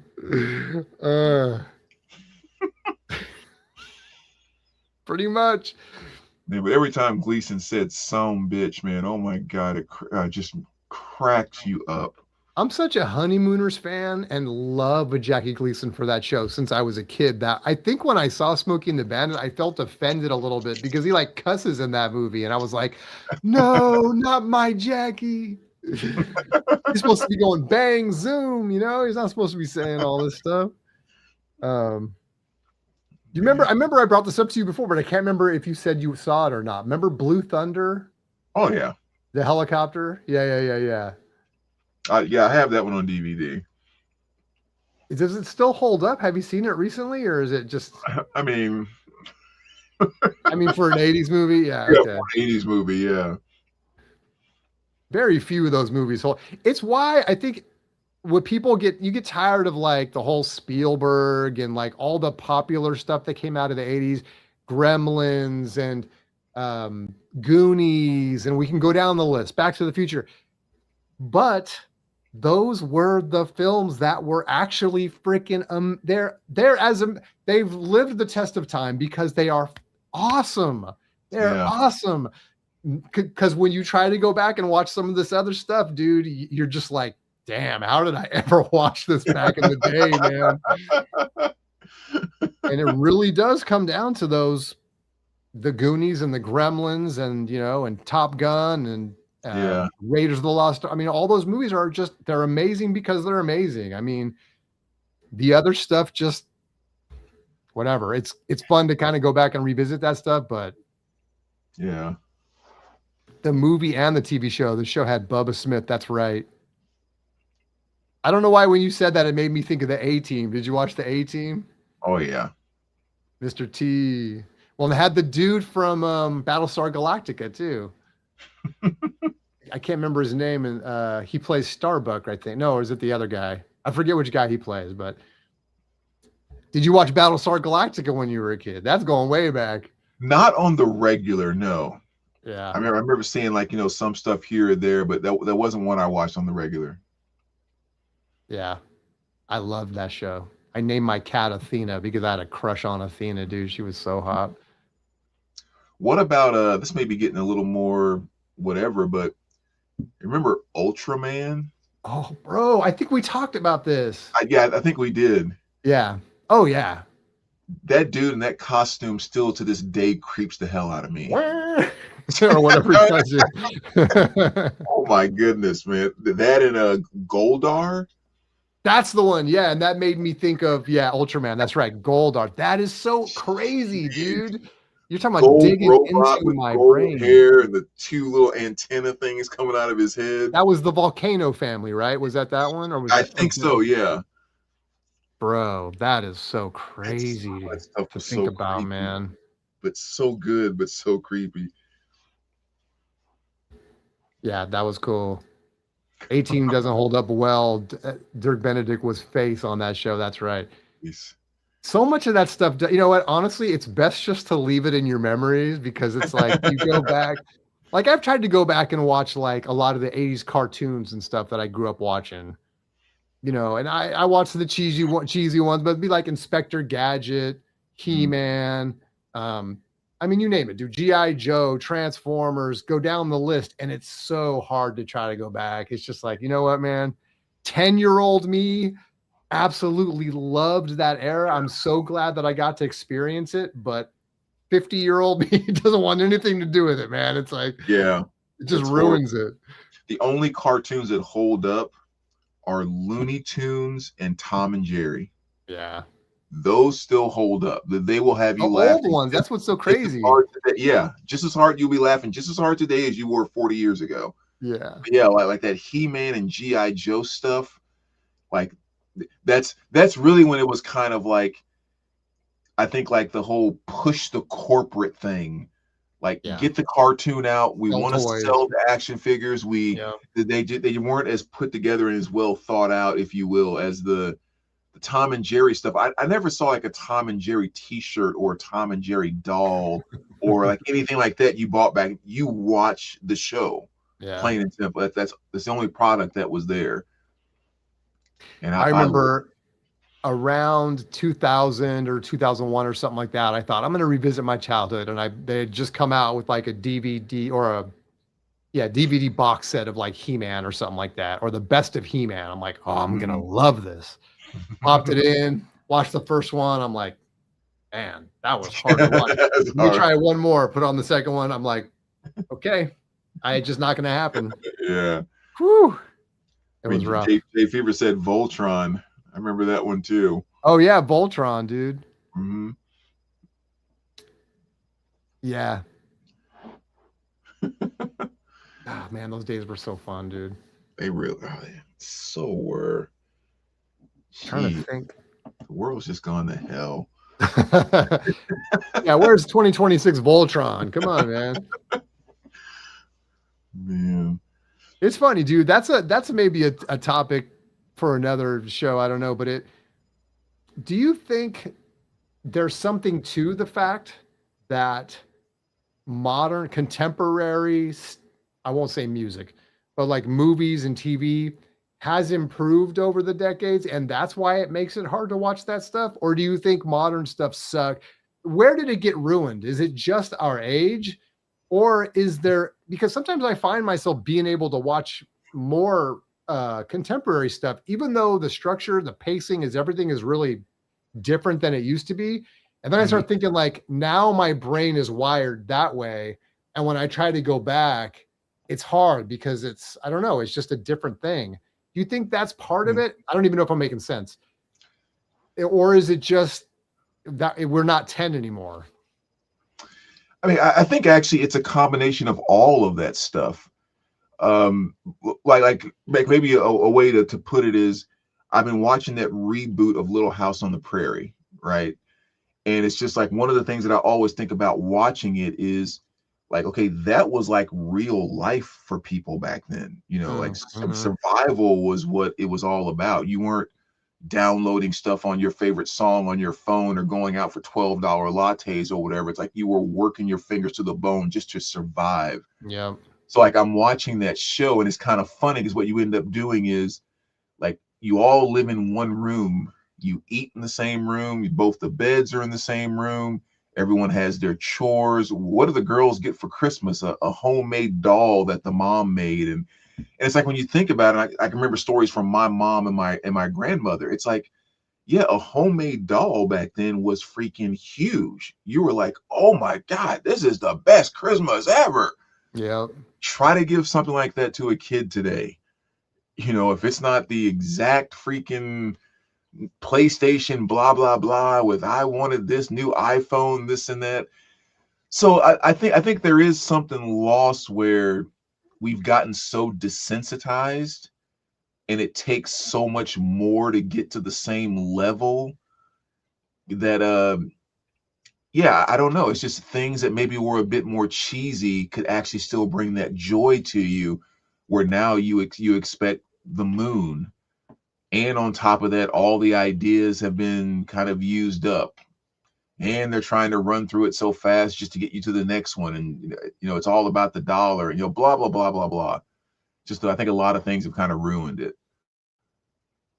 Yeah, I mean, I I don't know hate to if that, admit it, but I was an only child. We didn't have a lot of money, but then my mom always tried to like hook me up for holidays and stuff. So I guess my equivalent would be like the Atari, you know, and I got an Atari, and or it'd be some. So it's like my mom wasn't making stuff for me. She was buying stuff for me. And yeah, you kind of came to expect that a little bit, probably, right? It was like, you know, yeah, I want an Atari game or whatever, blah, blah. So I think even in our generation, I would say, oh, maybe it's worse now. I don't know. But I remember being that kid that was like, you know, I had my Christmas list all, you know, circled in the service merchandise catalog and everything, you know, hey, I want this boombox or whatever, you know. But that was yeah, pretty much when I'd get something, right? It was like it was birthday or Christmas. Like that was kind of right, it. right. And now it's like kids just think any and everything should be at their beck and call, like anytime they want it. And it's, I mean, 7-year-olds with cell phones. So I mean iPhones, you know. yeah, So it is a different world for sure. Johnny Fever brings up yeah, Mask. That was another one, dude. I think when we were younger, our imagination created stories with the toys. Today, there are no toys, so it's merely content and needs to be accessible to adults and kids and compete with tech. Yeah, yeah, definitely. I will say that is a great point, Johnny, because I think it's the attention span that has really changed, right? Because when we were kids, yeah, we were making up. I'd go to all I needed was a mound of dirt and a couple of GI Joes, and I was good for hours, man, yeah. making movies out of my head. And I wanted to be like a director, man, because I was like, oh, I want to make the next Star Wars, you know. And you would just dream stuff up all the time. You know, all you needed was you know, a blanket, and next thing you had a tent in your room and stuff. And yeah, Yeah. we didn't have that instant gratification like they do now. Like if we wanted a record, we had to save up and go buy it or ask someone to get it for us for a holiday. It wasn't like now where you just bust out your phone and you're streaming it within 2 seconds. So yeah, Yeah. definitely the instant gratification and the attention span has It's massively changed. it's so funny too. 'Cause I might have told this story on here before, but my ex-girlfriend had a kid, and he was like 13 at the time, 13 or 14. He was just going into high school. We were going to high school. And for Thanksgiving, we were going out to her father's place, and he kind of lived on like a farm. He was kind of out in the country. And of course, you know, I don't want to go. There's nothing to do out there. But you know what, you have to go. So we go out there, and he decides to fry a turkey, like deep fry a turkey or whatever. So he's doing it outside. So he has this fire going, and I start playing in the fire. Long story short, he grabs this stick and he starts playing in the fire too. And then the next thing you know, it's like, you know, we're trying to put mother sticks on fire, like making smoke. And I actually turned to him and I said, do you realize that for the past 2.5 hours, you've been standing out here playing with a stick? And he was kind of like, I know, but it's kind of fun. I was like, yes, that's exactly what you guys are missing in your life right now. You've been having this much fun with a stick, and you Yeah. would have never thought that in a million years. But that was our life every single day. Give me a buddy and a stick and a creek, and I'll see you before the sun goes down. Everybody needed a creek in the day, man. It was like, Man, the wonders of the little waterways. And Johnny says, as a kid, I pretended my bike was an F-14 and we played Top Gun, or we wore a sheet as a cape and I was Superman. 100%, dude. That was half the fun of Halloween, was just being able to dress up like your favorite superhero or whatever. And then, like, especially being able to wear it to school during the day where you just felt like you were Superman or Batman or Spider-Man or whatever, man. Yeah, those were the days. I mean, I told this before, dude. Like after I'd go see him, and we all did it, right? You'd go see a movie, and you'd come home, and you were that lead character for like at least a day, right? I'd go see. I remember doing it with Star Wars. I was walking around talking like R2D2 and C3PO and stuff, and I thought I was Han Solo. And then I remember doing it with Tron. I remember so well in my head. I loved the whole light cycle scene. And so I'd take the stick and I'd hold it out like I was turning into a light cycle and run around the backyard and stuff, man. Yeah, dude. It was just, I don't know, man. There were way less distractions. Like that stuff just stayed with you. Yeah. All right. I pulled up a list of 80s cartoons. A lot of these aren't ones I watched. We got to go back to the early 80s, I guess. Are you a My Little Brony by chance? Do you like My Little Pony? Have you heard that term? There's like a brony term. I never heard the brony. I think that right. That's like the new thing, right? With people getting into My Little. I think that's what it is called. Oh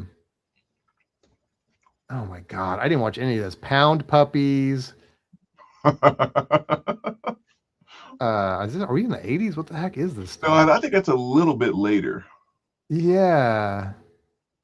Oh, that's like the top. I'm on like number 20. Finally, we got to DuckTales, which that didn't come out to 87. I was already a little old for DuckTales, I think. I didn't really watch that as much. Alf, I did watch Alf on TV. Not the cartoon, but I'd watch the show on TV. God, that was horrible. That was so horrible. The Real Ghostbusters. I loved that show, man, because I love the Ghostbusters so much. Josie and the Pussycats. I don't remember watching that. Alvin and the Chipmunks. I think everybody watched that show. Yeah. Dungeons and Dragons, dude. I'm gonna say Dungeons and Dragons. I loved that show, and they came out. It was like 2 seasons or something, 83 to 85. That is one that I can go back and watch. I know that's making I'm really saying something, but it's like I liked that show, man. It was so cool. I never watched that one. We already said He-Man, G.I. Joe, Transformers, Voltron, I think was said. Thundercats. That was a good one. Did you ever watch that? Yeah, I remember Thundercats. At least at the time, I remember. Teenage Mutant Ninja Turtles, man. I think that's one I could probably go back and watch. I loved that show. I never liked that one. I never got into the Ninja Turtles things, period. The cartoon, the movies, the whole, for some reason, that it just never captured me. I don't know why. It just didn't. Johnny, my dad took us to see Batman in '89, immediately drove his car like a Batmobile that freaked us out. Oh, I still love that movie. The first Batman, dude. Oh, Michael Keaton is so good. Yeah, I haven't seen that one in a while. The first couple of Batman Returns is so good. Yes, Snorks, Shirt Tails, I don't remember. Chipmunks, yes. Yeah, Snorks and Smurfs, both of those, man. I watched those things. Jeez. That's also one that hasn't stood the test of time. I was going to say, I've recently watched a few. Did you? Yeah, it's horrible. I can't imagine. And maybe it's not a cartoon, but what about it was on HBO, Fraggle Rock. Oh yeah. I liked watching that. So many of these. I'm surprised how many shows there are. Like Smurfs is like number 57. There's just so much stuff that I didn't watch that came in this list. The Jetsons and the Flintstones. I guess they got together in the 80s too. But I remember the original ones. Yeah, those are classics. Silverhawks, yeah, I liked that at the time. Anything that was kind of like science fiction, I really liked. Scooby-Doo. Yeah, that's definitely. I thought I was gonna find out. This list is kind of bad. I don't know why. I'm just looking through a bunch of stuff that's. I need to find a better list. Inspector Gadget. I haven't even seen Inspector Gadget yet, and I'm on the first 100. Inspector Gadget was awesome, dude. I loved that show. That was another one I didn't get into too much. Oh, really? I used to. I felt like, at least in my own head, I could talk like Inspector Gadget, you know, and stuff. And so in school, like, yeah, as an idiot, I would just talk to kids like that. If I didn't know them, I'd pretend like that's how I actually talked. This is a little bit off subject, but the Inspector Gadget thing is making me think about it. Have you ever seen the movie The Man Who Knew Too Little? The Man Who Knew Too Little? Yeah. I don't think so. Who's the big famous actor from like from Stripes? Oh, Bill Murray? Bill Murray. If you haven't seen it, you need to go watch that movie. It is, I mean, it came out like back in probably the 90s or something like that. But I don't know why the Inspector Gadget made me think about it. All right, yeah, I don't think I've seen that. Okay. Because Bill Murray is like a little brother who's not slow, but he's just kind of like not very aware of what he does and things like that nature. And his brother is like a big business guy, and he has this huge business deal he's trying to close or whatever. And Bill Murray comes to visit him in London, and he's like, I just need to get rid of him for like a day so I can finish this deal. Then I can. So what he does is he sets him up on this real life adventure thing where you pay and you get to go out and be a spy, and it's all choreographed, but like, you pay for this experience. Well, he happens to go into the wrong room and gets locked into an actual real spy thing. Oh, whoa. But the whole time he thinks he's on a show and he thinks everything is fake. Oh, really? But it's real. Yeah. Okay, yeah. That's So an old plot line. Yeah, that's Yeah. cool though. But it's just hilarious because everybody around him thinks he's this amazing spy because of all this stuff he's pulling off. But the whole time he just thinks he's in a little set show, and it's pretty freaking hilarious. I have to check that. I've never even heard of that. I need to check that. I'm looking at it right here. What's crazy? Okay, so 1997 that came out. 97. Okay. Somewhere along the way you were talking, it reminded me of a movie. I was going to ask you if you've seen it, and so I'm typing it in, and it also came out in 1997. So that's kind of creepy.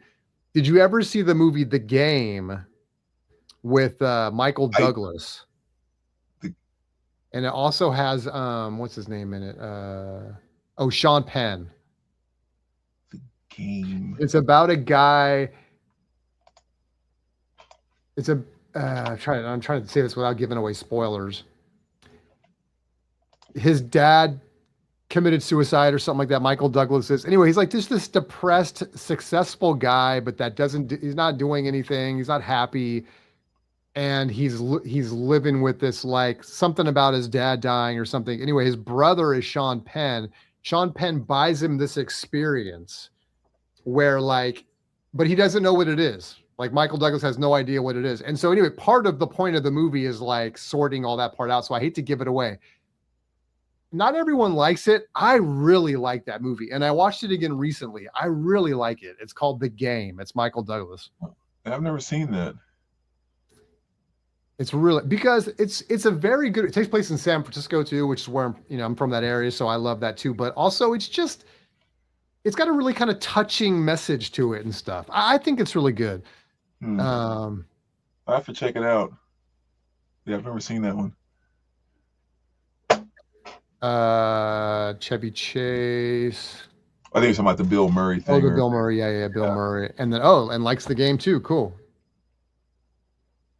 Yeah, I'd say, I don't know.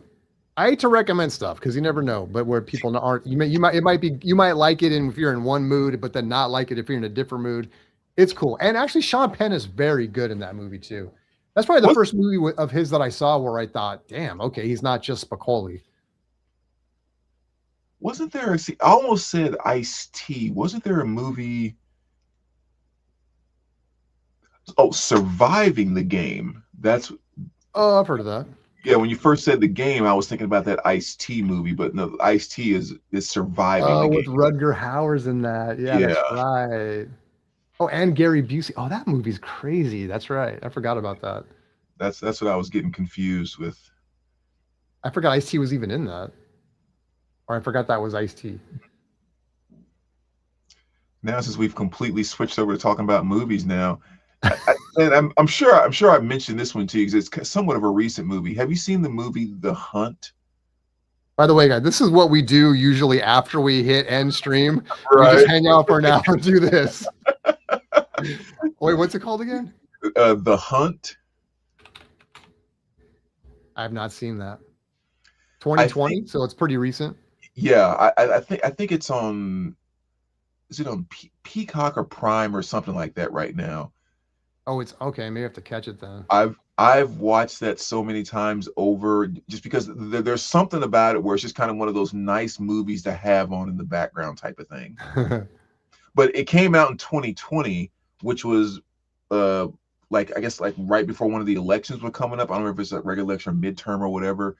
And they actually kind of held it back because of that. Because the basic plot of the movie is there's like some very, very rich, powerful liberals that were texting about like just some negative stuff about conservatives.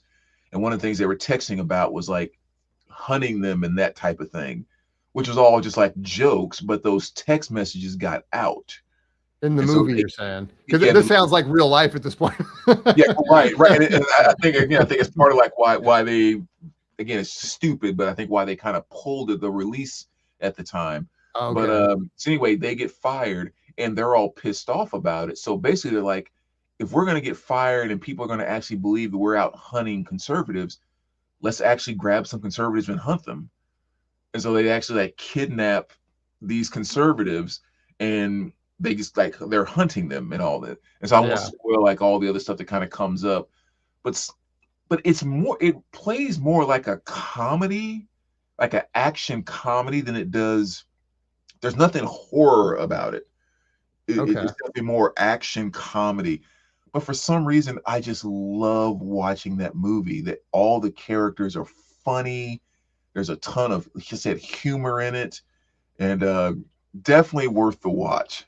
I thought this was like Uma Thurman. She's like her face is all beat up on the thing, but it's no, it's not her. It's actually some chick I never really heard Betty of. Gilpin or something. Is that her? I guess Hilary Swank is in it.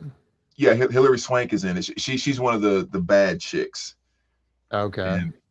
But yeah, I mean, she plays a great role, and the main girl that's supposed to be like, you know, the main one on the good side she plays the role so well. Like, so yeah, definitely worth the watch. I've watched that movie so many times. I don't know why I like it so much, but I love it.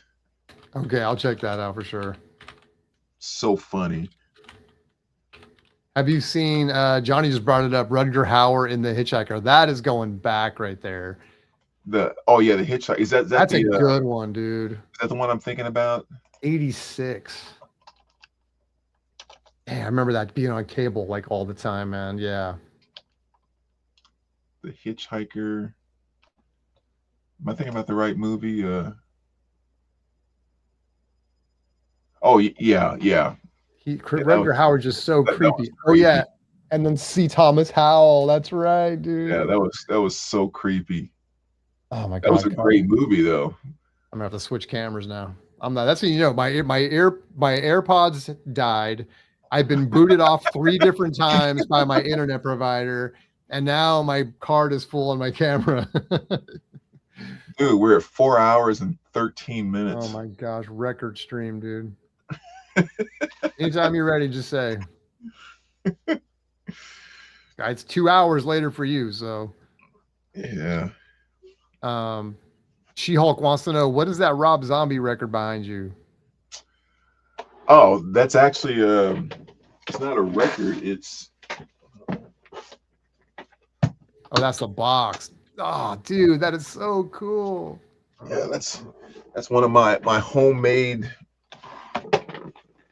cases. So I'm so curious. I was not going to ask because I thought, well, maybe one day I'll come over to your house and I'll be able to see this stuff in real life. But I got to ask, how do you make that stuff? Is it like, it almost looks like cut out tape or something, or do you draw it on there? Or? No, in most cases, it's like stickers. Okay. Yeah, it's like this was a blue colored box. Yeah, you can actually kind of see on the, I don't know if you can see it that well, like on the edges there, it was that color blue. So I just like spray painted it orange, and then I spray painted the top and the sides black. Uh-huh. And then, yeah, from that point, man, it's just like I'm on eBay and places just looking at stickers and coming up with ideas about how to decorate. And that's basically what I came up with, was kind of that right there. And then, of course, you got, I kind of show all the albums that are in there real quick. You got that bad boy. Oops. I don't know what you're doing over there, but I'm just going to show some zombie records until, I'm sorry about the glare there, guys. I'm trying to make more space. And then, of course, Then I showed a bad thumbnail. Later on. You got Educated Horses. Oh yeah, that's a good one. Yeah. So are those all? So these have all been reissued, I guess. Some of these are reissued, some are OGs. Nice. But like that's actually an OG there too. That's an OG? No way, Yeah. dude. Yeah, those are some of the ones I bought early, man. I think I paid like $10 a piece for those. Oof. And you got Hellbilly Deluxe 2. Oh, that's cool. Is that like a single or something? No, that was his release from what year was that? 2012, I think. Oh, I've never seen that. Yeah, he kind of had some that came out under the radar. I've never seen that. I guess I don't. Yeah. Yeah, I know it's popular stuff, I guess, more, or the stuff that came out like in Yeah. the late 90s, early 2000s. Yeah, this is 2013 release. Do you have any White Zombie? Did I miss it? Did you show White Zombie too? Yeah, White Zombies at the very beginning. I'll pull it back out here though for in a second. Yeah, all these are studio albums. Oh, that is sick, dude.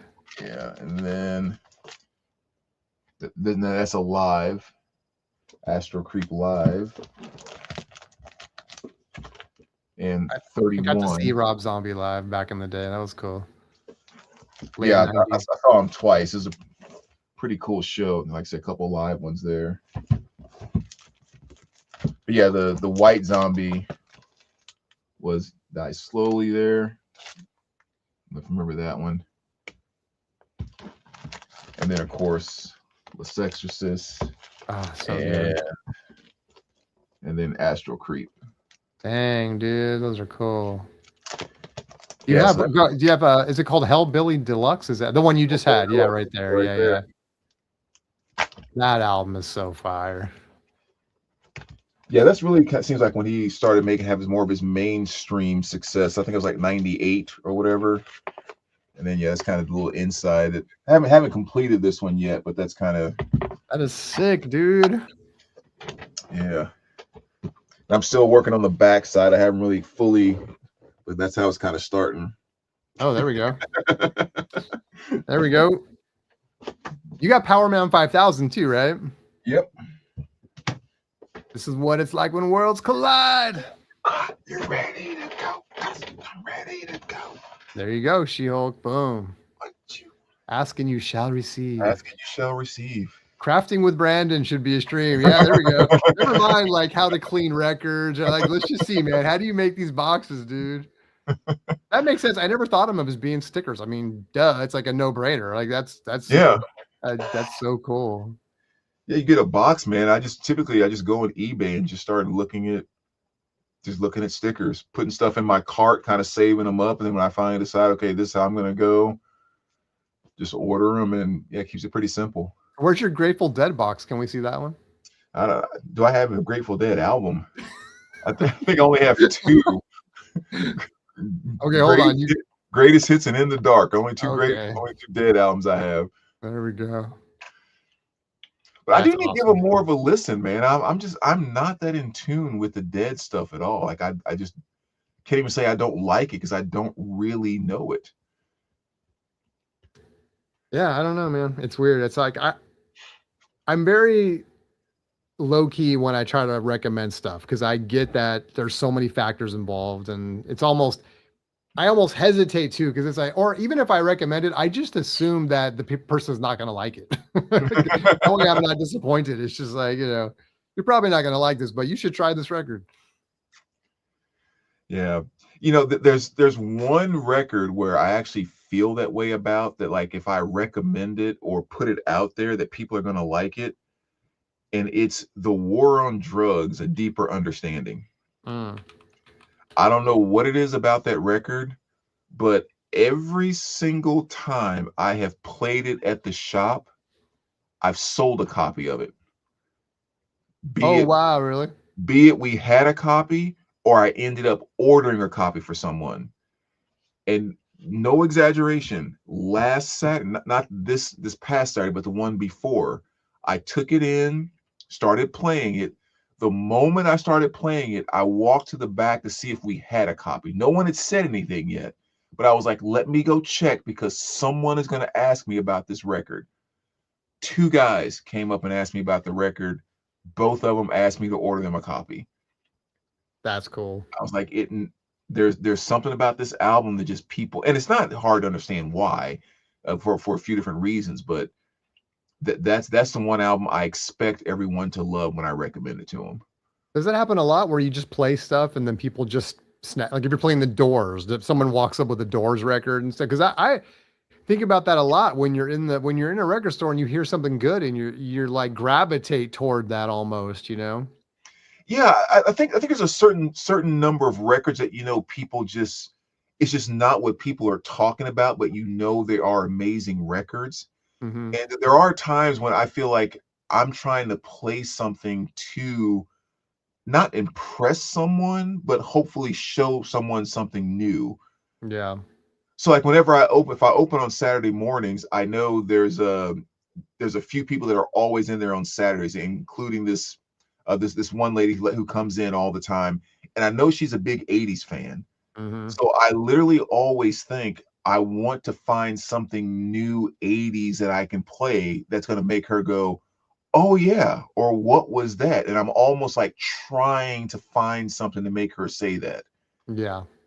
And then my boy Scott that's always in there, he's such a huge old school R&B fan. So same thing there. I'm trying to find some old 60 or 70 something to play that maybe he hasn't heard of. And I'll tell him that. Like, I'm actually trying to impress you. Like I'm trying to find something that, because it's just fun to play around with. It's good if you know somebody's wheelhouse, yeah. Then Right. you can kind of right. So yeah, there's nothing you take more pride in than playing something and somebody going, "What is that, dude?" But I know I've sold at least 7 to 8 copies of that War on Drugs, Deeper Understanding, easily, just by playing it. That's crazy. So good.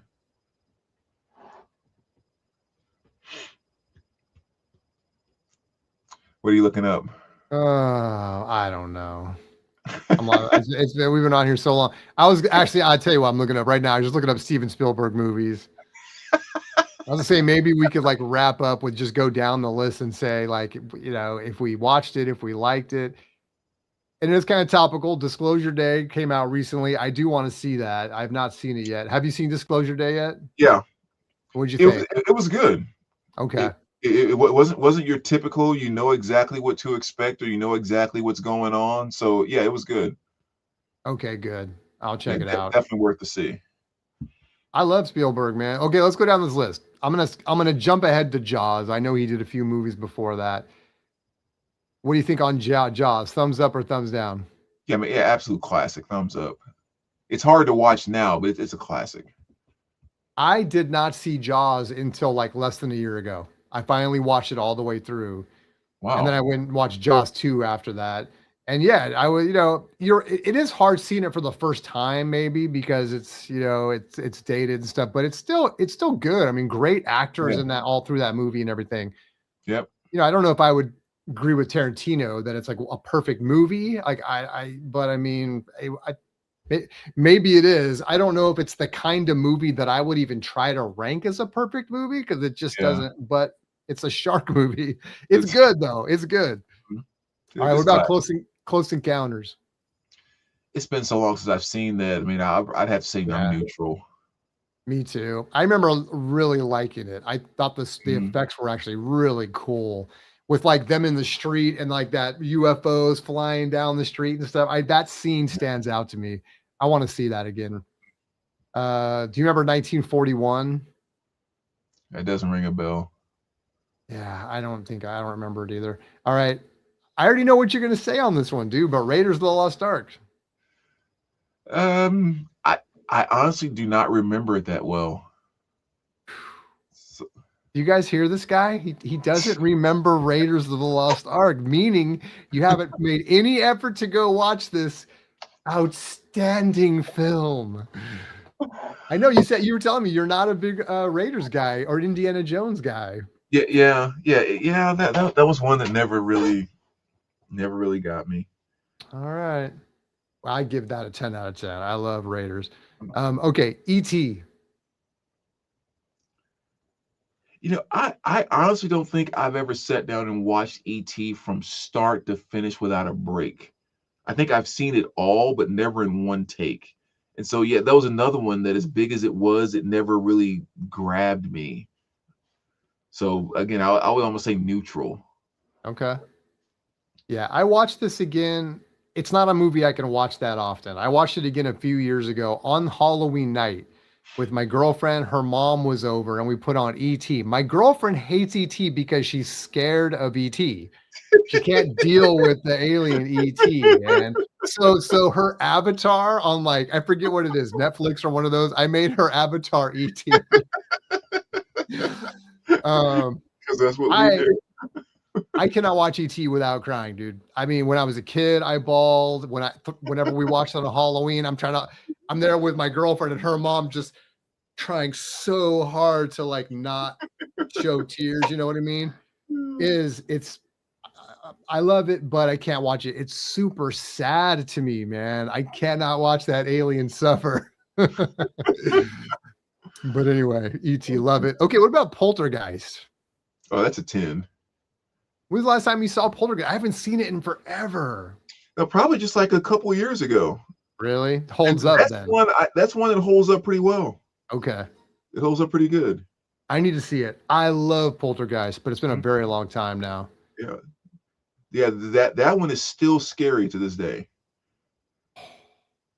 So many great scenes and the tree Yeah. coming through the window and everything. Yeah, It's like, freaking man. clown and all that stuff. Oh, the Yeah. clown. Ooh. I think about like when the guy goes in the bathroom and his face is melting and stuff. That is freaky, dude. Yeah, that movie was a little bit ahead of its time for sure. Yeah. I guess the graveyard was like real skeletons or something I read. I'm pretty sure like remember when the coffins are like popping out of the backyard and stuff? Uh-huh. That movie's crazy. Johnny got Mac and Me, one of the worst in the 80s. I don't remember that. I have to look it up. E.T. was the only time I saw my dad cry. The ending destroyed him emotionally. Bro, you go from white E.T. dying and being ripped away from Elliot and all this, and I'm just like, no, to riding the bike and then being torn away from the kid once again, now to go back home, and it's the music from John Williams. I'm bawling, trying not to. Bro, that movie just breaks me every time too, man. All right, How do you watch something like that and not break? I gotta go sit and watch it. Okay, Poltergeist, fantastic, 10 out of 10. Twilight Zone, the movie, you remember that one? Oh, 10 out of 10. Yeah, that's a good one too. Yeah. You want to see something scary? Isn't that what he says in that movie? Yeah. Are you sure it's really scary? That's all, Ethel. Oh yeah, that's a good one. Yeah, that was creepy. I know Indiana Jones and Temple of Doom. I mean, I'll ask you, even though I think I know what you're gonna say. Yeah, neutral. I'm one of the people. I think there's two camps. There's camps that rule this one out completely. They like the first and the third one, and there's camps that really like Temple of Doom. I'm in that camp. I love this movie, man. It's really harkens back. It's the one of the three that really takes a book out of like those old magazines from the 30s that would had like voodoo and all this weird stuff going on, and that movie really nails that. And so I love the second one. I think it's so good. Color Purple. Oh, as much as I hate Whoopi Goldberg, legendary. That movie should have beat, was it On Golden Pond or Out of Africa? It's one of those two movies. It should have beat that for movie of the year that year. I'm embarrassed to say I've never actually watched Color Purple all the way through. I Oh, need to watch it. so good. So well done. All right, I'll check it out. Like I said, that hurts because I hate Whoopi Goldberg so much, but I got to give her amazing props for her performance in that movie. Well, like when one of the main characters is someone that you don't, or actors, or someone you don't like, and you still like the movie, that says a lot. Yeah, she killed it. Danny Glover was fantastic in it. Just perfect movie. Yeah. All right, it's going on my list. All right, what about The Goonies? Oh hell yeah. Yes. 10 plus. I got to see that one again too. Like, I mean, I've seen it a bunch of times, but it's been a long time, and it's so good, dude. So fun. Empire of the Sun. I've never seen that one. Have you ever seen that? Wasn't that like based over in China or something I like think that? it's like a World War II movie or something, is it? Or Yeah. I haven't actually seen that all the way through, so I can't say anything about that one. Yeah, I've never seen it. So I guess I'm neutral. All right, Indiana Jones and the Last Crusade. Name neutral. With Sean Connery's in that too, so it's for Sean Connery fans. It's really good. I've never even heard of this movie. Have you heard of a movie called Always? John Goodman's in it. Doesn't ring a bell. I've never seen that. Always 1989. Yeah, it's not ringing a bell at all. I have no idea.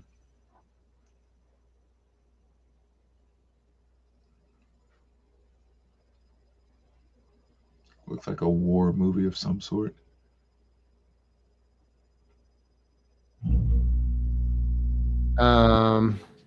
Okay, what about Hook? That's not one I remember watching. I don't think I've seen that one either, and I don't know how I missed that one, man. Robin Williams and everything. It's like that's in my wheelhouse. I need to watch this. Yeah, I mean, I remember it was pretty big back in the day, but yeah, I don't think I saw that. I don't know how I missed it. 1991. Yeah. Okay, next up, Jurassic Park. Oh yeah, I mean, absolute 10 out of 10. That was that's one of those where you see it for the first time and it's like your brain's just blows up. You can't believe what you're seeing. Schindler's List. I've never seen that, dude. I know it's crazy. Dude, gotta well watch now that. I don't really like watching depressing things right now, so I don't know if I'm probably not going to see this one. So I should have watched it in '93 when it came out. Yeah, if you don't like depressing things, you definitely don't want to watch it. But I mean, yeah, very powerful movie. So powerful. Johnny says, Kristen Bale, a kid in Empire of the Sun. Oh, really? That's cool. And then Always was about firefighting planes. Oh, okay. Wow. Yeah, I've never seen those. Okay, then there's The Lost World, Jurassic Park 2. I don't remember. I remember I loved the first one so much, but then I didn't really keep up with the whole series or anything. Yeah. I'm going to skip some of these. It's getting late. All right. We'll go to Saving Private Ryan. Legendary. 10 out of 10. AI, artificial intelligence. Have you seen that one? Actually, I do. I need to see the cover. I know I did see that. That was in 2001. Oh yeah, that was the one with that was probably like a 6. It's got Jude Law. Yeah. I was actually thinking about a different one based around AI. So yeah, that was. I think this was the first time I ever saw Jude Law was in this movie, in fact. Or no, maybe it was, I don't remember which one came out first, Sky Captain or this one, but I really like Jude Law. This is another one of those movies, man, where it's hard not to tear up. But and that's the whole point, right? Is make you care about a robot kid. But I thought it was really good, actually. I think it's really well done. There's some. I'm not saying it's perfect, but it's interesting all the way through, and it's got some great concepts and stuff. Yeah. I enjoyed it. Minority Report. Now we're talking Tom Cruise. Yeah, that was actually good. That was like something kind of creative and new, a little bit different than all the other stuff that was out at the time. So yeah, that was, especially at the time, that was a 10. I watched this one again recently. Yeah, this is really good. I like this from the Philip K. Dick story. So anything, I think any movie that they make from a Philip K. Dick story is always ends up being really good. Catch Me If You Can, Leonardo and Tom Hanks. I don't know. I saw bits and pieces of that, but never Oh, grabbed really? it, even want to finish watching it. Yeah. Oh, okay. So I I thought don't this know. one was pretty good. It's got some great parts. Did you ever see The Terminal? Is that with Tom Hanks? Yeah, and Catherine Zeta-Jones. Yeah, no, I never saw that one. Me either. Okay, War of the Worlds, another Tom Cruise. That was good. I don't think I finished this. I tried to watch it recently. It's cool though. I want to watch it.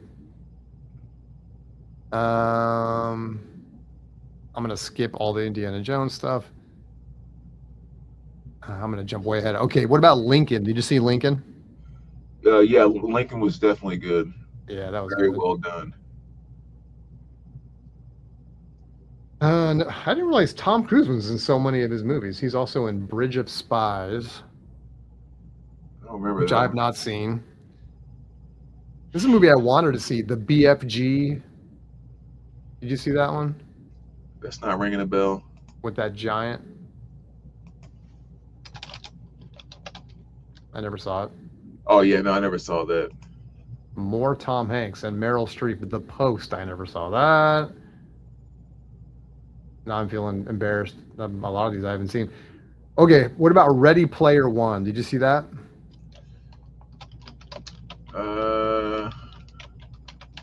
Is that the one where they have to play the live game?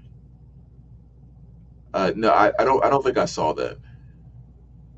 Yeah, it's like it is game. Yeah, there's a lot of they are playing games. Yeah, to try to like, I don't remember all the details. This guy leaves a key or something that they have to try to find. He just died. He built this whole world, and they have to go into this. It's like a virtual reality thing. Okay, yeah, no, I haven't seen that one. I'm thinking of a different movie. And it has a ton of like 80s culture all throughout it and stuff. All right, that's it. That Disclosure Day. And you said you liked Disclosure Day. Yeah, Disclosure Day was really good. All right, I got to check it out. I need to see Michael too. I know what's going to end up happening. I'm not going to see either one, and I'll have to catch them when they come on streaming. Have you seen Obsessed? No, I need to see that too. Yeah, that's again for such a low budget movie. I mean, I think they made it for like $750,000. Is it Obsession? Is that what it's called? Is it Obsession or Obsessed? Obsession, I think. It's actually streaming right now. I don't remember if it was. I think it just Netflix started. or- Yeah. but you can actually just stream it now too. But for such a low budget movie, very well done, very good. Got to be Obsession, right? 2026 horror romance. Yeah. It's got to be Yeah. Obsession. Definitely, Cool. definitely worth a watch. That was good. All right, maybe I'll catch this one before we meet again. Yeah. Good stuff. Raheem in the mix. Damn it, son, I've been listening to the Cramps all day after a Betty Page Fab Fest. Guess I missed a 5-hour Spins live stream. Yeah, bro. Man, it's been a long night. You can always hit rewind, but yeah, we're calling it. It's like 10 reasons to get addicted to vinyl. 4 hours of it has nothing to do with vinyl. Yeah, that lasted like 35 minutes, I think, and then